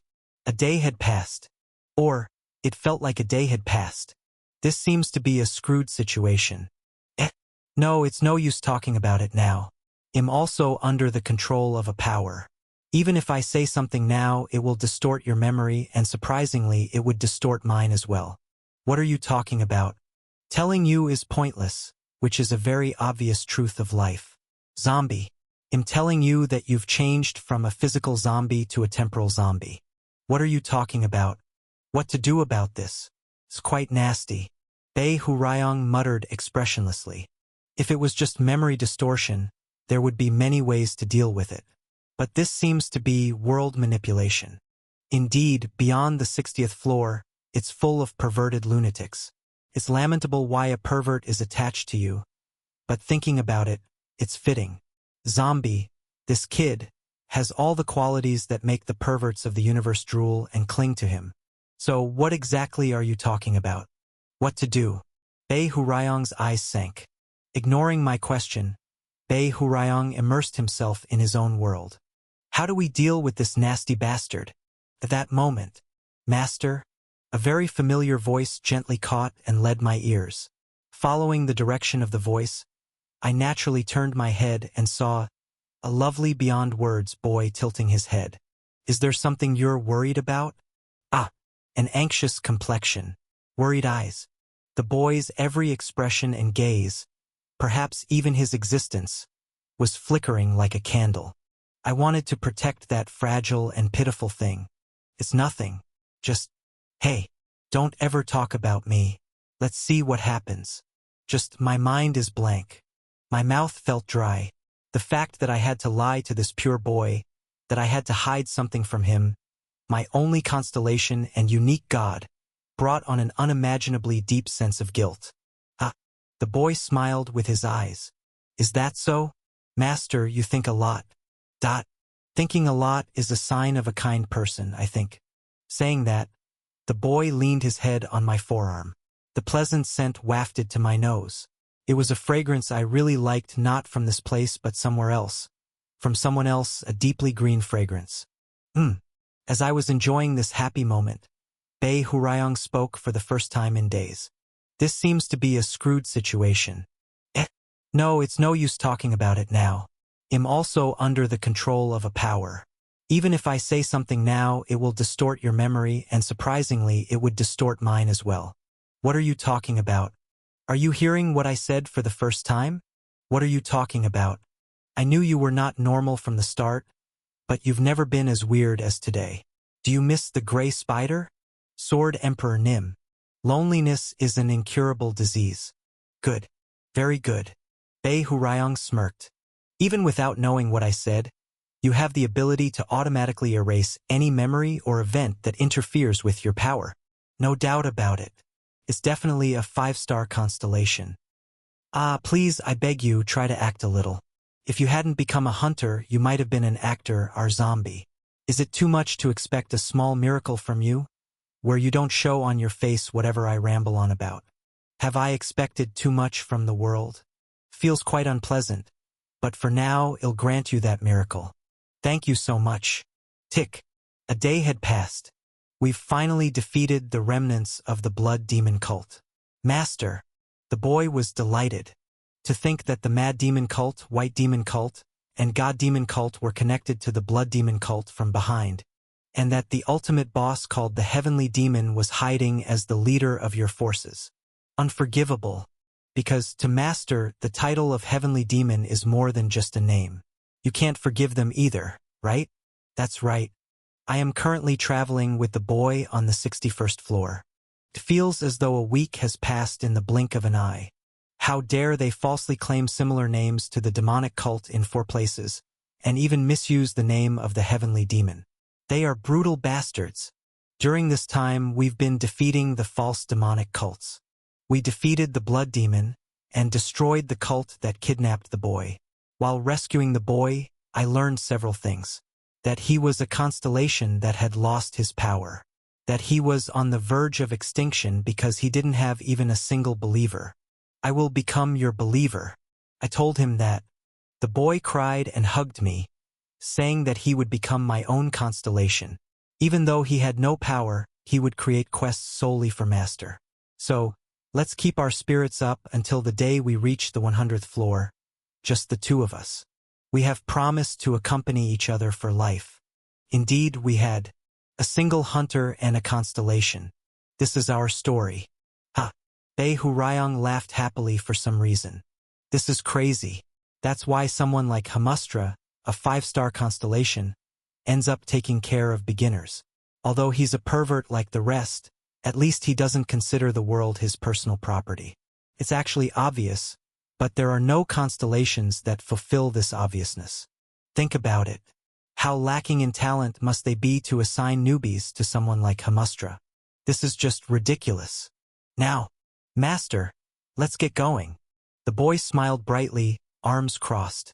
This time, it's a quest to beat up those white demon cult bastards. My only believer. I smiled. Yes, let's go. My God. I'm just curious to ask. If I say that the exchange between you two looked extremely cringy to me, would this also get censored by world censorship?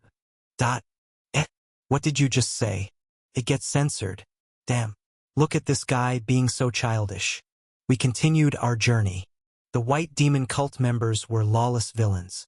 On every first day of the month, the white demon cult would descend to the 12 worlds they had colonized and gather 300 children. They were offerings for human sacrifice. They sacrificed the lives of these children to accumulate internal energy, which they referred to as demonic energy. I was furious. This is an evil that the Death King cannot tolerate. Tick. A day passed. The Death King did not hesitate to punish the false demonic cults.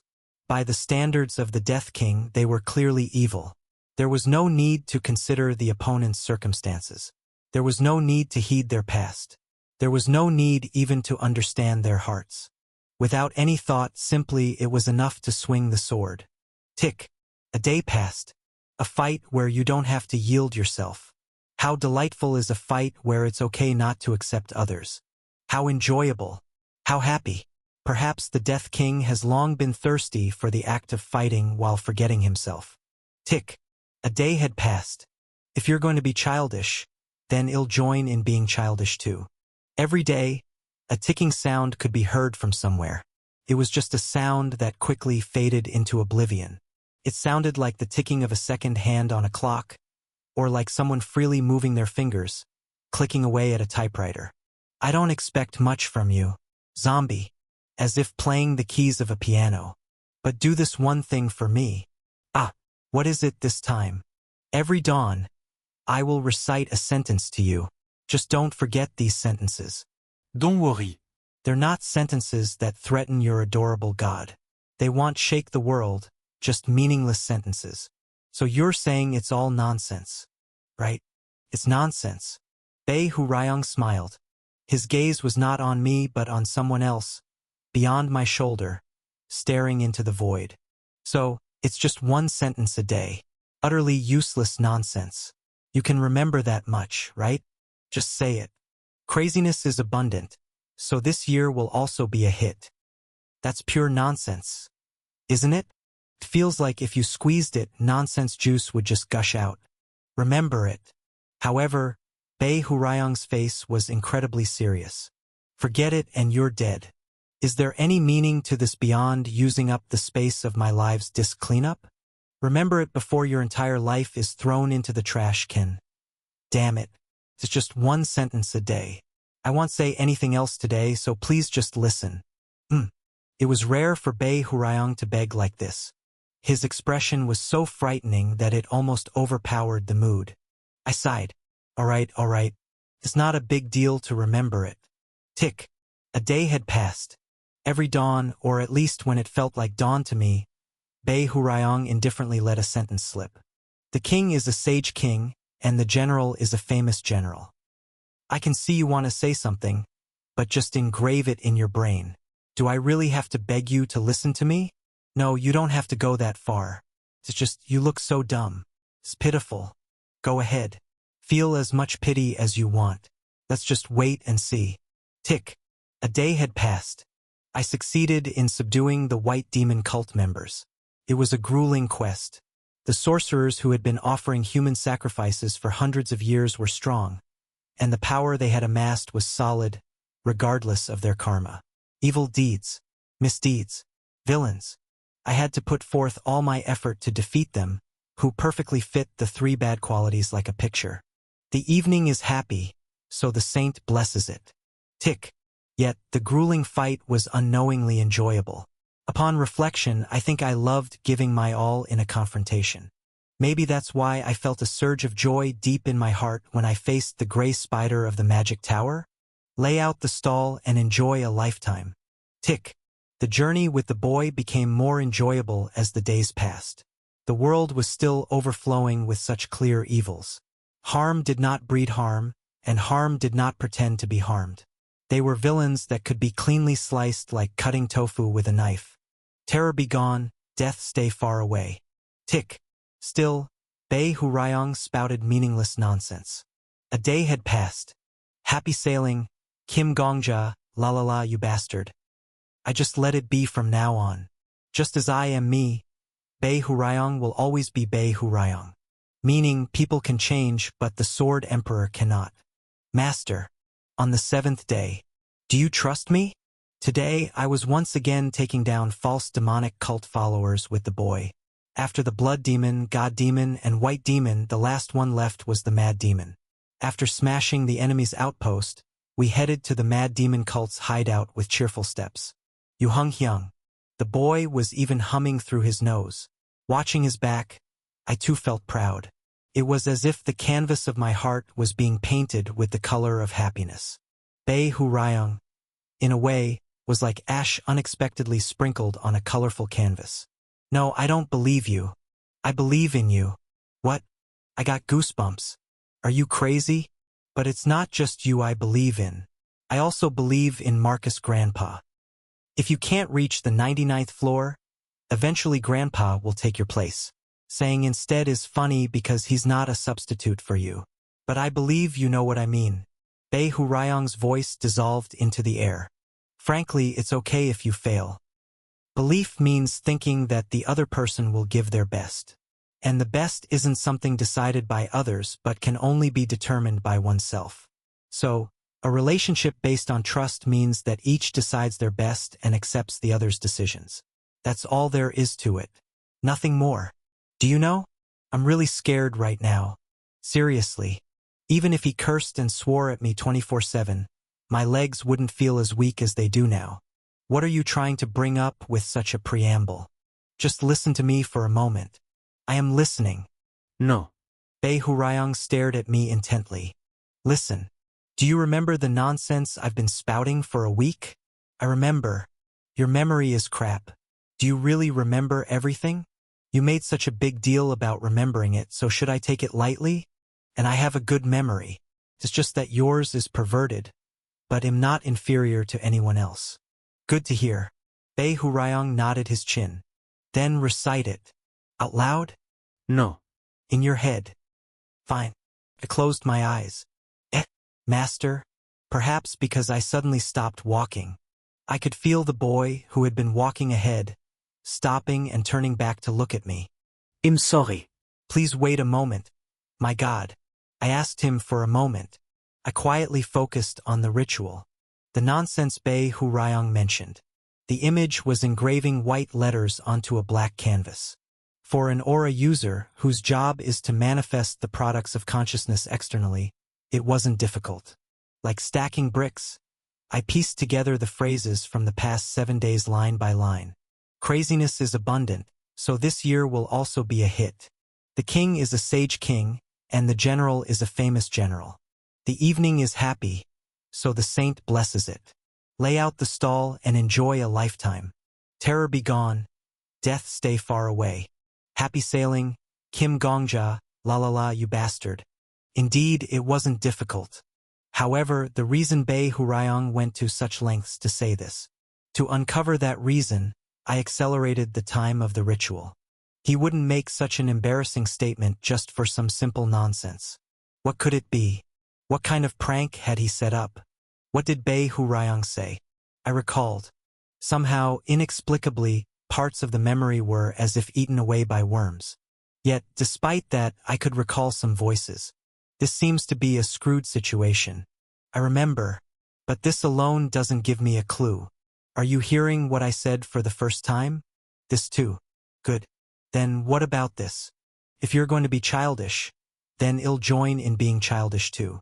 I paused my accelerated consciousness on the timeline for a moment. Childishly. The Sword Emperor is inherently a childish person. Therefore, if you take only the first character of each thing Bei Hu Ryong said, G, from craziness is abundant, so this year will also be a hit. Dang, from the king is a sage king, and the general is a famous general. J.E., from the evening is happy, so the saint blesses it. Chua, from lay out the stall and enjoy a lifetime. Tay, from terror be gone, death stay far away. Yo, from happy sailing, Kim Gongja, la la la you bastard. No way, it doesn't make sense. Even if I take the last character and sound it out Senanezra? No, trying to combine them in my head doesn't assemble any plausible message. No wait, just a moment. G, from craziness is abundant, so this year will also be a hit. Dang, from the king is a sage king, and the general is a famous general. J.E., from the evening is happy, so the saint blesses it. Chua, from lay out the stall and enjoy a lifetime. Tay, from terror be gone, death stay far away.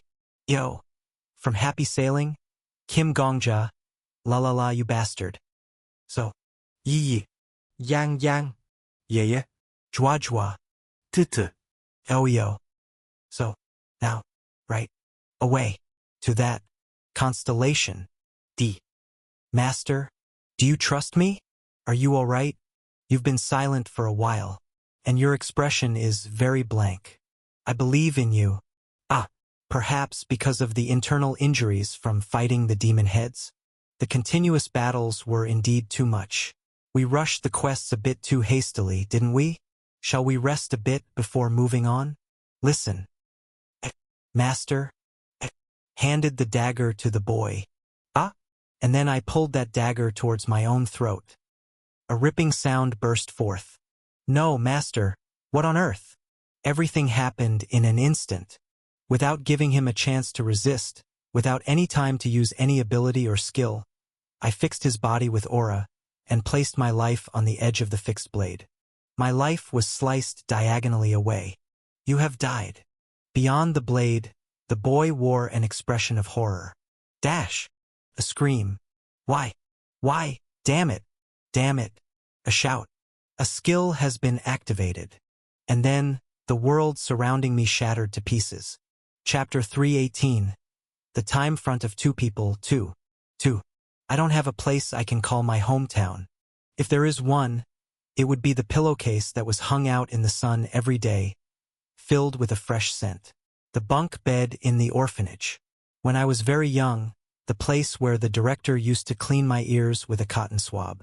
A hometown I can no longer return to. You have died. Blink, blink. Like a broken lamp flickering its white breath, a warning sounded in my head. Your current hunter rank is S-Class. Due to the enhanced penalty, you will choose the order in which you activate your skills. If Kim Gongjae's hometown was the bunk bed with its lime and yellow checkered fading bedspread, then this place must also be a kind of hometown. The Death King's hometown. The Dark Origin. 1. Would you like to first acquire the skill of the enemy that killed you? 2. Would you like to first materialize the trauma of the enemy that killed you? If I were to add a joke, it might be about the essence of the Death King. Hoo-hoo. A man with fundamentals. Death King Kim Gongja.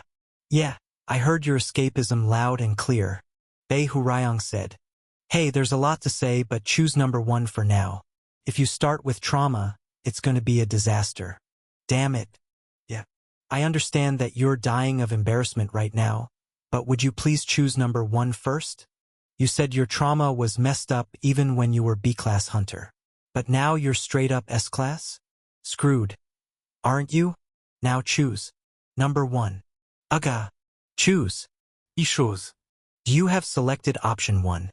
The condition for skill acquisition through death has been met. You will randomly copy a skill from the constellation. SSHH. Golden fireflies fluttered around, forming a skill card. Please select a skill card. And that was it. I grabbed my head, waiting for the cards to form. 3 seconds. 6 seconds. But no matter how long I waited, the only fireflies dancing in the dark void were just one. In other words, just one, only one ability. The constellation that mocked me had only one skill. There's no choice of selecting or anything now.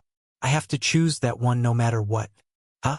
Speaking of which, hasn't my appearance changed a bit, too? I opened and closed my hand in the darkness.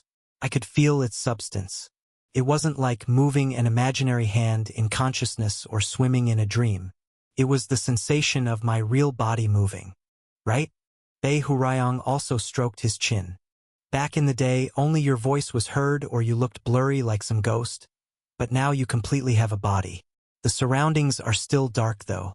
Is this also because my hunter rank has gone up? Who knows? Even if I'm a super genius, how would I know your skills better than you? Bae Hurayong muttered, "Let's see," and turned to the back of the golden card. Then he read the skill description written on the back of the card. Plus, Universal Sovereign, 1/3. Rank, EX. Effect. Manipulates the world in real time.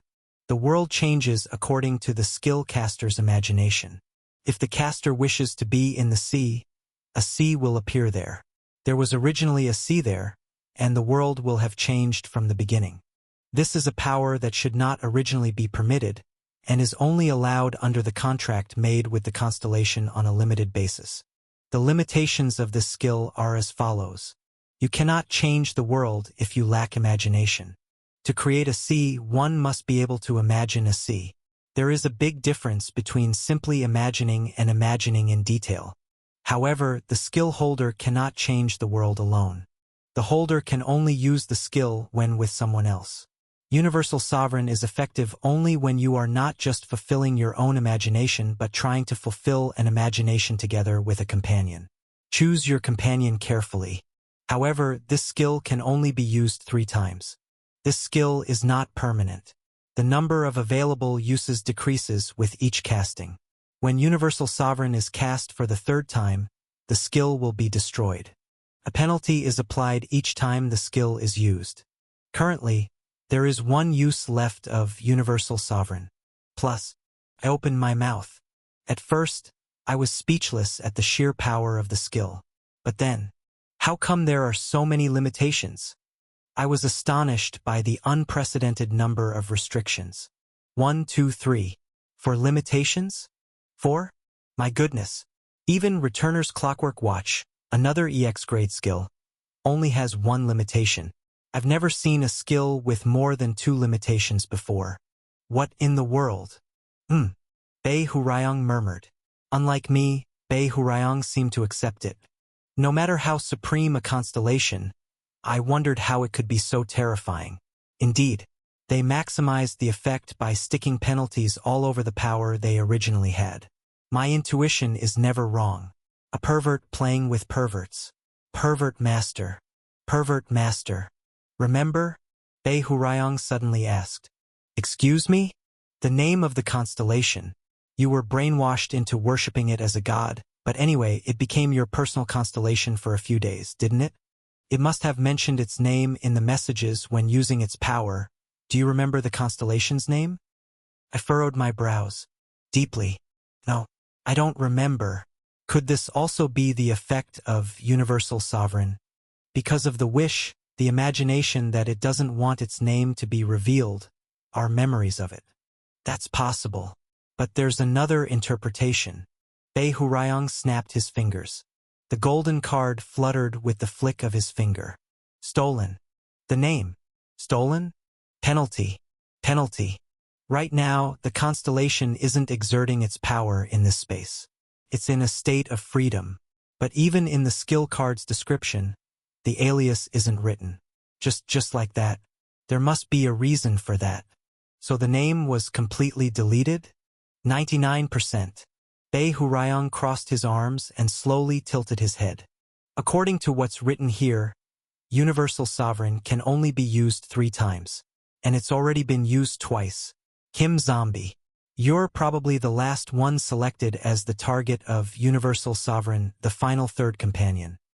Upon hearing those words, a voice came to my mind. When the constellation asked me to become its follower, it had revealed it. You are the person I have been waiting for thousands of years. You are my third follower. Will you believe in me? The third follower. The constellation had clearly said so. Therefore, as I gathered clues from my past memories, Bei Hurayong continued his own speculations. Snap! Bei Hurayong flicked his finger. This unidentified constellation has already used Universal Sovereign twice, and it has received 2 penalties. One of them must be losing its name forever. Losing its name, is that such a big penalty? Why do you think Constellation Killer was so strong? Why did you make such a fuss about getting his name back? I rested my chin on my hand. Bei Hurayong scratched his cheek. Names are important. Losing it is a huge penalty. It's a big deal for people, but for a constellation it's an immense penalty. Bei Hurayong said. A name is like a coordinate. Without a name, there's no target, and without a target, there's no direction, making it almost impossible for faith to accumulate towards a constellation that can't be located. Losing a name is akin to giving up on faith. It becomes impossible to become a major constellation like Mayhos or Babbitt. That's one penalty. Then what could the other penalty be? Something similar to a name.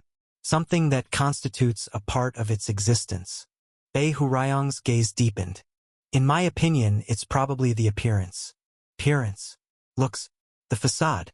The physical entirety that reveals oneself to the outside. Any guesses? There is. A guess. I want to buy some clothes that suit that child. Something comfortable for moving around. Any good suggestions? I once tried to buy a set of clothes for the constellation in a town, which was probably created by Universal Sovereign, but still it was a place. The shop owner said, "A child? Where is this child you speak of?" "Right there. The boy in almost rags." Sorry, but I don't see anyone. I don't know what you're talking." "That's right." Initially, the shopkeeper didn't recognize the constellation. Or, even if he did, he couldn't identify it accurately. It was the same for me. "Oh, but isn't this too big?" "Strange. I thought it would fit perfectly." I ended up buying clothes that were too large for the constellation. Even though I recognized the constellation as a boy, somehow, unconsciously, I gifted clothes that were much larger than a boy. Right? It's not just about physique.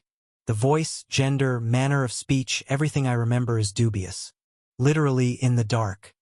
Everything that forms the appearance of the constellation is shrouded in fog.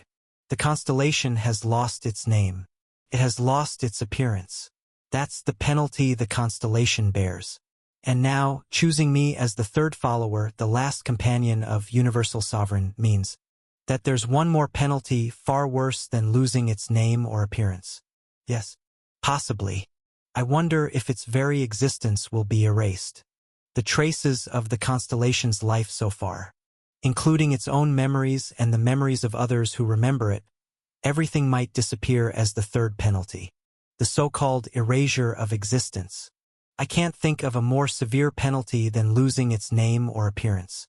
Indeed, Bei Hurayong nodded at my conjecture. So, despite bearing such a penalty, the constellation wanted to use Universal Sovereign on you.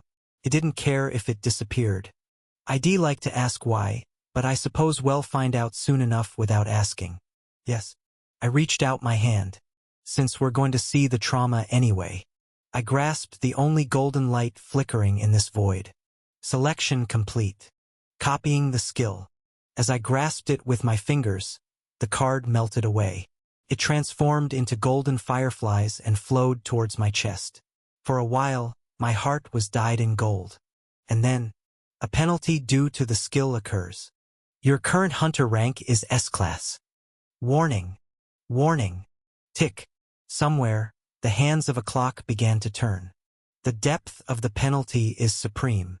It is the human path. With a ferocious speed, tick, surpassing cognition with its pace. Tick, the hour, minute, and second hands jumbled up chaotically. Tick, leaving only afterimages as they spun wildly. Reproducing the trauma of the enemy that killed you. Suddenly, my heart chilled. When my rank was B-class and I experienced the trauma of Constellation Killer, Bei Hurayong couldn't enter with me. No, he did enter, but couldn't maintain his existence. Overlaid on my memory, on Kim Yul's memory, Bei Hurayong transformed into someone else, not himself. I had died when I was A-class too. None other than the Jester. While preparing for war with the Magic Tower, after drinking poison repeatedly, I had suddenly faced a near-death experience. That person's trauma wasn't much. He was a gentleman who enjoyed life. Not on a level to compare with Kim Yul or Estelle. Not every human living in this world could be that miserable. Ultimately, the intensity of the trauma was determined not only by my level but also related to the life of the opponent. What about this time? Tick. The trauma of the constellation. Tick. If it's severe, I might even disappear. Somewhere the clock hands stopped. But I bit my lip hard. I will overcome it. The moment I made my resolution. Warning. Unable to find the alias of the skill's target. Unable to find the true name of the skill's target. In the darkening consciousness, the voice of the tower rang out. Warning. Unable to find the appearance of the skill's target. Reproduction failure. Substituting necessary data for embodiment. With the thought that it was an ominously unsettling sound coming to an end. Implementing the trauma of the enemy that killed you. Thud. My consciousness was severed. Chapter 319. Infernal Path. 1. It's dull. I blinked my eyes. As I blinked, I tried to move my fingertips. They moved. Without any problems, I raised my head, lifted my waist, and moved my lips. Kim Gongya. It worked. I could speak. My name. The coordinates of my trace. I didn't lose it. Ugh? At that moment, a severe pain squeezed my head. Ugh! Ugh!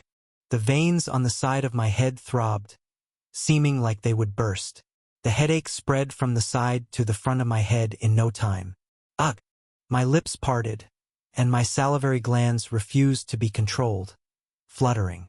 I barely wiped the saliva dripping down my mouth with the back of my hand. Hook. Miss, are you all right? Someone burst in suddenly. The sound of the door and footsteps intertwined. Even that urgent noise was as irritating as scratching a metal block in my head with nails. Ugh, quietly. I could only groan. A bit quieter. My goodness. Let's see if you have a fever. Fortunately, it seemed the other person understood my words. I thought you were getting a bit better over the weekend. But oh, what to do? I'll call a doctor. Just wait a little. Mississippi. The others will come soon too. The situation was hard to comprehend. Being called Miss, I must have become a woman. Then, was the original gender of a woman? Strange. There's no record of the original gender for. It was erased. The tower deprived that name and appearance, so even if I peek into the trauma with my skill, I can't know. My skill is also cast in the tower. Why? I squinted through the pain. What kind of person am I, and what trauma has been replaced? And the moment I lifted my head and faced the mirror in the room, I forgot to even groan and open my mouth. Silver hair that the moonlight would envy. Eyes that swirl with blood, startling those who meet them. But the curve from the forehead to the jawline was so painfully beautiful. It was impossible not to watch the precarious acrobatics, causing an unknowable fear in humans yet denying them any choice but to look at her. It was, "Miss Raviel? Are you okay? It seems you've got a fever again as soon as you woke up today. You've always been prone to illness. It's okay. Probably isn't anything serious. What should we do? Should we inform the madam? It would only add worry to worry. Let me examine her first. It was the person I loved. Too. It's dull." I lay by the garden fountain, blankly staring up at the sky. Apparently, I have become the goddess I love, Raviel Ivantia. And at a very young age. About 12 years old, perhaps. This voice that murmurs, even though it resonates beautifully in my mouth once, feels unchanged. Just mumbling to myself feels embarrassingly intimate. It's as if Raviel whispered a secret right into my head. What to do? If someone sees this, they'll think I'm a person embarrassed by their own voice or just mad. My embarrassment is one thing, but having Raviel considered mad is a bit. That's so. I realized. I have no choice but to become mute. It was a genius solution. While at it, I might as well live with my eyes closed. I can avoid mirrors, but then it would be troublesome for the maids to dress me. It's best to bandage my face and live that way. "Miss, you can't lie down by the fountain." A maid ran towards me in a hurry from afar. "Come quickly." I was lying on the circular fountain's stone edge. Even though the sunlight was blazing, the coolness from the fountain seeped in, making it cool. Raviel liked the coolness. I knew that since living with her, even when she was young, her body instinctively wandered in search of cool places. No, that was the wrong way to put it. Come slowly. You're running out of breath.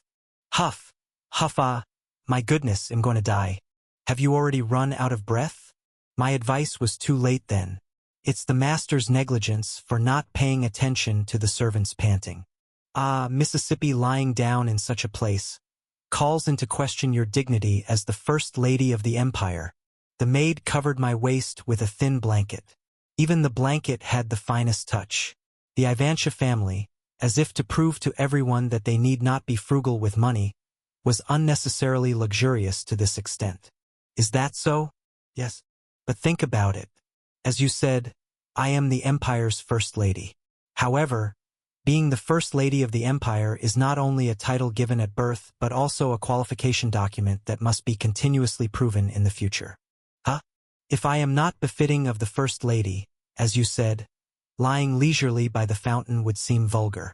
That would mean my capacity is just that much. But what if it's not vulgar? Huh?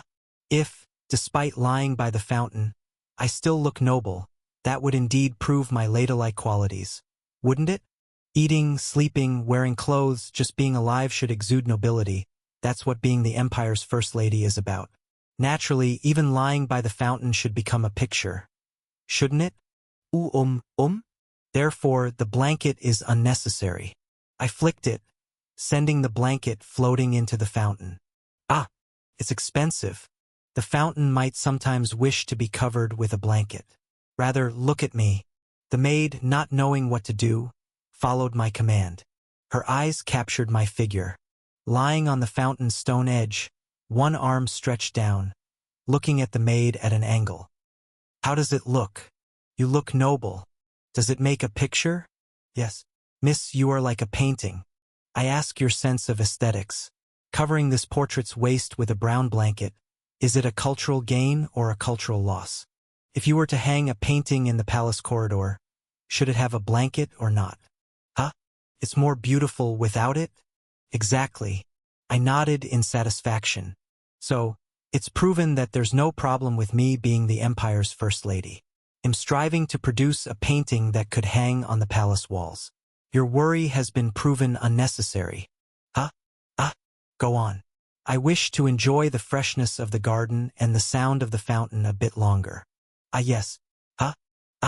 The maid repeatedly tilted her head in confusion as she retreated. The confusion did not cease as she retreated.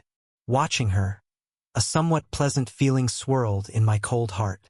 For a brief moment, the sound of water trickled from the fountain near my head. It's dull. It's dull. It's dull. What is it? This bottomless sinking boredom. No, the boredom that is the bottom itself. What exactly is it? Indeed, this is Raviel's childhood. Am I bored with the world? The emotion that dominated the entirety of her childhood. Whether reading a book, chattering in social circles, learning the sword, nothing feels rewarding. The sky was blue. It was so clear that there were few white clouds. But even such a sky would have more expressions than my current face, Raviel's face. Absolutely expressionless. Let's assume there are several tracks, pathways one could live and step on from now on. Become the emperor's wife. Become the empress and turn the emperor into a puppet, playing with the empire. Or, gather the nobles' factions and rebel under the name of Ivantia, reigning over the newly established empire and enjoying 20 years of supremacy. That was probably the utmost path laid out for Raviel from her birth. Anything is possible. I had the intuition that I could succeed in any of those choices, unless some unforeseen misfortune intervened. The current emperor is a wise ruler. There's no need to plot a rebellion unnecessarily. The sight of his subjects working hard under his reign, and the people of Ivantia swinging their hoes every season, is quite satisfactory. I thought that scenery was beautiful. Like looking at a famous painting without knowing much about it, it felt beautiful but not interesting. The only emotion in my heart was, I want to protect the beauty just as it is. Then, am I to live a life for the empire precisely, for all the people of the empire? It would have meaning. Just boring. So boring that it's unbearable. Every morning, wake up, dust off the masterpiece, work to preserve its colors, catch the rogues trying to damage this painting, kill the thieves trying to steal it. That's all. A life with everything from morning till evening already decided. Hey, splash. Ripples spread on the surface of the fountain. Slowly turning my head, in the middle of the garden, a blond boy was grinning with a pebble in his hand. My lady. I opened my lips expressionlessly. I am not yet your lady, your highness. Then future lady. If I were to call you the future emperor, would it not be disrespectful? I believe accepting each other's rudeness is a virtue of a couple. If not accepted, well, one might end up taking concubines. Is that the future you wish for? Honestly, it doesn't matter to me. My future wife is indeed a woman with a cold heart. The blond boy lamented rather convincingly. The sole heir of this empire. The imperial successor, the crown prince. He had been designated as my fiancé since 20 years ago. Before I was even born, that is. Is this also a path? The blonde path spoke. To not stand up and pay respects in the end. You're the first to lie down upon seeing me, excluding Her Majesty. Since accepting each other's rudeness is a virtue of a couple. Then, I can be a bit more rude. The crown prince grabbed my wrist. The wrist, perfectly cooled to just the right chill, warmed up as the crown prince held it. Probably, a red mark would remain on my wrist. Let's go. Where to, if I may ask? Anywhere.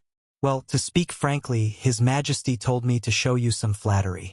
It wouldn't hurt to make a good impression on the Ivantia family. I agree. If I'm to flatter anyone, might as well be the most beautiful lady in the empire, right? You speak well. It will be your downfall in the future. Huh? The boy tilted his head. What do you mean? Words are impromptu, but the actions born from impromptu words leave traces. Considering these traces is called responsibility. Words last only as long as it takes to open and close the mouth, so to bear responsibility, actions must follow. Your Highness speaks well, so your traces will be equally long. But can you handle it? Indeed, he didn't understand. The crown prince, trying his best to imitate an adult, but that doesn't mean he could understand advice that touches the pulse of life. Only an adult or a genius could understand that. Regrettably, the crown prince is neither. Sounds like something a prime minister would say. Well, it's fine. I didn't come here to receive tutoring from my future wife. What then, if I may ask? A new shop has opened in the market street. It's a confectionery. They have all sorts of exotic sweets, and the seasonal strawberries that have come in are said to be delicious. If it's sweets you want, our household can prepare them right away. Should I have some brought here?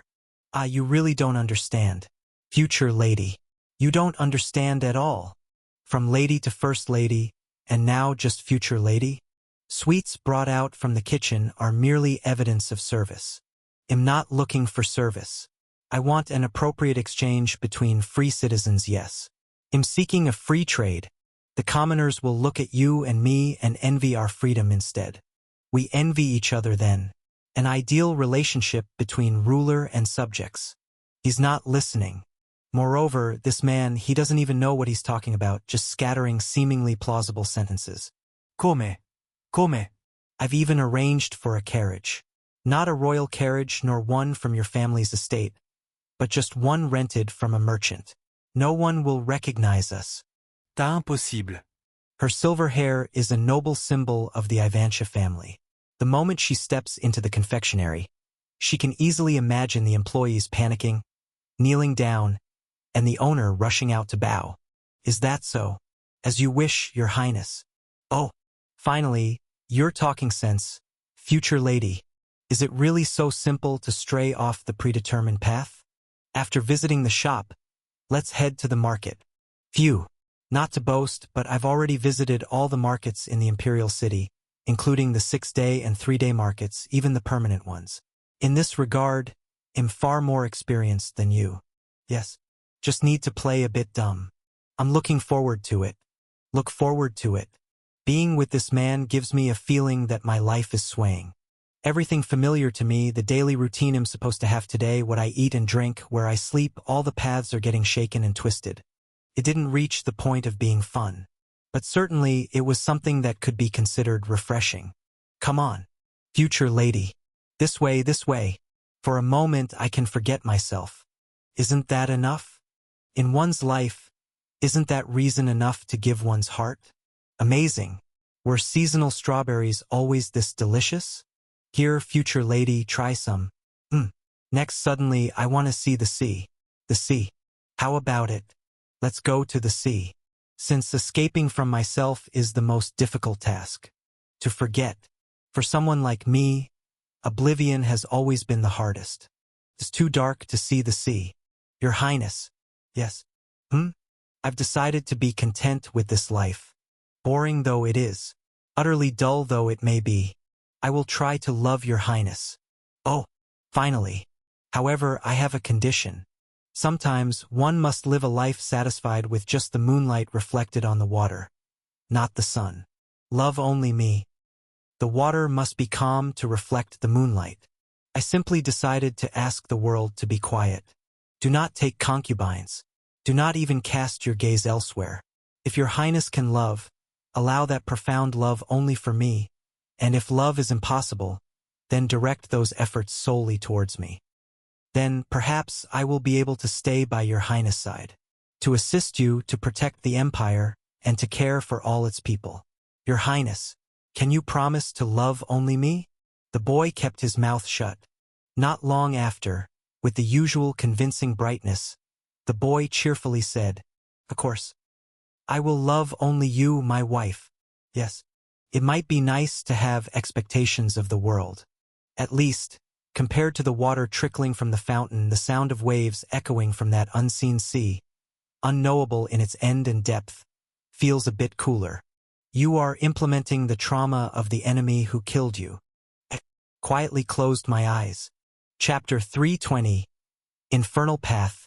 2. 3. Tick.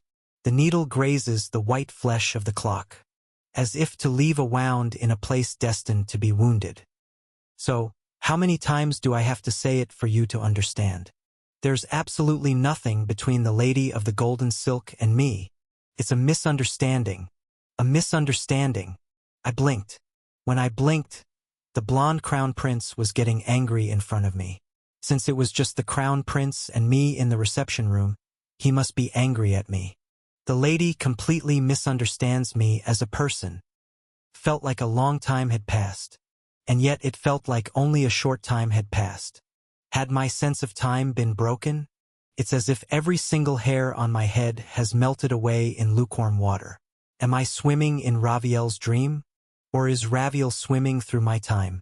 Either way, I spread my fan and fanned myself. It doesn't really matter. There was no reason to distinguish between the two of us. Meanwhile, the prince's voice grew louder. Im utterly displeased. Your tone, it's like, as if I'm neglecting you to have an affair. Talking about me, the foundation of the empire. I looked beyond the crown prince's blonde hair. Tick, tick. The opulent gold leaf wall clock consumed its own flesh, wasting time. Wait, lady, are you looking somewhere else while someone is talking? My apologies. I was looking at the clock. The clock? Are you saying even the time spent talking with me is a waste? No, it's not that. It's just the clock continually passes by the places it has already passed. As if it doesn't know it has been there before. Perhaps the condition for eternity is oblivion. What? What are you talking about? You yelled yesterday. You forget that you yelled. You nagged yesterday. You forget that you nagged. The day before yesterday, the day before the day before yesterday, a week, a month, a year. Forgetting and forgetting again. Discarding and discarding again. Surely, a landscape you passed by yesterday, a place where my touch lingered yesterday. Yet it seems strange as if it's a new scene.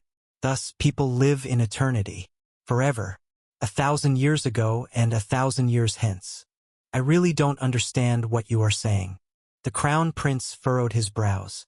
Do you admit that you misunderstood the relationship between the lady of the golden silk and me? Your Highness. I closed my fan. In this history, you are not the first to betray love and then make excuses, nor will you be the last. Those who have evaded a day by claiming misunderstanding and mistake were not first with you either. They all met their ends in their graves, each facing their own conclusions. Please try to be wiser. Would the destined catastrophe change just by getting through today? I don't understand what you are saying. I told you. The lady of the golden silk cannot love your highness. The crown prince paused. What? She fundamentally loves herself. Don't you understand? There might be affection for your highness, but what truly delights lady of the golden silk is the image of herself secretly sharing love with your highness. I spoke calmly. It's not that you shouldn't share love. To share love with such a person, your highness has to become a follower. Begging desperately for the lady of the golden silk's love, as if receiving mercy, receiving her favor.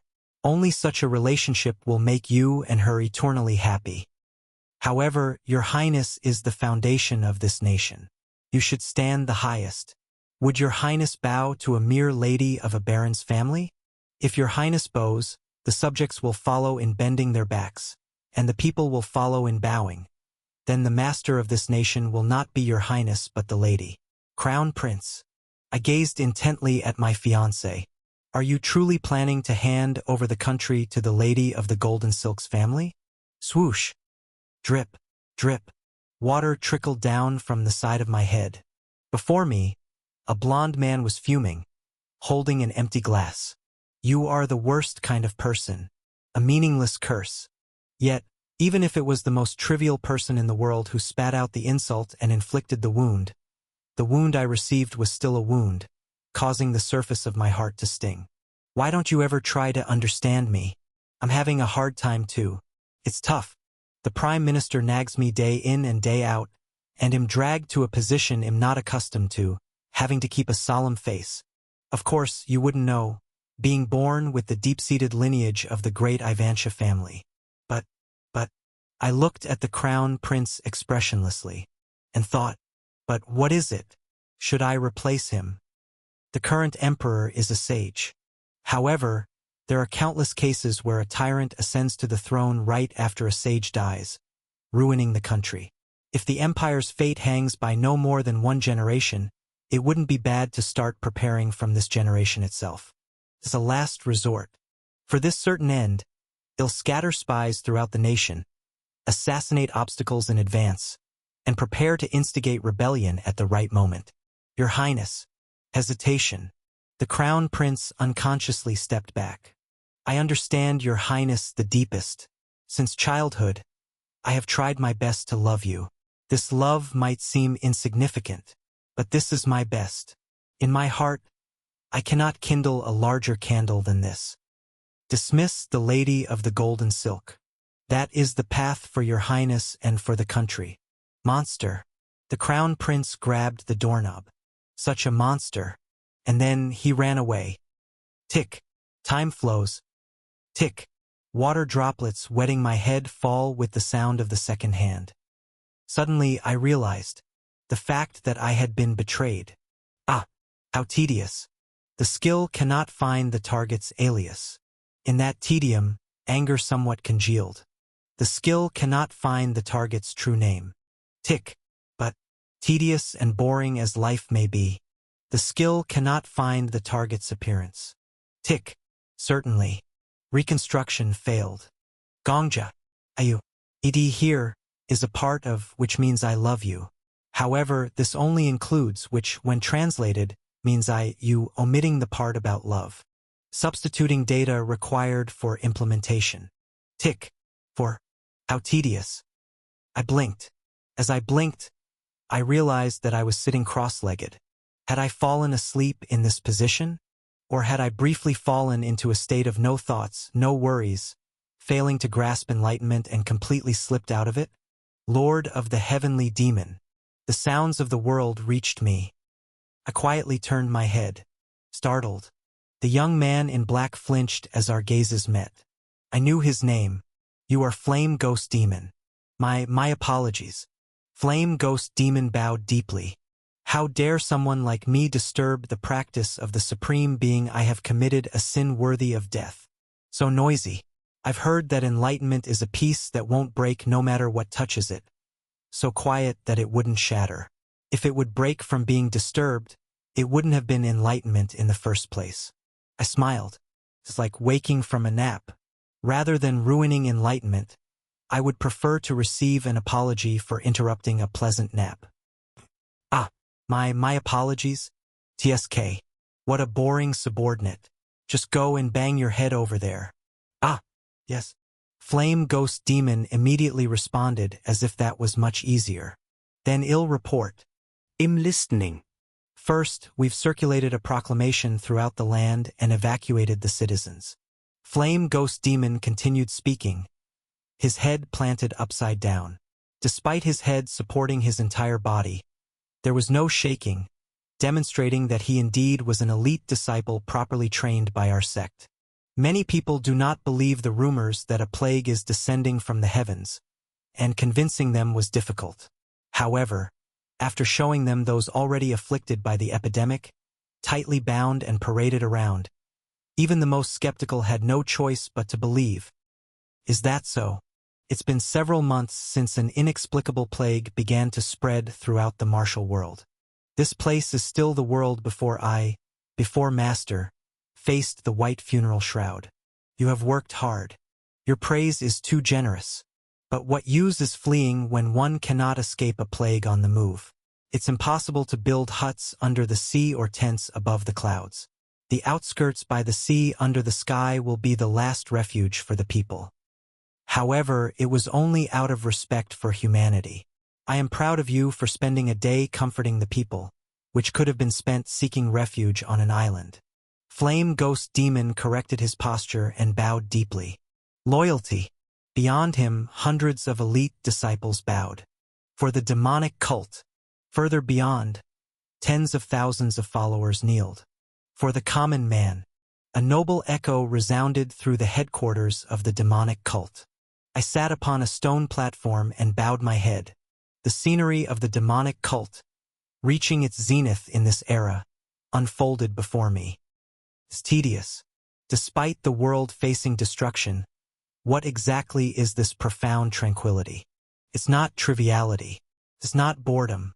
I haven't lived in a world so narrow that it could be considered trivial, nor have I led a leisurely life to the extent of feeling bored. I would have always been on the edge of life, tirelessly through all seasons. Did I do my best? Yes. Did I take responsibility for what I should have? Yes. Did I also shoulder things I didn't need to? Without a doubt. Was it good to wield the sword? Perhaps. Was I happy? I don't know. I slowly nodded. I can answer thus to 1,000 questions. All the followers of the demonic path were bowing. Only the sky could have seen me nodding. Thus I made a gesture to myself using the white sky as a mirror. Only 2 questions make me respond with perhaps, I don't know, and make my current self feel tedious. I want to know. Nangunga. I opened my lips. Flame Ghost Demon slightly lifted his head. Yes? Send a letter to the leader of the Martial Alliance, Namgungun. Flame Ghost Demon didn't ask further. He simply brought over the writing brush and ink. I flicked my finger. Paper. The paper floated in mid-air, becoming stiff. Ever since I mastered the sword technique, I became less reliant on tools. Amidst Flame Ghost Demon's suppressed exclamation, I flicked my finger again. Brush. My finger became the brush handle. The internal energy at the tip of my nail became the brush tip.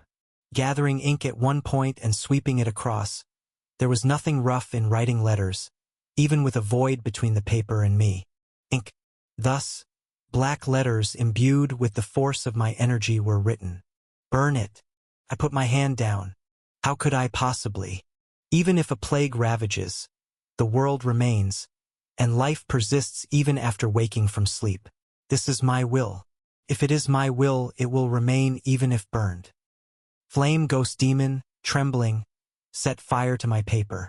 The flame transferred from the candle quickly consumed the edges of the paper. Red bite by red bite, leaving blackness in its wake, the flame spread. However, the letters were not devoured by the flames. Instead, they blazed even brighter. The internal energy soaked in the ink held the letters firmly. The letters became embers, fixed in place. Even as the base they were attached to was burned and burned again by the fire, my embers blazed brightly in the void. Though the world is plagued with incurable diseases, can't humans soothe the ailments of humanity? 100 years lived, hanging by the second of death. Come forth, martial world. My century waits here. Flame Ghost Demon trembled and prostrated himself. I glanced briefly at the realm I had inscribed in the void. I will write one more thing for you to send to that leader of the Martial Alliance, Namgungun. Take it yourself and, in front of Namgungun, in front of the eyes of the Martial Alliance's rabble, burn it with your own hands. It's regrettable that I can't see their faces myself. Yes, heavenly demon. Flame Ghost Demon's voice stuttered. I murmured indifferently. The moment the ember consumes all and turns to ash, understand that you have not responded to the call for the righteous and demonic great war. The followers marveled at my words engraved in the void. They considered it a miracle, like rain falling from the sky and flowers blooming from the earth. Yet the ember formed between heaven and earth seemed to them a proof, a permission that they are still allowed to survive in this world. They exclaimed, "For the demonic cult!" Thud. Something landed on my nose, making me look up. For the common man. Snow was falling from the sky. It was the first snow. For the demonic cult. Yes, Nangunga. You would not betray me. However, for the common man. The only question was whether I could make you happy. That was the problem, is the problem, and will remain the problem. You are implementing the trauma of the enemy who killed you. I quietly closed my eyes.